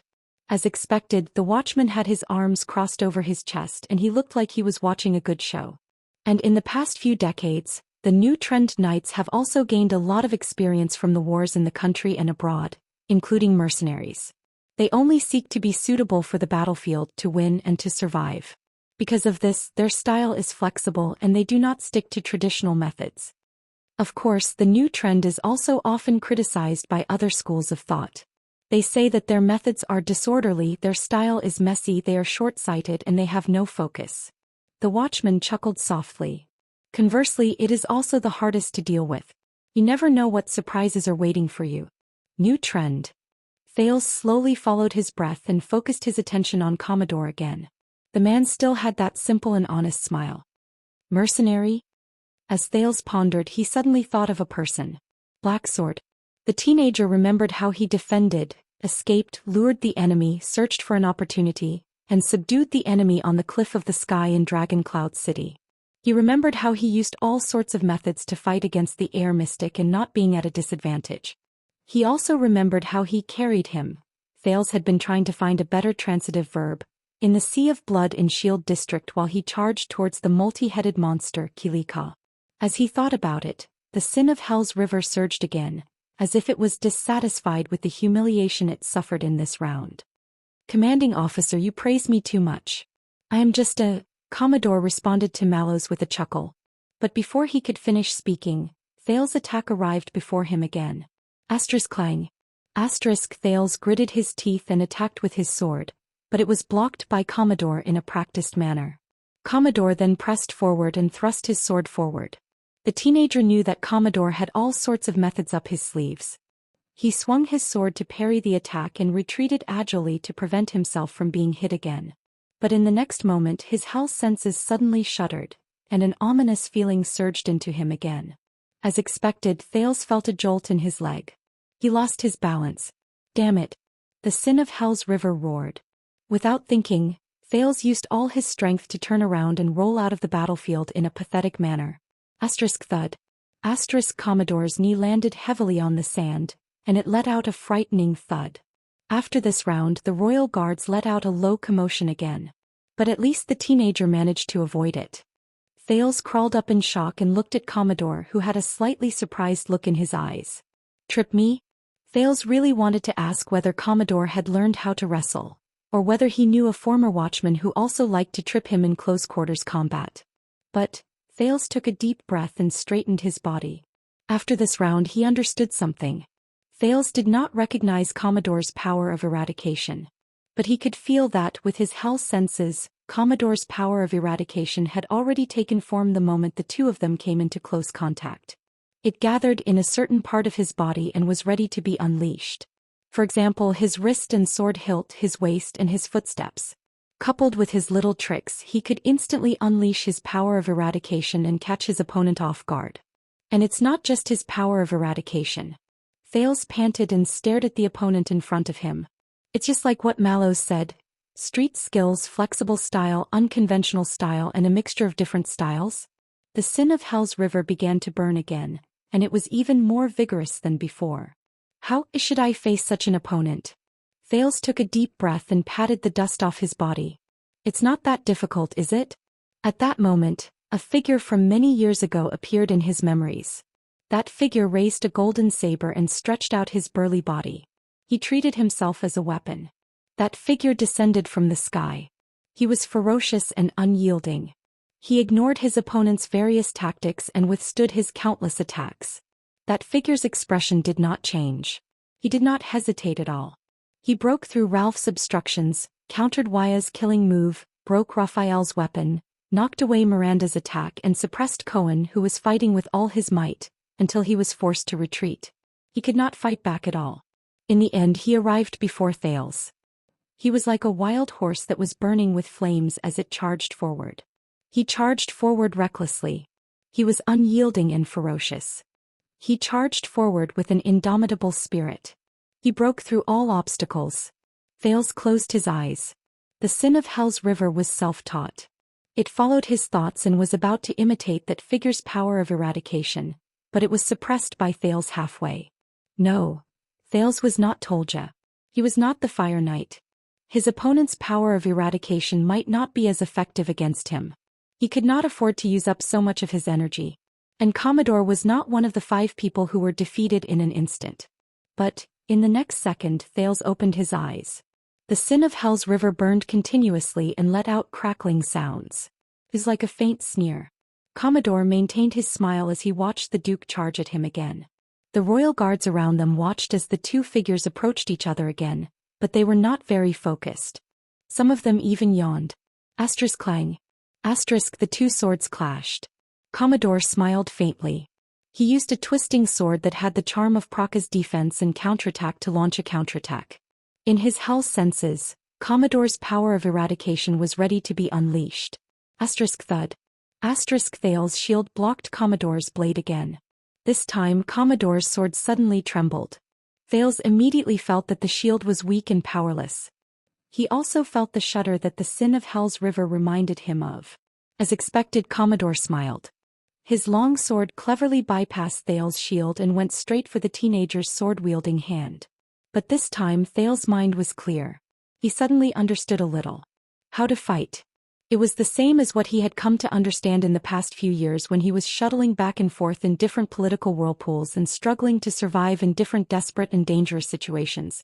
What was important was not power, weapon, tactical skills, or even the power of eradication. It was people. People.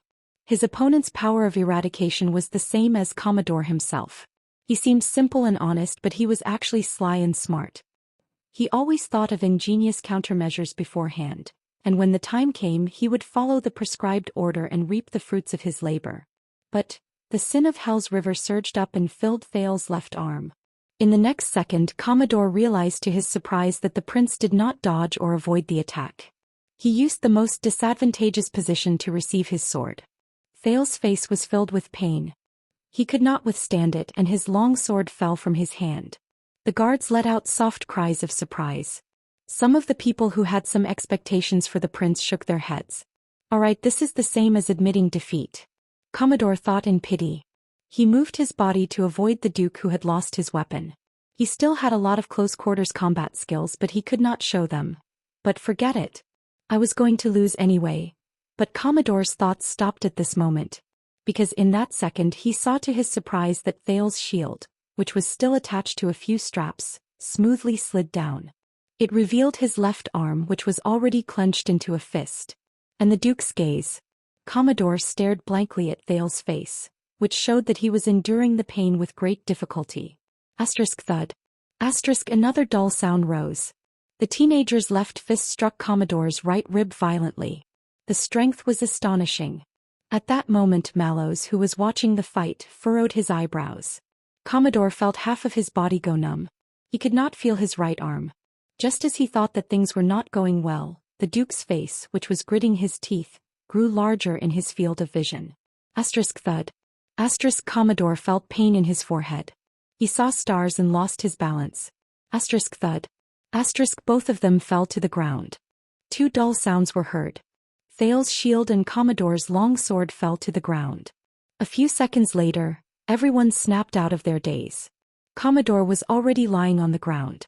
The former police officer was shocked and angry. He struggled to get up, but he realized that at some point of time, Thales was already sitting on top of him.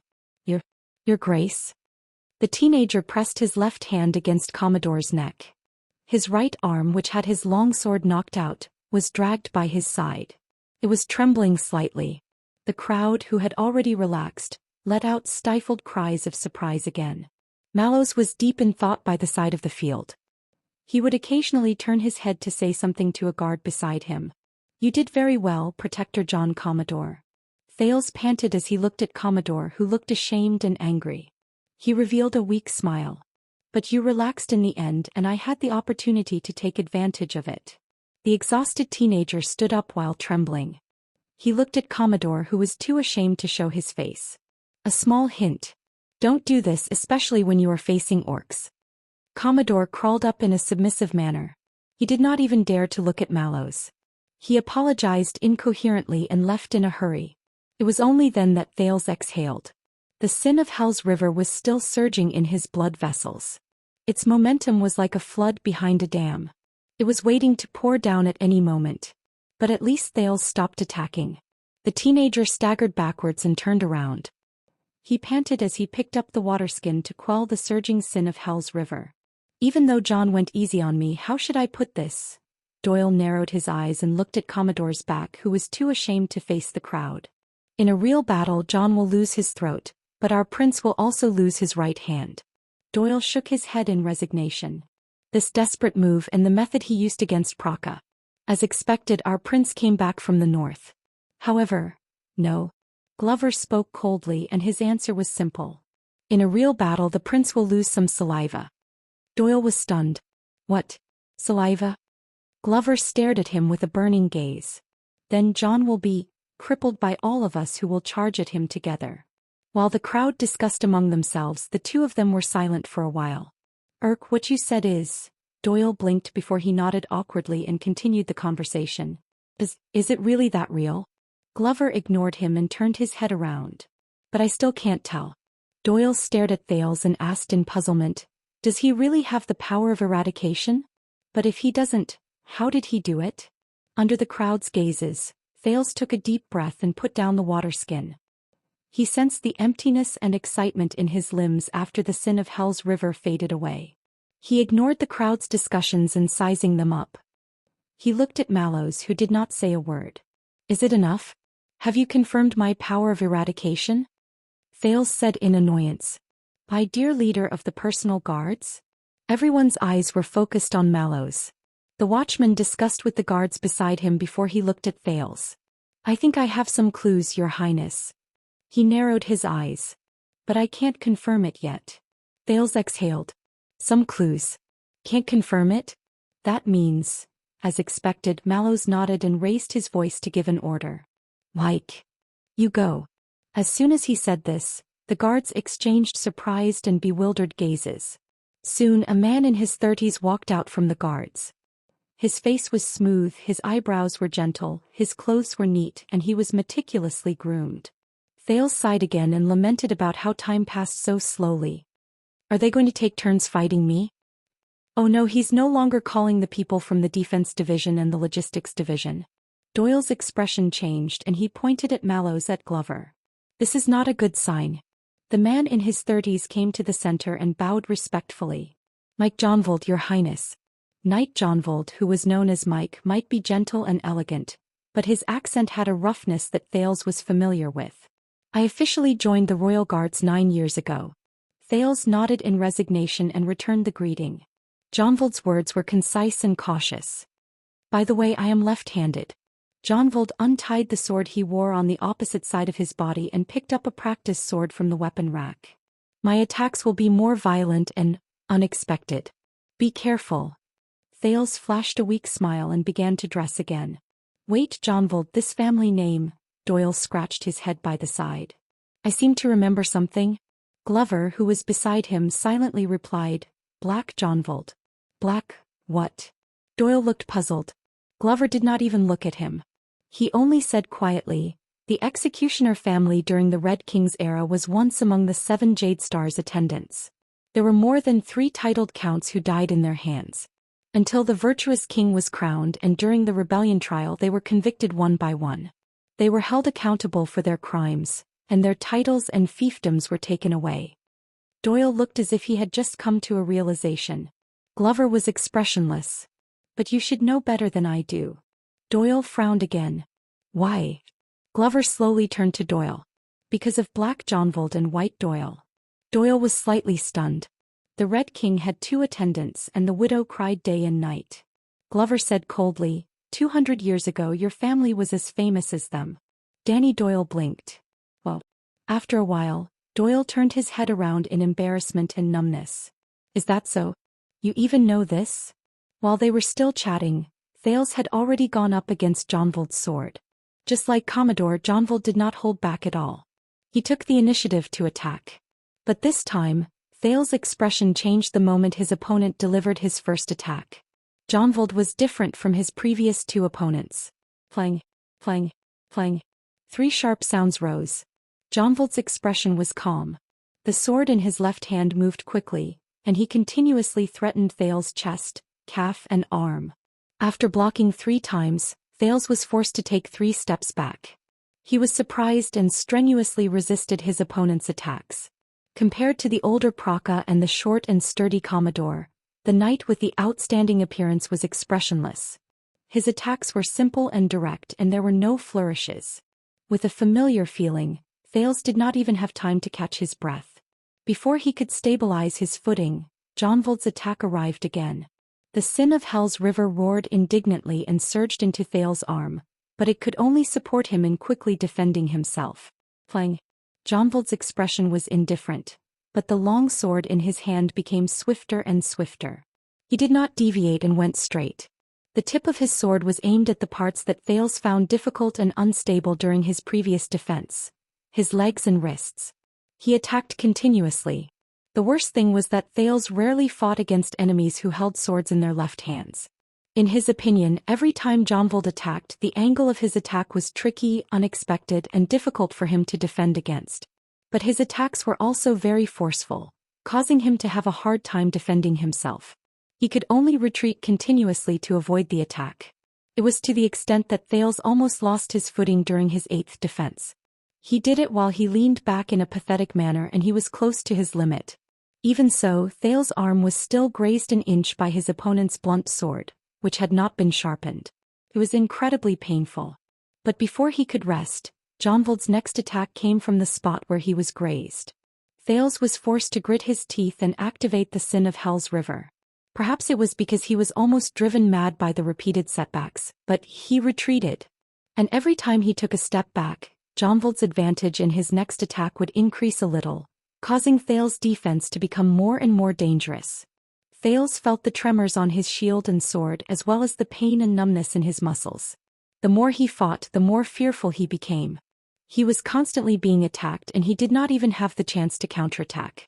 Thales could not help but be reminded of his time in Heroic Spirit Palace.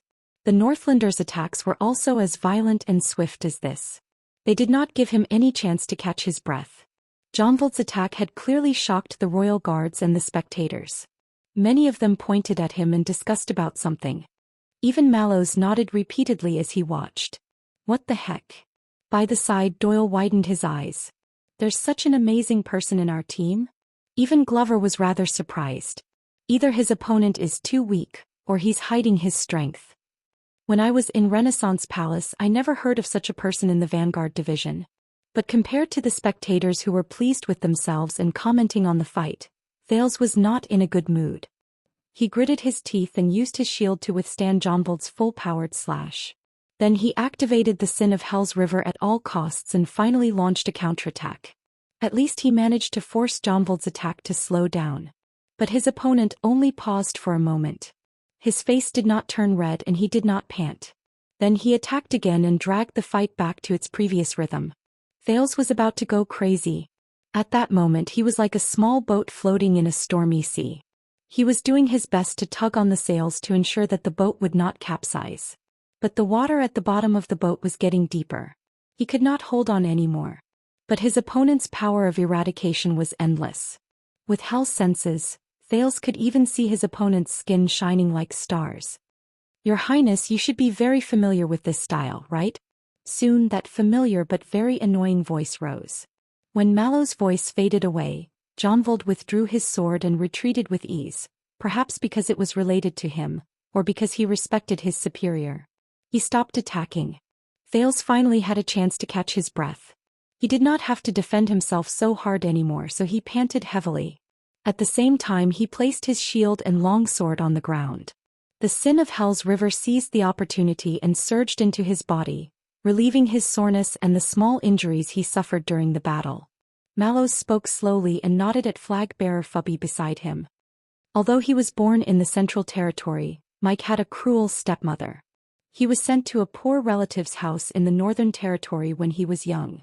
He was raised by a knight of the Northern Territory. As soon as he finished speaking, many guards cast their gazes at Jonvold. Sir, you are actually... Mike Jonvold forced himself to smile. Don't mention stepmothers. Mallows smiled apologetically. He then looked at Thales and said with a serious expression, that's right. Since the establishment of Constellation, the martial arts of the Northern Sect have been passed down among the Knights of the Land of Cliffs and the Northern Territory. They have absorbed the experience of fighting against the extensions over the years, and after years of accumulation they formed their own school. Thales panted in pain and shook his head at Mallows to show that he had heard him. They have the advantage of the Northland barbarians in seizing the opportunity to attack and advocate suppression, but they also retain the traditional skills of Constellation's knights. They work hard to achieve a balance between offense and defense, and they complement each other. They pay special attention to the transition between offense and defense, as well as their determination during critical moments. There was delight in Mallow's tone. Hence, the Knights of the Northern Sect in the kingdom are also known as the Attack and Defense Sect. Their offense is fierce and their rhythm is fast. Their transitions between offense and defense are smooth. When they fight against them, if they are careless, they will suffer a crushing defeat and they will lose everything. Northern Sect? Attack and Defense Sect? Their offense is fierce and their rhythm is fast. Attack while defending and defense while attacking. Thales' breathing became smoother. He raised his head in puzzlement and looked at Jonvold, who was not panting at all and was fighting with ease. Jonvold nodded at him respectfully. As for the typical representative among them, Mallows crossed his arms in a relaxed manner and gave a nickname that made many people fall into deep thought. I believe that you must have heard of the Kingdom's Wrath? Thales froze for a moment. Kingdom's Wrath? Many years ago the scene of him breaking out of the broken dragon fortress flashed in his mind. If one was careless when facing an enemy, it was a crushing defeat, a complete loss. The prince took a deep breath. Hee.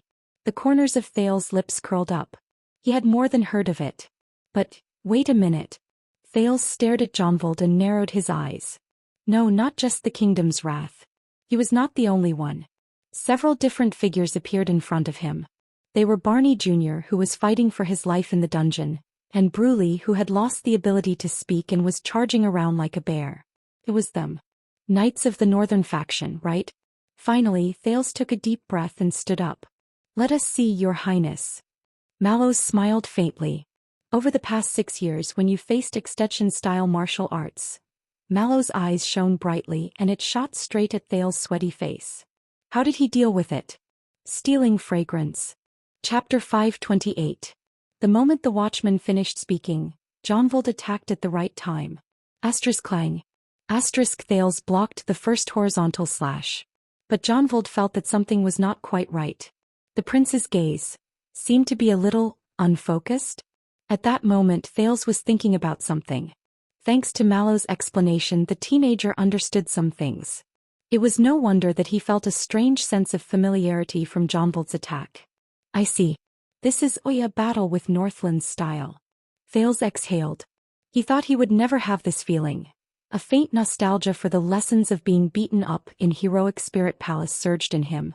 In his not-so-long life but definitely rich combat experience, there were only 3 people who had truly influenced his sword-wielding skills in combat from the beginning to the end, from the example to the example, and from the example to the example of others. 1 woman and 2 men. One of them was Black Sword. In reality, Thales adjusted his footsteps and used Hell's senses to defend against Jonvold's next slash. But his thoughts seemed to be in another time as the sin of Hell's river surged violently. Black Sword, a mere mortal, faced the mystics, the calamities as well as inhuman existences like Asdar and Giza. He was faced with an almost hopeless battle, but he miraculously struggled out of a path of survival. He even used the strange sword in his hand to forcefully create a chance for victory. Later, when he thought about it, Black Sword's every decision, every choice and every action he took during the battle showed superhuman qualities and astonishing wisdom. All of them deeply shocked Thales. But the opponents Black Sword faced were too few. He could not be used as an example. However, there was another person who deeply influenced him. Thales strenuously blocked Jonvold's thrust. In the increasingly disadvantageous battle, his muscles groaned in pain. Star Killer. Thales thought quietly. Yes. Sorry, Nicholas, the man who was cursed by Thales thousands of times, could be said to have opened another door for him. Thales witnessed the bloody battle of supreme-class fighters in the land of barren rocks. The Star Killer, this man fought against the equally skilled and dangerous Raven of Death, and perhaps Thales and Yodel as well. He was at a disadvantage from the beginning to the end. He was heavily injured and was in a desperate situation. He was in a disadvantageous position and was close to death a few times. But in the end, the former leader of the White Blade Guards of Extet still managed to turn defeat into victory. Thales instinctively avoided Jonvold's powerful and heavy slash. He swung the shield in his hand and with a tremble he parried Jonvold's attack. This made Jonvold feel slightly displeased. This time the prince's defense seemed to be effective. It was not as strenuous and awkward as before. But Thales was still thinking. The Star Killer. He did not rely on strength to win. Instead it was patience, calmness, tenacity, observation and analysis. In the most disadvantageous battlefield, what Nicholas did was not fight to the death like a cornered beast in a frenzy of despair. On the contrary, he used extraordinary patience and willpower to receive each of Monty's arrows. He tenaciously withstood the pressure of being at an absolute disadvantage, and calmly defended against each of his opponent's attacks, which were certain that he would win. During critical moments he observed the Raven of Death's unique fighting habits and analyzed the enemy's most likely choice in each situation. In the end, the Star Killer succeeded in one strike and overpowered his opponent. Perhaps, Thales thought absent-mindedly, perhaps Nicholas did not obtain this nickname that shook the entire Western Peninsula and was one of the strongest 5 war generals in Extet just because he was lucky enough to kill Horus Jadestar. That's right. The Star Killer. Thales suddenly realized that the person who influenced his fighting style the most was the Northlander he hated the most. Thales instinctively raised his shield and attacked. It clashed with Jonvold's blade once and he suddenly sensed something. He instinctively attacked with his long sword, forcing Jonvold to give up on his attack in surprise. He held his sword horizontally to defend himself. No, that's not all. He didn't just witness that battle. He also... Thales recalled the past. During every outdoor training session, Nicholas would show off his skills without holding anything back. He would proudly bully Thales until he teared up, and Thales could only take the beatings without being able to fight back. The Constellations who were watching by the side gritted their teeth. Saroma could not bear to watch. But every time he faced the Star Killer, whether it was for survival, for his pride, or to not be beaten up so badly, when he struggled to survive under the Star Killer's claws, clang. Thales' long sword clashed with Jonvold's weapon again. But at this moment Thales closed his eyes. Jonvold, who was very close to him, noticed this and he could not help but be shocked. The sin of Hell's river surged into the teenager's body. Hell's senses became even more sensitive. Time seemed to have slowed down. At that moment Thales slowly experienced it. It was at the point where Jonvold's and his long swords clashed. The powers of eradication from both sides surged up, and they were locked in a stalemate at that point. One side attacked endlessly and their attacks surged. The other side defended firmly and they were tenacious and tenacious. Thales could sense that no matter what he did, whether he pressed forward, attacked, withdrew his sword, or retreated, Jonvold's powers of eradication would attack relentlessly, and he would not give him any chance to catch his breath. And Thales could not block it. What should I do? What should I do? During that second, Thales still had his eyes closed. He sensed everything with the feedback from Hell's senses and the sin of Hell's river in his hands. The corners of his lips curled up slightly. The teenager understood. He Thales Jadestar. He was not a monster with a strong body, a genius with exquisite skills, or the main character of a knight who had peerless skills. Come on, release your mystic energy and you'll be able to kill them all. Dark Thales, who swung his fists and roared in his heart. He could not subdue his enemy with one strike like Yodel, he could not turn something rotten into something extraordinary like Blacksword, he could not change his moves in a flash like Nicholas, and he could not control the situation of the battle with ease like the Knight of Judgment. But he had at least one advantage, even though Thales was not willing to admit it. Tanking. Yes. Even though it did not sound nice. But, after being beaten up so many times, you would naturally develop a pathetic intuition. What kind of feeling would the fists and swords that landed on your body bring? Which hits are only excruciating but not serious? Which hits seem exaggerated but actually have average effects? Which hits are extremely dangerous and could be fatal? And the beatings I received. I can see it from my enemies and myself. More things. Including, how to counterattack and win. Just like how the Star Killer faced the Raven of Death. It sounds familiar. Thales smiled leisurely. That's right. Isn't this? The sin of Hell's river roared madly in his eardrums, as if it was beating war drums and urging Thales to continue fighting. But Thales turned a deaf ear to it. At that moment, scenes from the past flashed in his mind. In the abandoned house as a child beggar he struggled and struggled. In Vine Manor he faced a close shave with the vampire. In Renaissance Palace he played a political game in the Hall of Stars. Isn't this? In Dragon Cloud City he narrowly escaped death in Shield District. In Heroic Spirit Palace he dealt a fatal blow in front of the 5 archdukes. In the desert at the bottom of Black Prison, he fought hard in the dark. Isn't this? The smile on Thales' lips deepened. Isn't this the time when he faced all sorts of disasters and obstacles since he came to this world? Thales Jadestar's way of living? First get beaten up and survive. Then level up and find a chance to win. Finally, act cool. Get beaten up, level up and act cool. Thales's 3-step strategy? Thales slowly opened his eyes and looked at Jonvold, who had a surprised expression on his face as time seemed to have stopped. He smiled in his heart. No. Be more serious. This is a battle.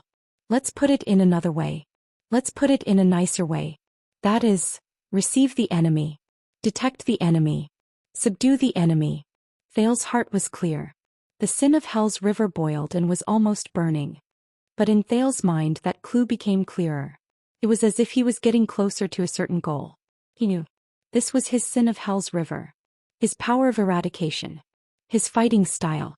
Or according to what Ricky said, it was himself. It was Thales Jadestar himself. Or, a thought appeared in Thales' mind. This is the basic quality that every powerful fighter has. Receive the enemy, detect the enemy and subdue the enemy. In the next second, the sin of Hell's river in Thales' body exploded with a bang. It was exuberant, excited and climbed to a climax. Time seemed to have returned to normal at that moment. The surprise on Jonvold's face disappeared in a flash, and it turned into seriousness and fierceness. Thales sensed that at the point where their long swords clashed, Jonvold's power of eradication also roared. Jonvold's attack was about to begin again.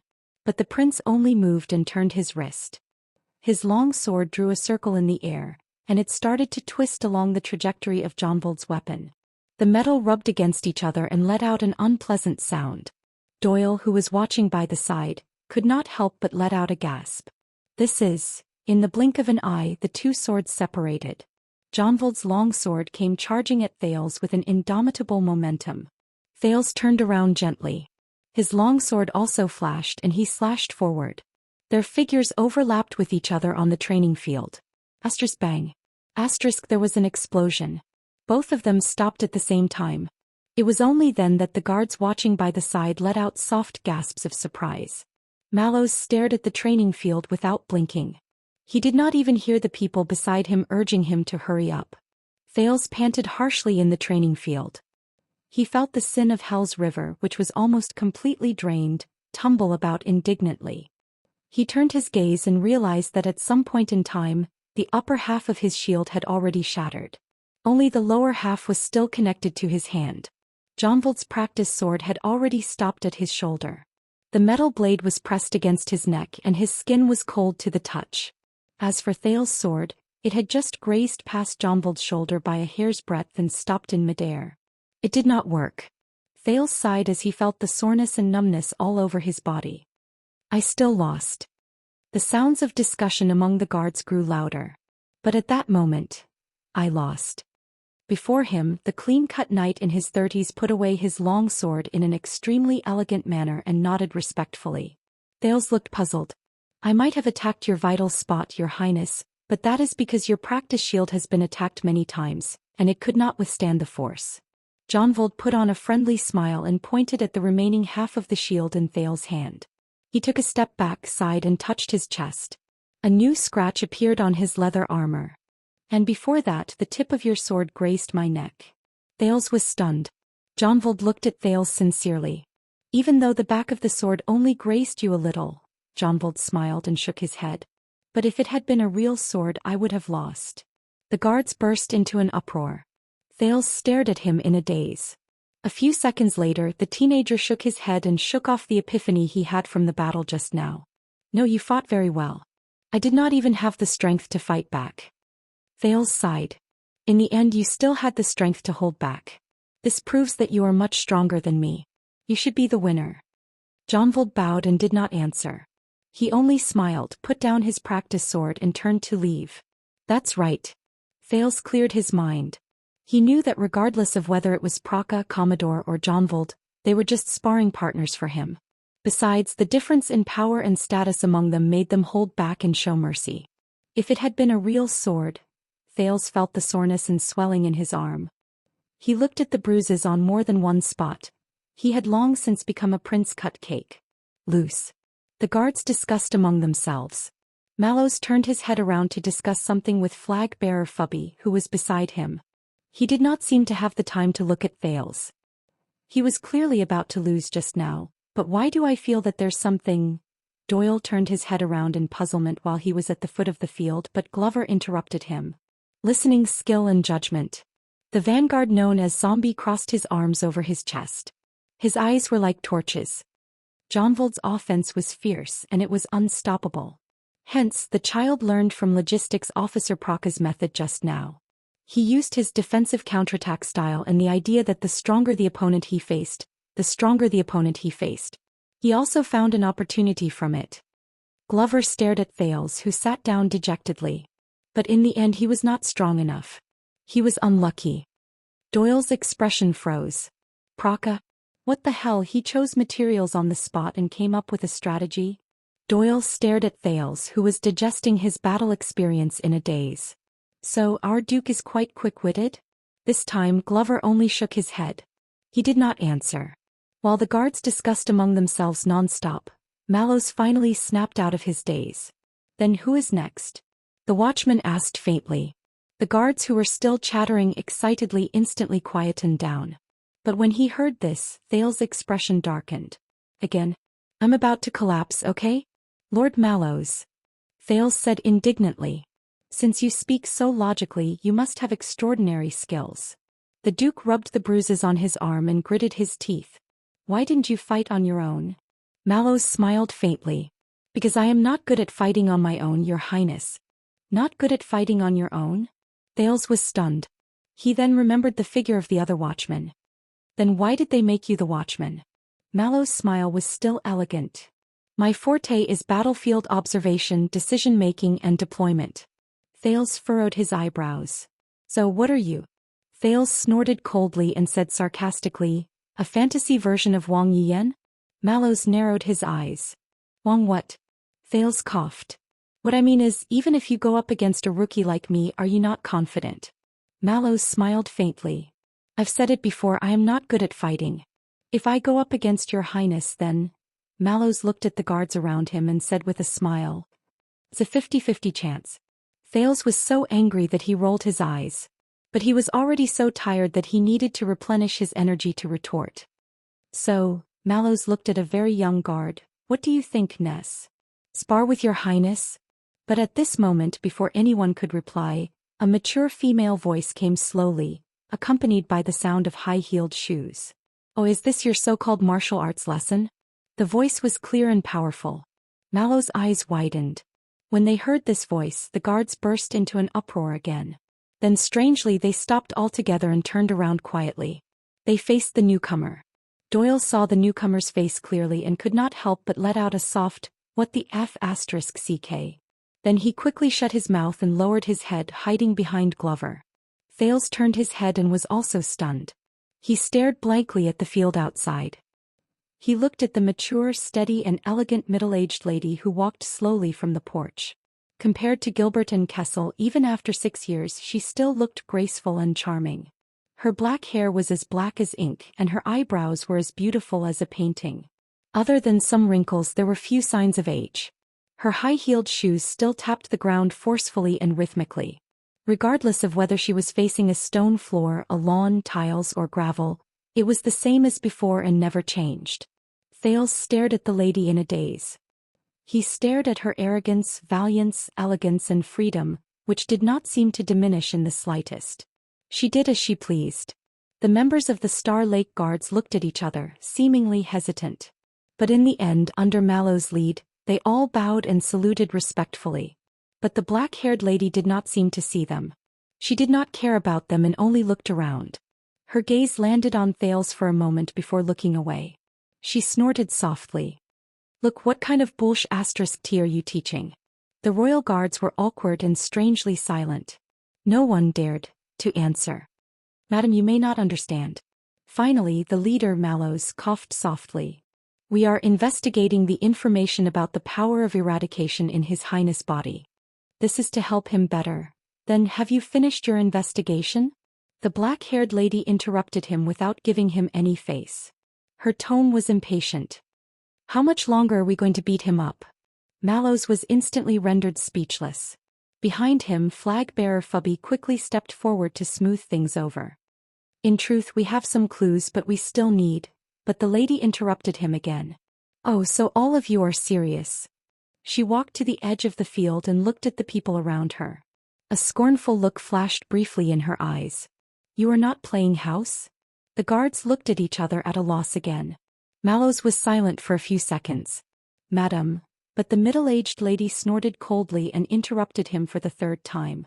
You. The black-haired lady turned her head around coldly and looked at Glover, who was pointing at her in a baffled manner. No, not you. I'm talking about the one behind you. That heartless brat from the Doyle family. Don't think that I can't see you just because you hide behind the big guy. Doyle walked out from behind Glover with a long face and squeezed out a smile. Madam. But the black-haired, graceful woman gave her orders. Her voice was firm and powerful and she did not hesitate at all. You go up and spar with the prince. According to what your leader said, investigate his power of eradication. Thales, who had been immersed in his memories, was slightly stunned. And Doyle's expression changed. What, you are not willing? Doyle's eyebrows twitched again. The woman said coldly, so sparring with Prince Thales is an insult to your family? Doyle shuddered when he heard this. He no longer dared to answer. He looked as if he was facing death with equanimity and like a marionette, he walked to the training field in a daze. He was about to grab his practice sword, and he only hoped that his misfortune would end soon. But his beautiful wish still fell through. Wait. The woman's words rose in a leisurely manner, causing Doyle, who had taken a step forward, to stop in the air. He did not dare to move. Use your own sword. When she said this, the royal guards burst into an uproar. Mallow's expression changed.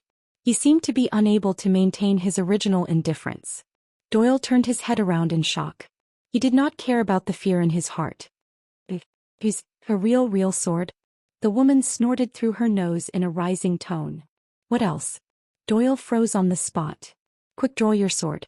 Go up and fight him with your life on the line. The woman glanced coldly at the royal guards. Otherwise, why the hell would you investigate his power of eradication? Thales was shocked when he heard this, but he also felt warmth in his heart. As expected, it's been 6 years. She's still. Behind Mallow's flag-bearer Hugo Fubel's face was dark. He asked Praka, who rushed over from behind him. How did she get in? Praka's face was bitter. He spread his hands in resignation and helplessness. Commanding officer, you know that she is His Majesty's. In short, in all of Mindy's Hall, even among our brothers, no one dares to stop her.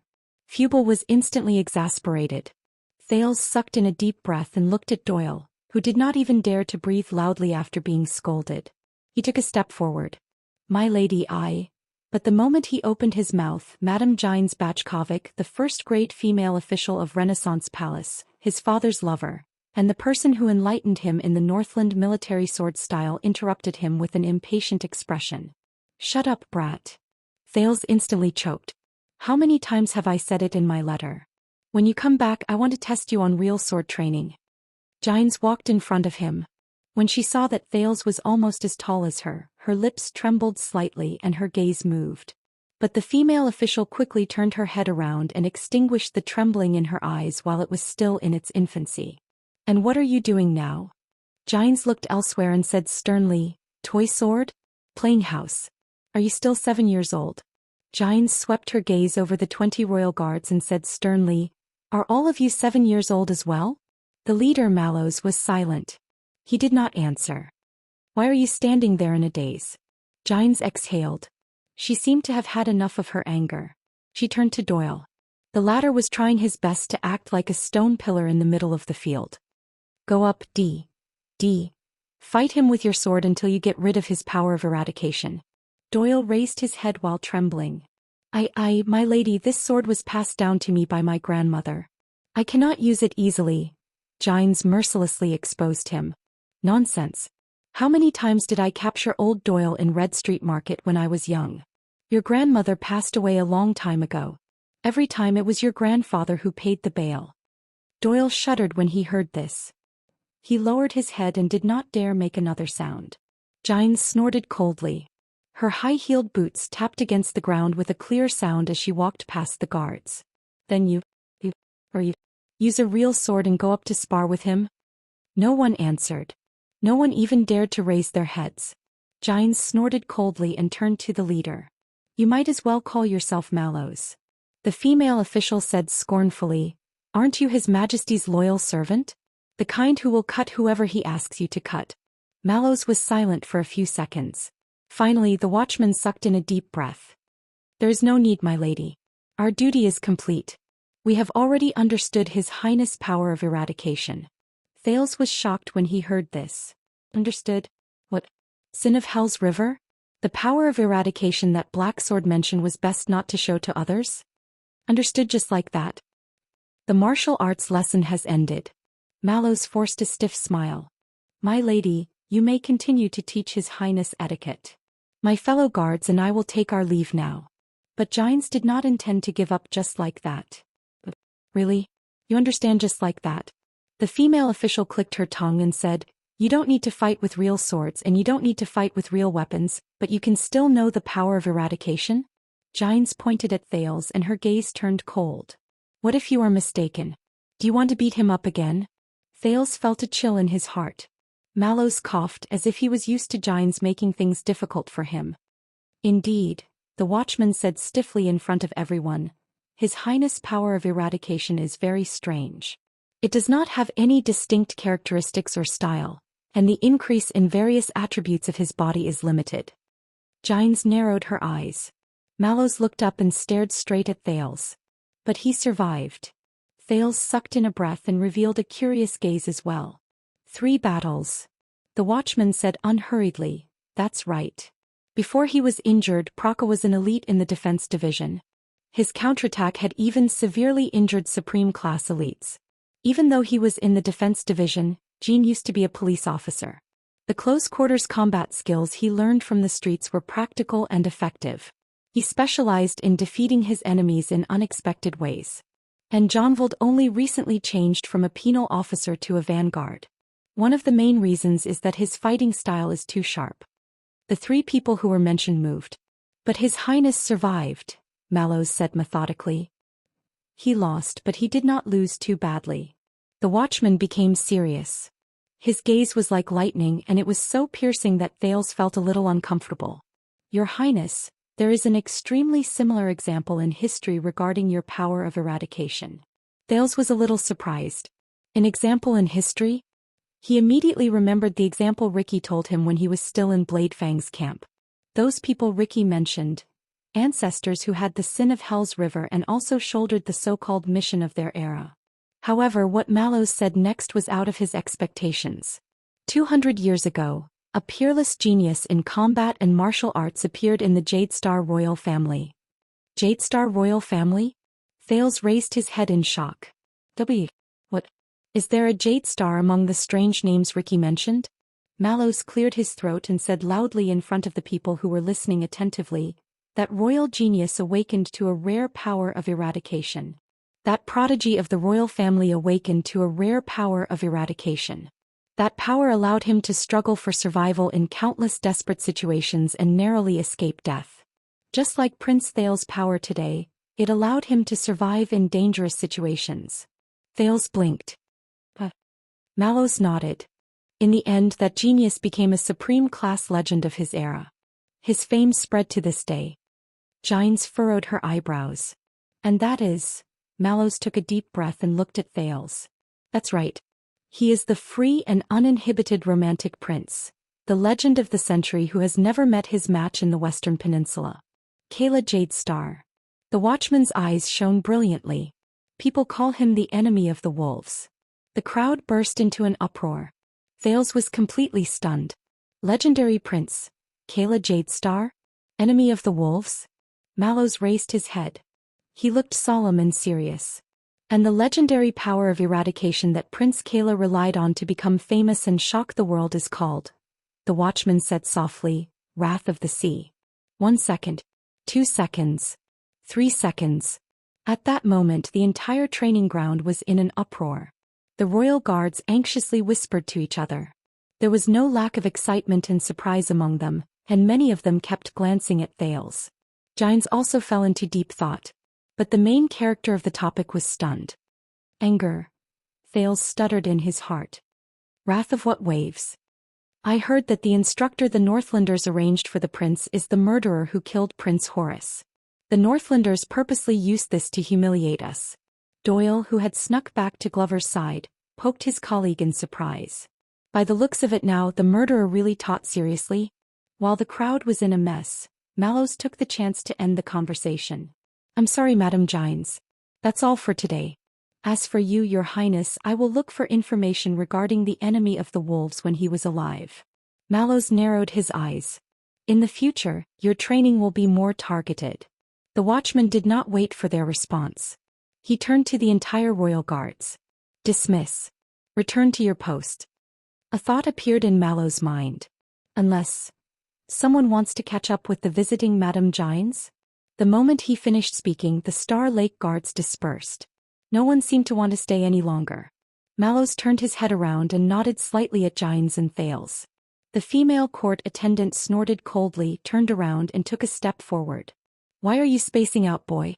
You still have lessons to attend. Thales shuddered. It was only then that he snapped out of his shock and puzzlement. He turned his head around and did not care about his appearance. He jogged all the way to catch up to Gines' high-heeled boots in a hurry. While the teenager jogged, he mumbled in his heart. What's going on? During these 6 years, aside from being beaten up all day long, being drenched in blood and sweat, gritting his teeth to fight against Nicholas with tears in his eyes, and thinking of ways to survive under his terrifying and savage shadow, what else did he do to make my power of eradication turn into something like wrath waves? Mallows stared at Gines and Thales as they left into the distance on the training field that soon became empty.